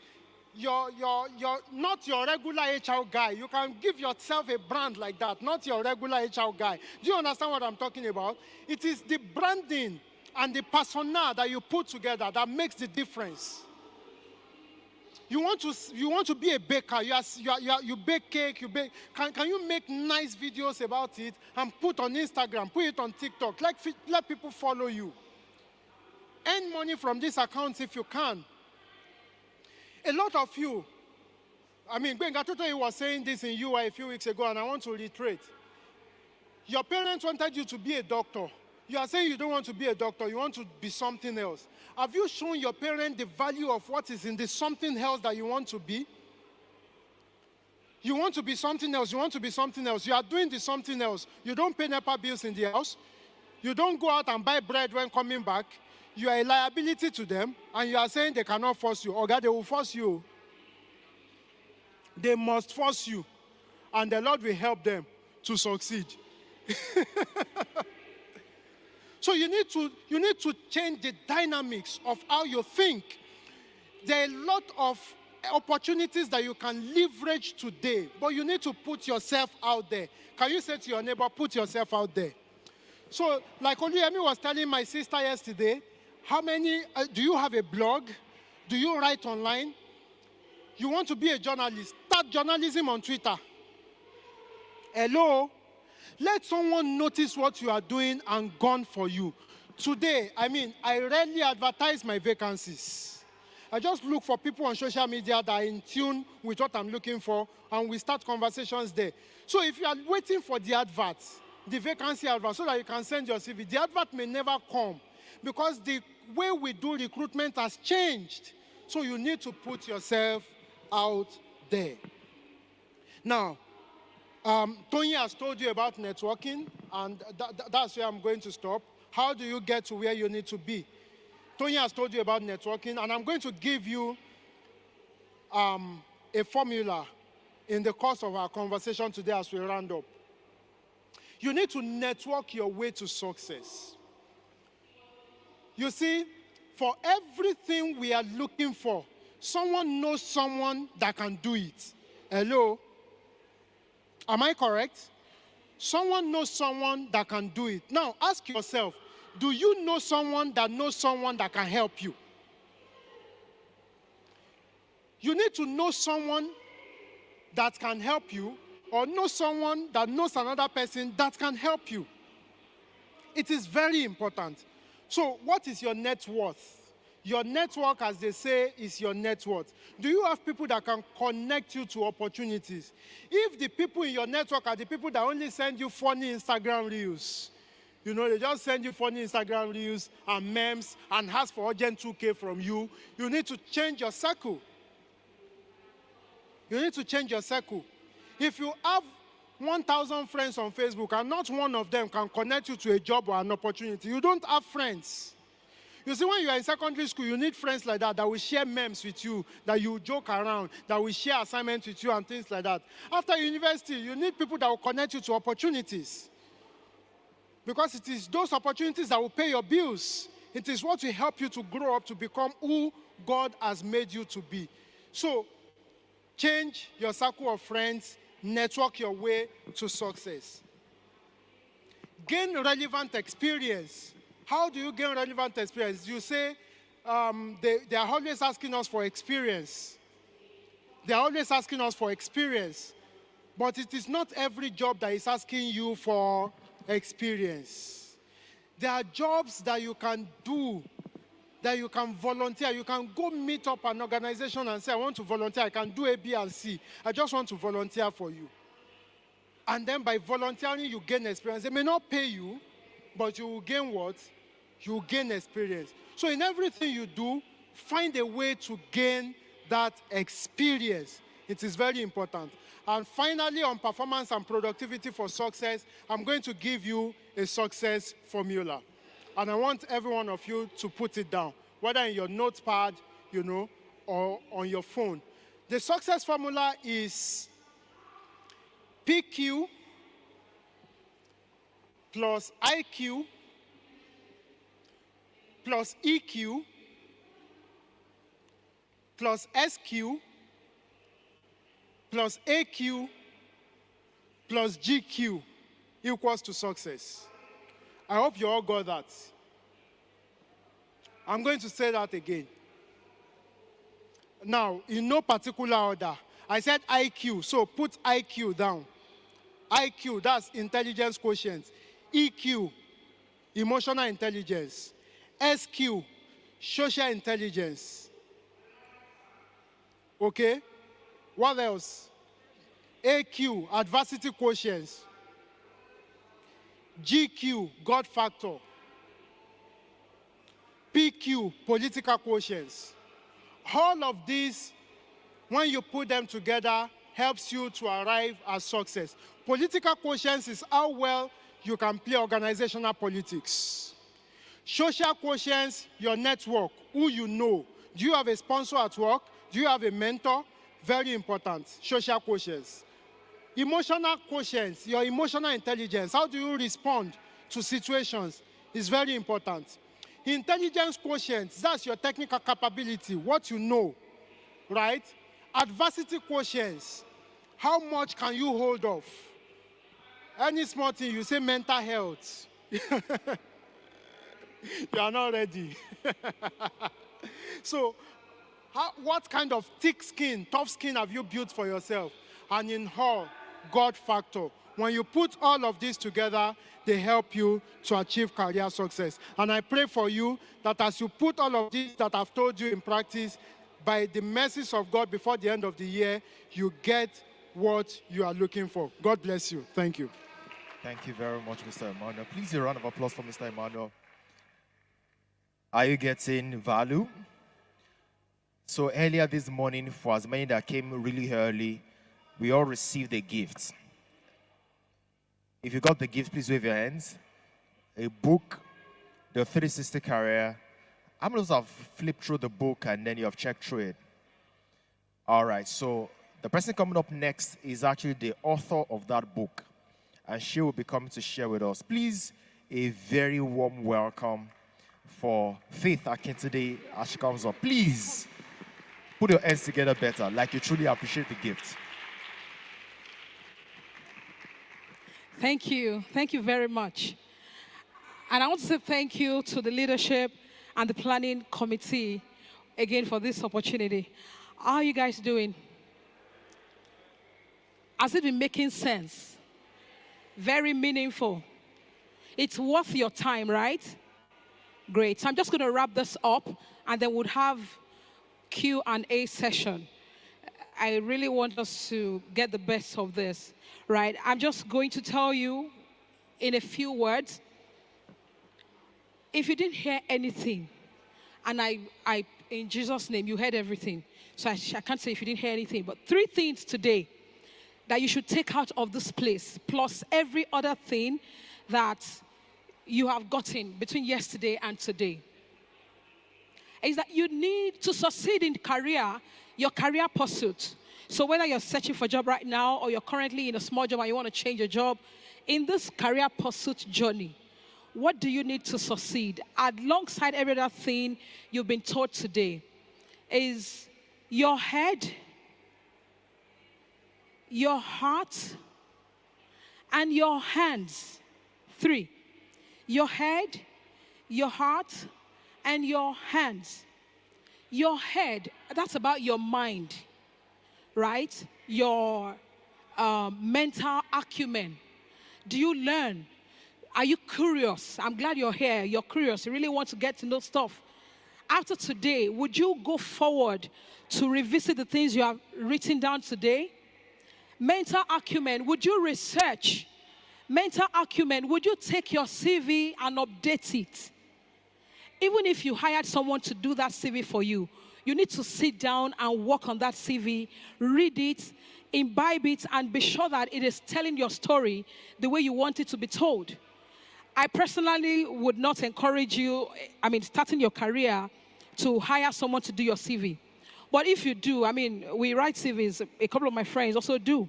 Even if you now do that, still make sure that your activity reflects exactly on the CV, the way that person has helped you to write it. Don't tell an HR person someone wrote it for you, which means you must actually rewrite your CV, even if you got an expert to do it for you. Your head, your mind, you've got to be actively, mentally available, mentally ready to learn. Even if you got a small job, you heard Emmanuel's story. It's all about the head, the mind, your ability to absorb a lot, right? Number 2, the heart, right? The heart. This is growth mindset, if I would say. Your passion. It's talking about passion. If the current thing you do today is not something that speaks to your passion, which means if your current pursuit is not yet your passion, make sure that you drive yourself to still be passionate about your current pursuit. Do you get it? If your current pursuit, what you're currently doing, you're making soap, you're working for someone, you're at the front desk, is not exactly what you want to do in life or what you are passionate about, is not your passion. Make sure you still work hard on yourself, that you can bring your passion into what you do. God will help you in Jesus' name. A little story around that. When I started my career, I started as an investment banker. So that my friend I spoke about stockbroking, wanted to become a chartered stockbroker. I was in that WhatsApp group too. People that want to become chartered stockbroker. But right while I was doing that, I still do investment analysis today. I got an opportunity to do HR. Sincerely, there was nothing else that would make me get a bigger opportunity aside what God has done for me in terms of blessing me. That is not passion. It was passion.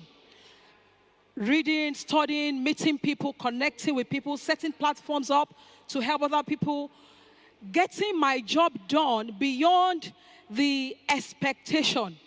Those are the things that will show that your heart is there in the job. You cannot fake it. They say fake it till you make it, right?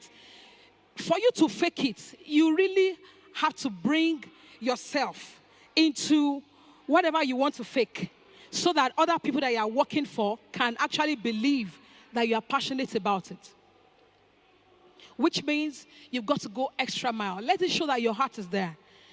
Coppers, you have core members here. Your service here is an opportunity to work so hard to make sure that your heart, being in the job, is reflecting to the people that see you. If your passion reflects in what you do, it's just only for a short time. The person that needs your skill will find you, and they would pay you for it. So when I was doing that, my first HR job, as a bloody contract staff, like I usually would say, my boss was seeing it, and he was talking to his friends about it. Who was my boss? It was the MD, the group MD of the organization where I was working as a contract staff. Some of my friends saw the work I was doing, and they were like, babe, you can actually go out, get another job, get a full-time employment. I was like, it's fine, I can do it, but I really want to show myself here, build my expertise, my experience. I also learned HR through the ropes. But my boss, like I told you, kept on telling his friends. If my boss was a group MD, you can imagine who his friends are, right? So each time his friends come to the office, he would bring me up to his office to introduce me. Oh, look at our rookie HR professional that we threw into the ocean, and she survived alone. I was head of HR. I was heading HR. I was a contract staff. I didn't know so much. But from all those validation that my MD was giving to his friends, I did get an opportunity to recruit for that friend's organization, my boss's friend, and you get it. I recruited for them. I was to recruit for them. I was searching, you know. And one day, my MD's friend was like, you are not finding suitable candidates. Are you not interested in this job? I was like, well, I'm actually interested, but I cannot just go. You need to talk to my boss. He spoke to my boss. My boss thought I would say no to the opportunity. Yes, I could have said no, but this job was going to be paying me triple my current salary. Remember, I was a contract staff, right? It was going to be paying me triple my salary. I was going to get a car and a driver. Will you say no to such opportunities? When it's not that you are playing, no, they play, you know. I interviewed again and went through that process. Not really much of an interview. It was more like, let's talk. What can you do for us? I got that job, and that's how my career continued to progress. I'm saying all of that to say that God does not owe any man. Whatever job you are doing today, go the extra mile. Do more than you are paid. Let it show that your heart is in that job. If you don't get the reward where you sowed it, of course, the scripture says you will reap what you sow, isn't it? Not where you sow. So you will reap it in multiple folds wherever God finds an opportunity for you. But just make sure that your heart is there. That's number 3, finally, your hands. Your hands. Get the job done. Don't be a sales executive that does not execute. Don't be an HR executive that does not execute. Execution means getting the job done. Show the business, show the leadership that you have hands, and your hands are to get the job done.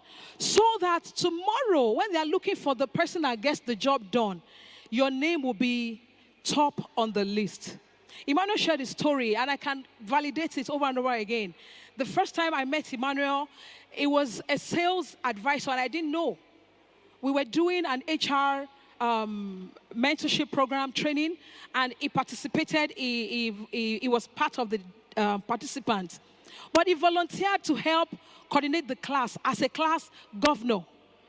From being a class governor, he became the program administrator. And of course, that also gave him a lot of exposure. Where am I going to?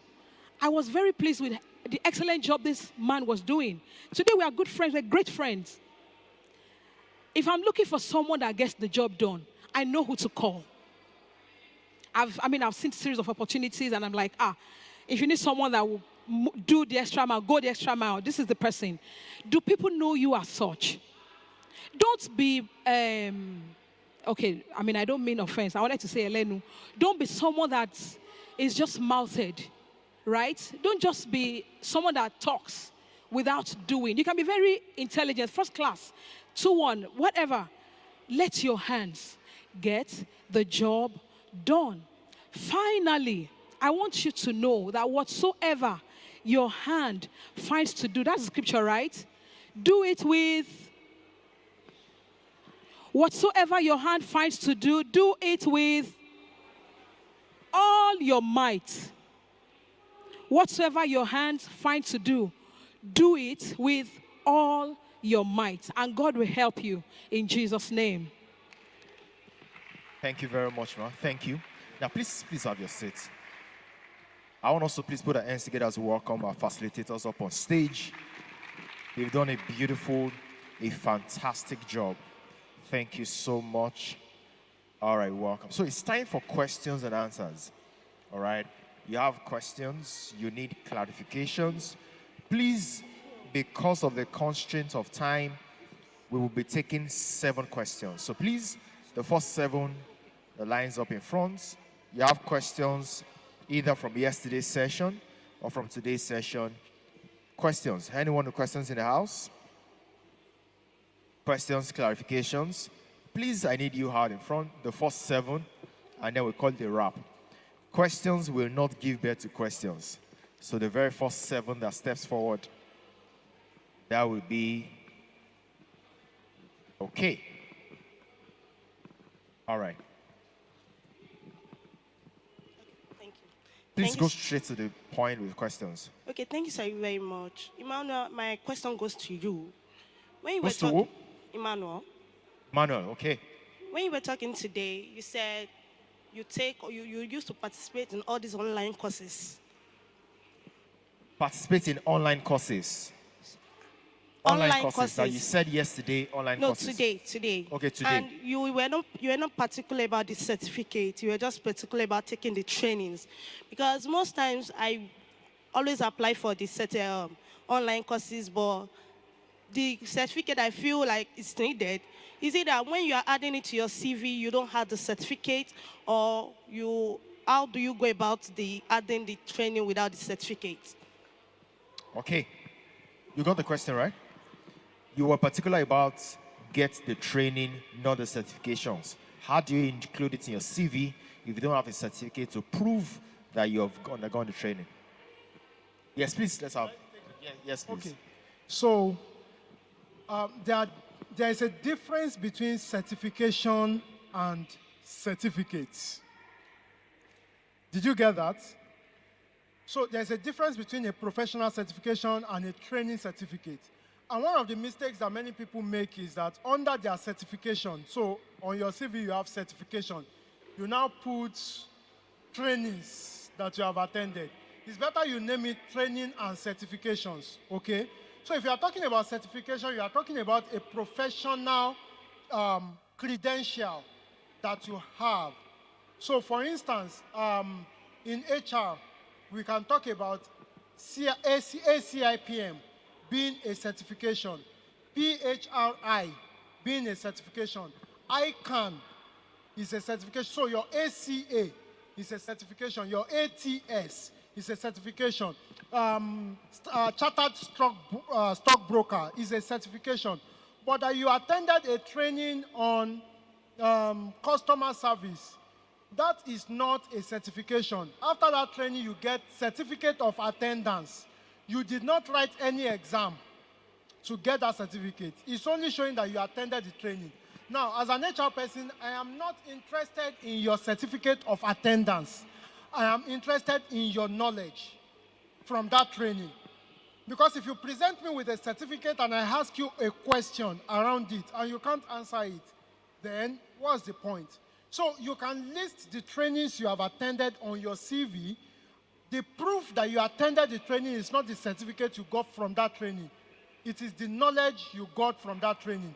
The proof that you attended university is your knowledge plus your certificates. Do you understand? But the proof that you attended a training is the knowledge you gained from that training. I hope that clears it. Okay. Second question now. Thank you, sirs. Thank you, ma, for the lecture so far. I need clarification on this issue. The issue of inclusion of age on CV. Some will say age, like it has become obsolete, like outdated rather, including age or all those personal details, like your age, your marital status may not be that relevant. I want to know how true or your position on that. And then the second thing is for somebody who had his background from the village and now want to fit in into the urban or into the city seeking for a job. What I mean there is somebody who studied or who had his or her background from the village now that's seeking opportunity in the city. Meanwhile, there are some things that will bring the person down in the course of interview, like your exposure, then some other things. So how can the person navigate his or her way through into the city?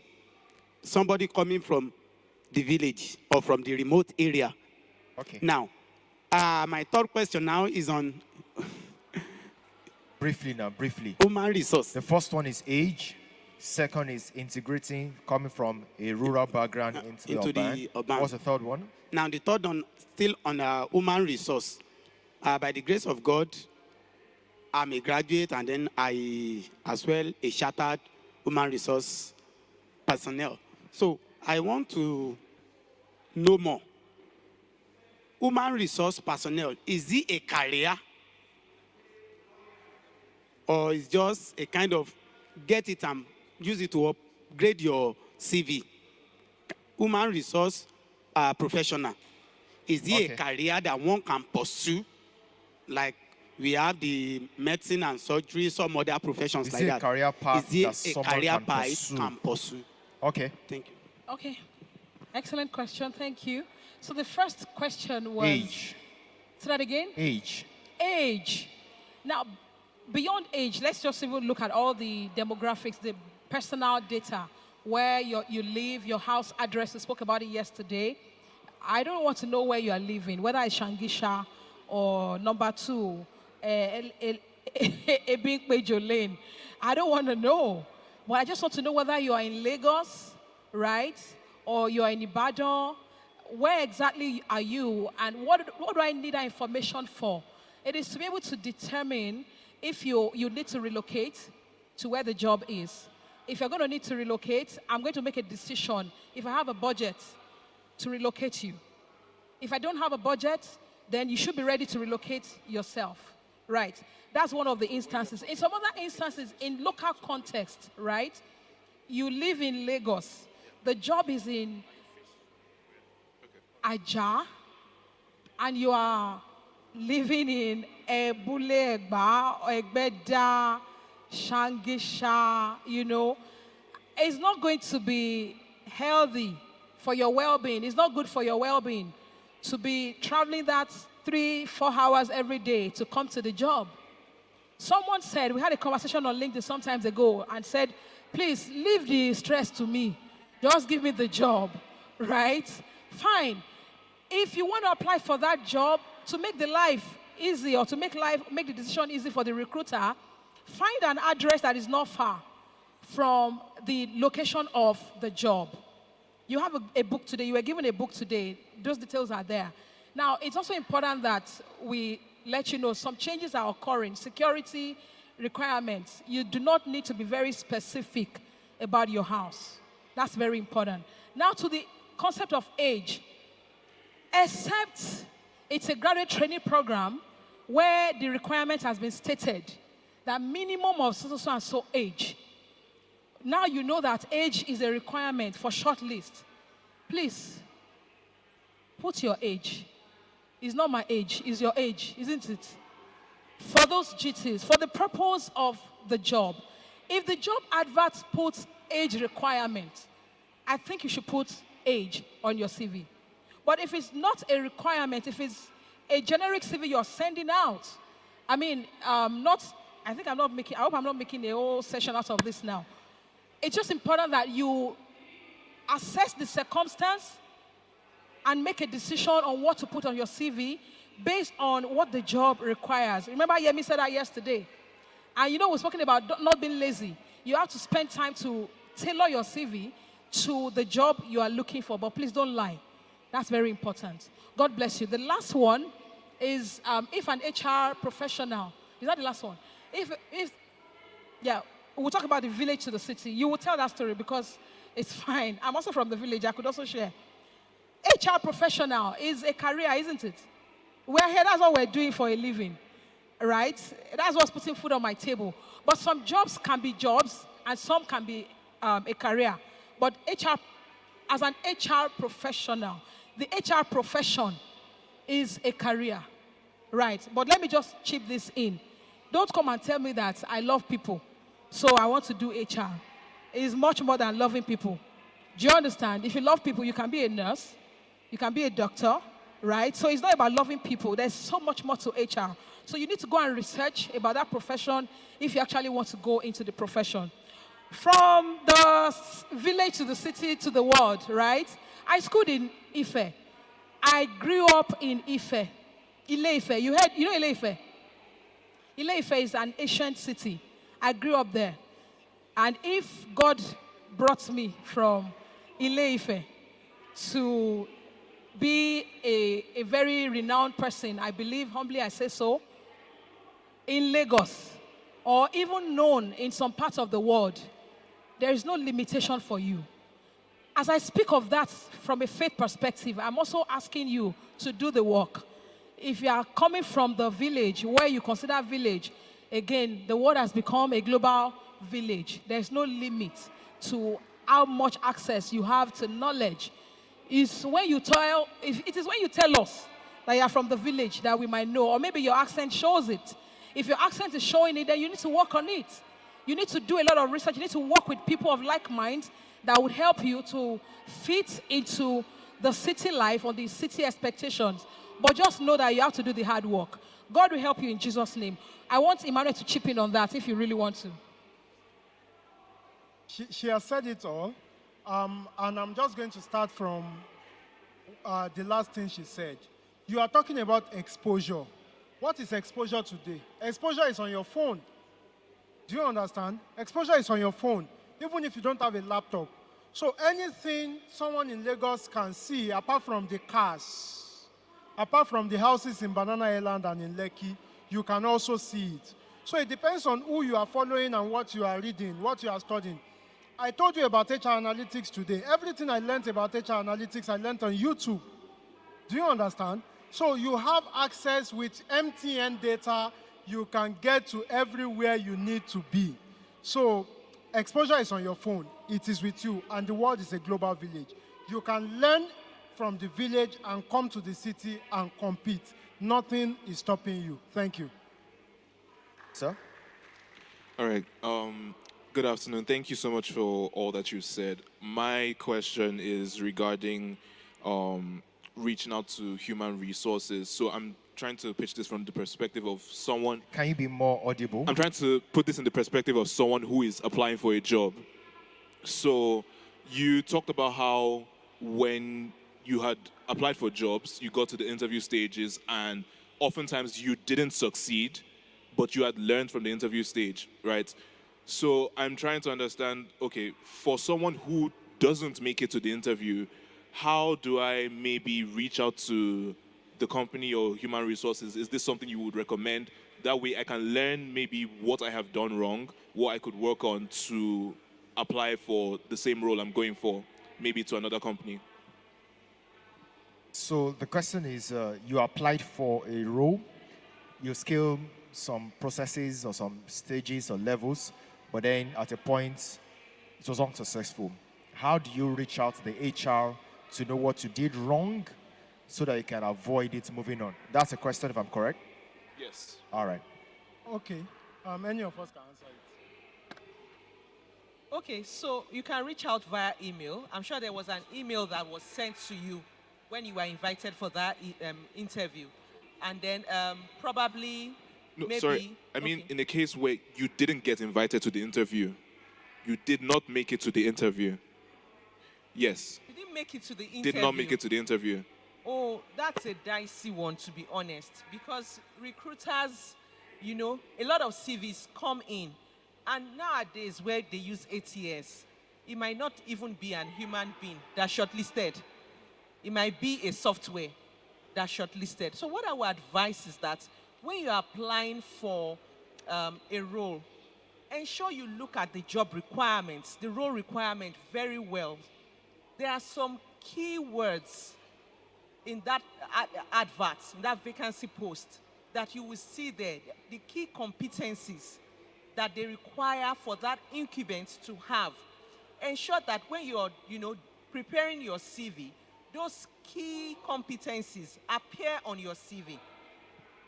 Because it's machine that's, it's a software that shortlists those CVs.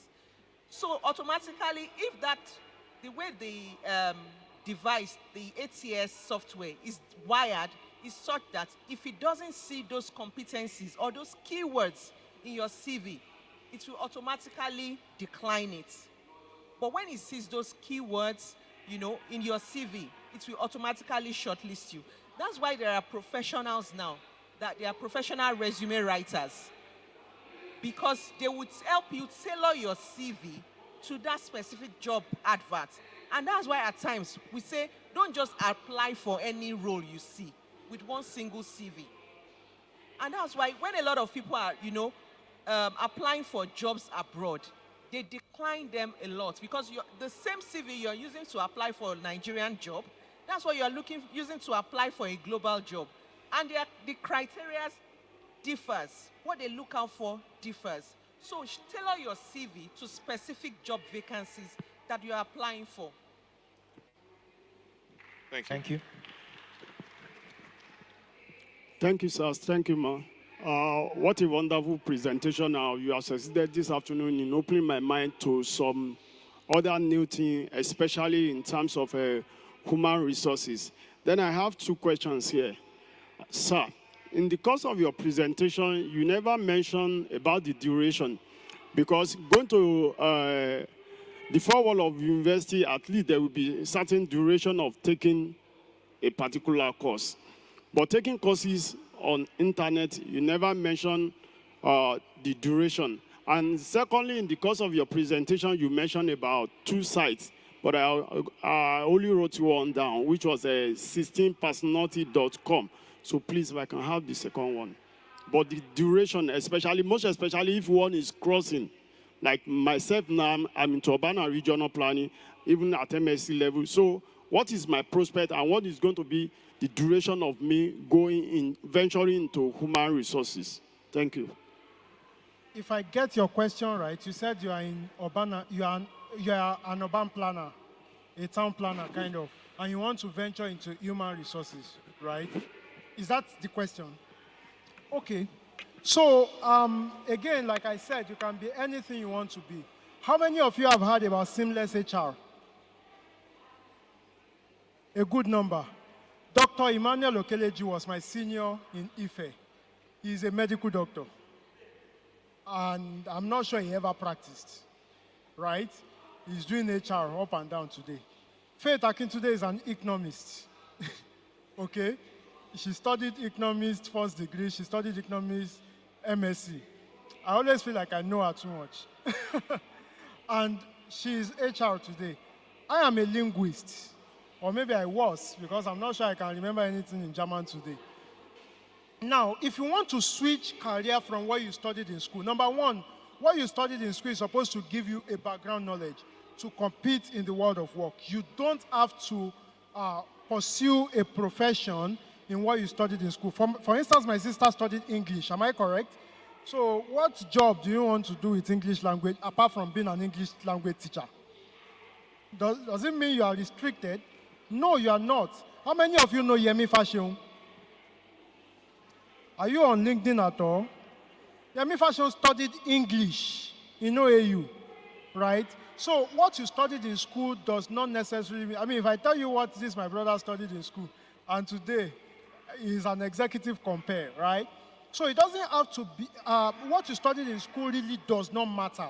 What do you want to be is what matters. So, well, where what you studied in school matters is where, if you want to be a medical doctor and you didn't study medicine in school, you have to go back to school, right? You want to be an engineer and you didn't study engineering in school. Those are professional careers. You understand? They are very, very specific and limited.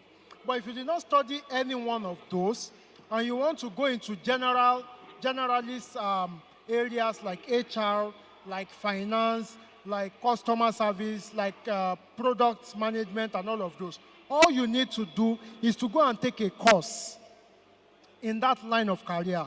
So you want to be HR, do CIPM, for instance. Do you understand? Attend Ginosco HR Academy. Do you understand? Join HR WhatsApp groups. Join HR communities on LinkedIn or Facebook. And by the time you start relating with HR people, you already can speak the HR language. When we shortlist you for interview, we can relate as professional colleagues. If you want to be an accountant, start with ICANN. If you don't have money for ACCA, start with ICANN. I will relate with you as a professional colleague if I'm an accountant. And that way, you are able to make that switch into what you need to do. You don't have to study the course. All you just need to do is to take trainings, take certification, and you are good. Thank you very much.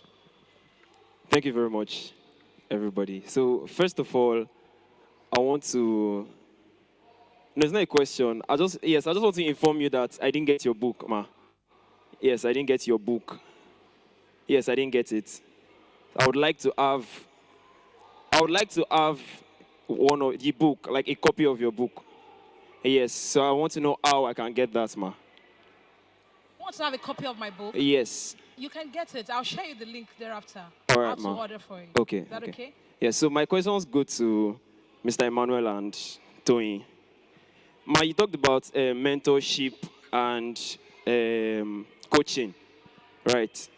And as a graphic designer, mentorship and coaching. Yes, so as a graphic designer, I have, in a way, talked to, let me just say, my senior in the industry, and most of them, what they do is they attach, how will I say it, fees to their mentorship.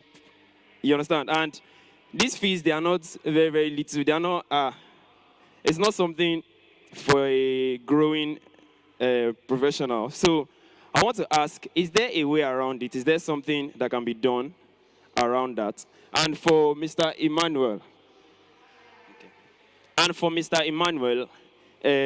your success formula, yeah, I would like you to explain the AQ and most especially the PQ, political quotient. Those two, I didn't get like enough. Yeah, so that's just it, man. That's just it. All right, for coaching and mentorship, what I would advise is for you to start small. Don't start by looking for the big names in the industry. Yes, they will charge you because time is money. The time they will spend to you is, equates to money for them. So start small. Look for, on LinkedIn, look for, the ones that have few years of experience. You read their profile, where they are working, maybe what they've done, the kind of contributions they make on LinkedIn, what they say on LinkedIn. It helps you to determine, okay, it seems like this person is is like an authority in a little way in this profession. And then reach out to people like that. Then gradually, you now start, because you as you're, receiving coaching from that person, from that upline, you also have to be adding value to someone that is coming behind you. And then that person will start saying things about you, even to other people. Do you understand? And then so that when your name also is out there, the day you will now reach out to that big name, the big name has already, been hearing your name. It might be difficult for that big name to want to say, okay, pay this fee. And then you might not even necessarily have to come out straight that I want you to be my mentor. I want you to be my coach. Develop a relationship with that person at first. You might find out that in conversations, when you have a relationship with that person, in conversations that you're having with that person, you are taking some learnings that you may not necessarily need to have a formal coaching or mentorship session with that person. So you're having free coaching, free, There was a time in my life that I offered someone free photography session. And then she came, she's a business guru. And she came for that photo shoot session. And then while we were talking, she was giving me business ideas that I can use for my business, that I can even use on my job. And it was free. And normally she charges like 500K for those kind of sessions. But I got it for free because I offered something to her for free. So we need to, apply some, a form of wisdom to these things. It's not every time we should be saying, give us, give us, give us. You to put something on the table, offer something, and I assure you, you will get something in return. It might not be from that person you're looking at, but it might be from someone else that might even be more renowned than that person.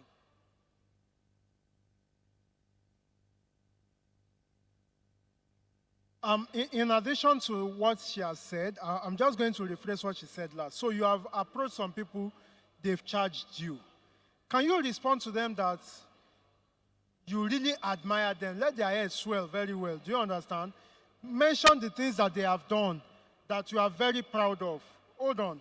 Mention the things that they have done that you are very proud of, and tell them that you don't have the money. However, you can assist them with A, B, and C, just so that you can show commitment to them. If the person is worthy to mentor you, they should be able to consider that. If the person is all about money and is not interested in what you can add back, and now you are passionate about learning from them, I tell you the truth, they are not worthy to mentor you. Not every big person is a worthy mentor. Do you understand? So you need to take note of that. Now, you asked a question around adversity and political quotients. Adversity quotients, and I'm going to also allow my seniors to, because they've seen more than me, right? Me, I don't have so much adversity quotients before now. I've worked in a place for 6 weeks before. My adversity quotients is not strong enough, so I ran away. Adversity quotients is your ability to withstand challenges in life generally, but in this case, at work. So some people, you know, today, any small thing, we shout mental health, they are depressed, this and that and that and that. You also do not know what that your manager, if your manager's wife, for instance, slapped him before he left home in the morning, you now expect him to come to work and smile with you. He will not. Or maybe when he was going to work, his car stopped on Third Mainland Bridge, around Unilag side, you know, no mechanic, nothing. He's coming with frustration. Forget it, he will not smile. And then you now do something that is not so intelligent. It will flare up at you. It is normal. If you don't have adversity quotient, the next thing you want to do, Gen Z, you want to resign. Do you understand? So, what I will tell people generally is, before you say that this person is toxic, number one, check yourself, first and foremost. Recently, we were dragging toxic organizations on Twitter and toxic bosses. But nobody is talking about toxic downlines as well, toxic reports. You are coming late every day, they give you work, you did not submit it, you finally submitted rubbish, and then you are telling me that I'm toxic. Of course, I will be proud to be toxic. I will fire you. It is what it is. Do you understand? So number one thing is that in building adversity quotients, Bible says having done all to stand. Stand. Do you understand? So that is number one. Number two is that you need to build that ability to be able to withstand challenges and pressure. Only pressure tiwa, right? So build that ability to be able to withstand workplace pressure.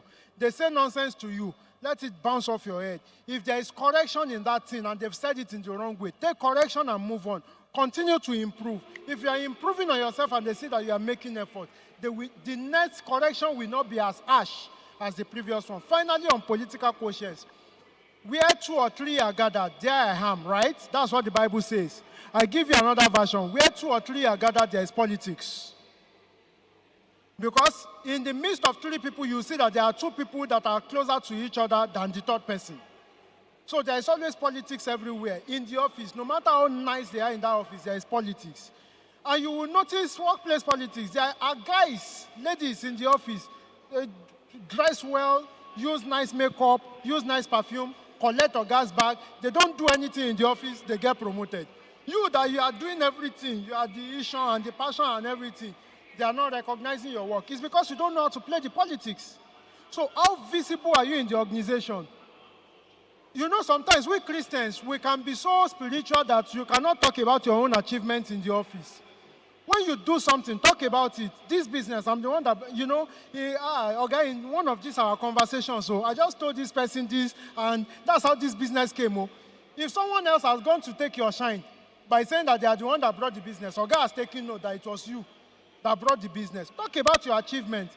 Don't be modest about your achievements.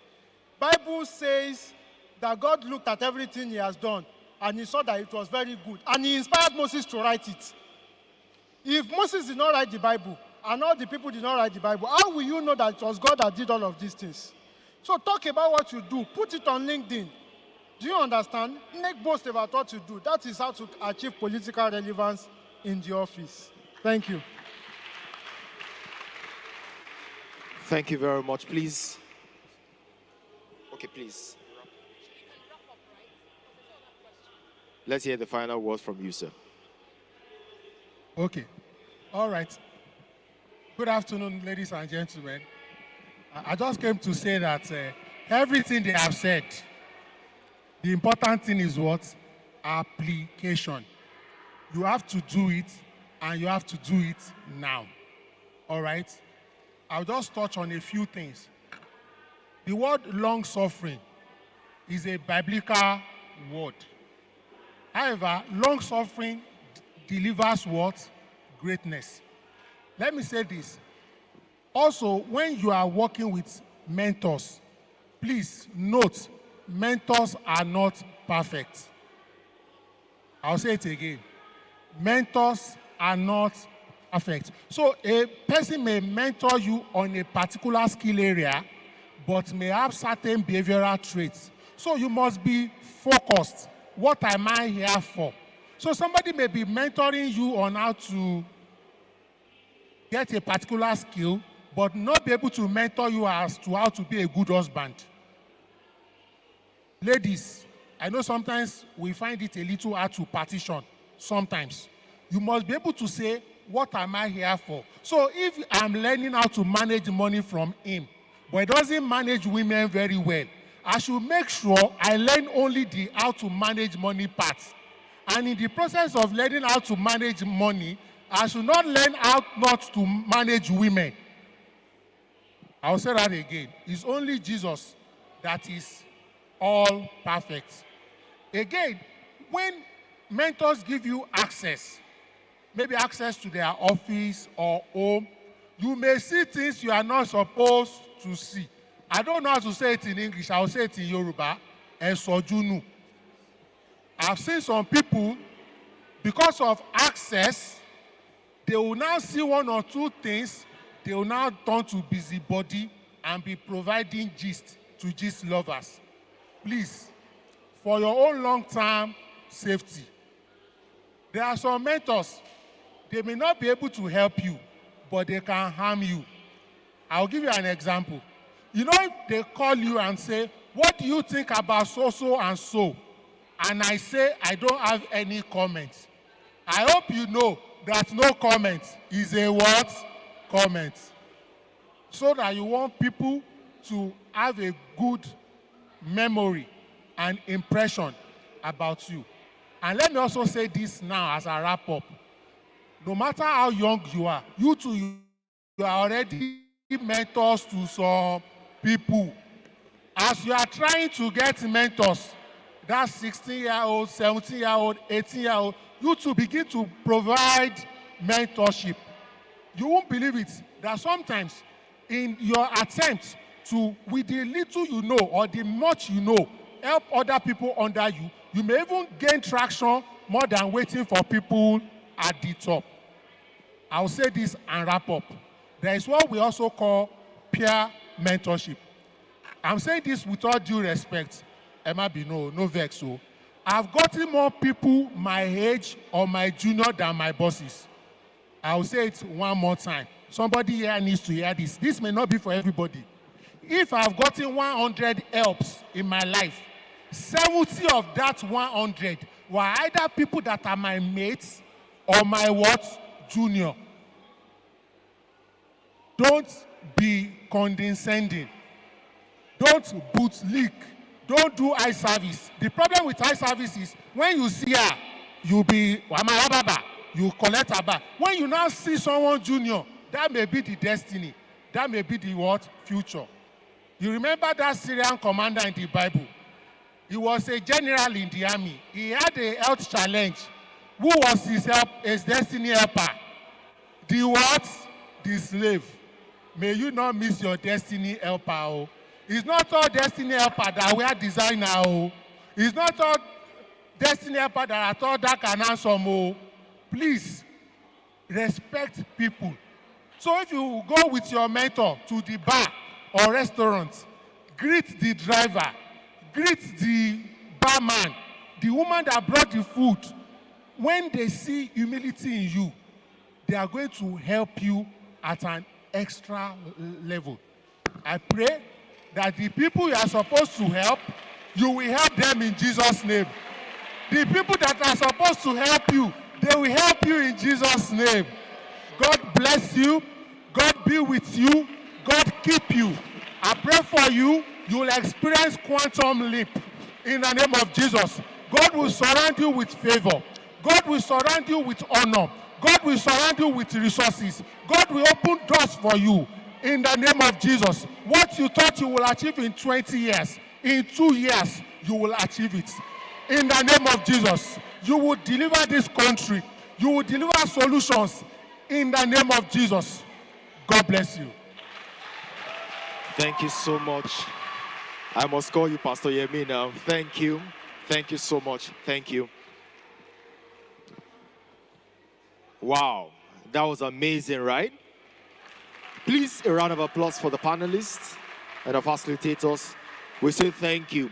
Can we together scream thank you at the count of 3? 1, 2, 3. It can be louder. Now, 1, 2, 3, go. The participants of Business Clinic, please, we need you downstairs now. The participants of Business Clinic, we need you downstairs now for a very important announcement. This announcement is such that everyone has to be a part of it.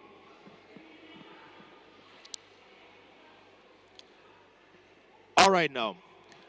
Once again, ladies and gentlemen, thank you for being a part of the very first edition of Redemption City Career Fair. How many of us are truly glad that you came? Wave your hands. Wow.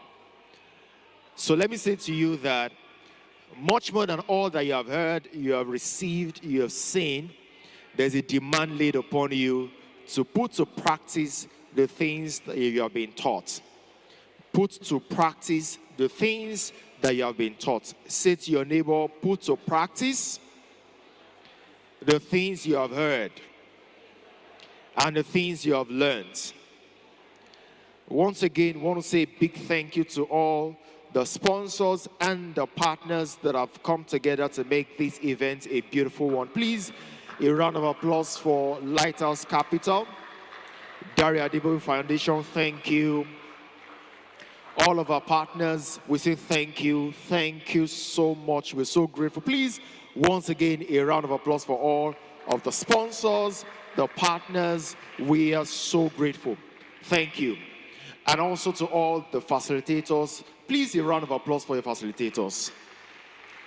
They've done a wonderful job making this event a reality. Now, there is an on-the-go task, an assignment for everyone.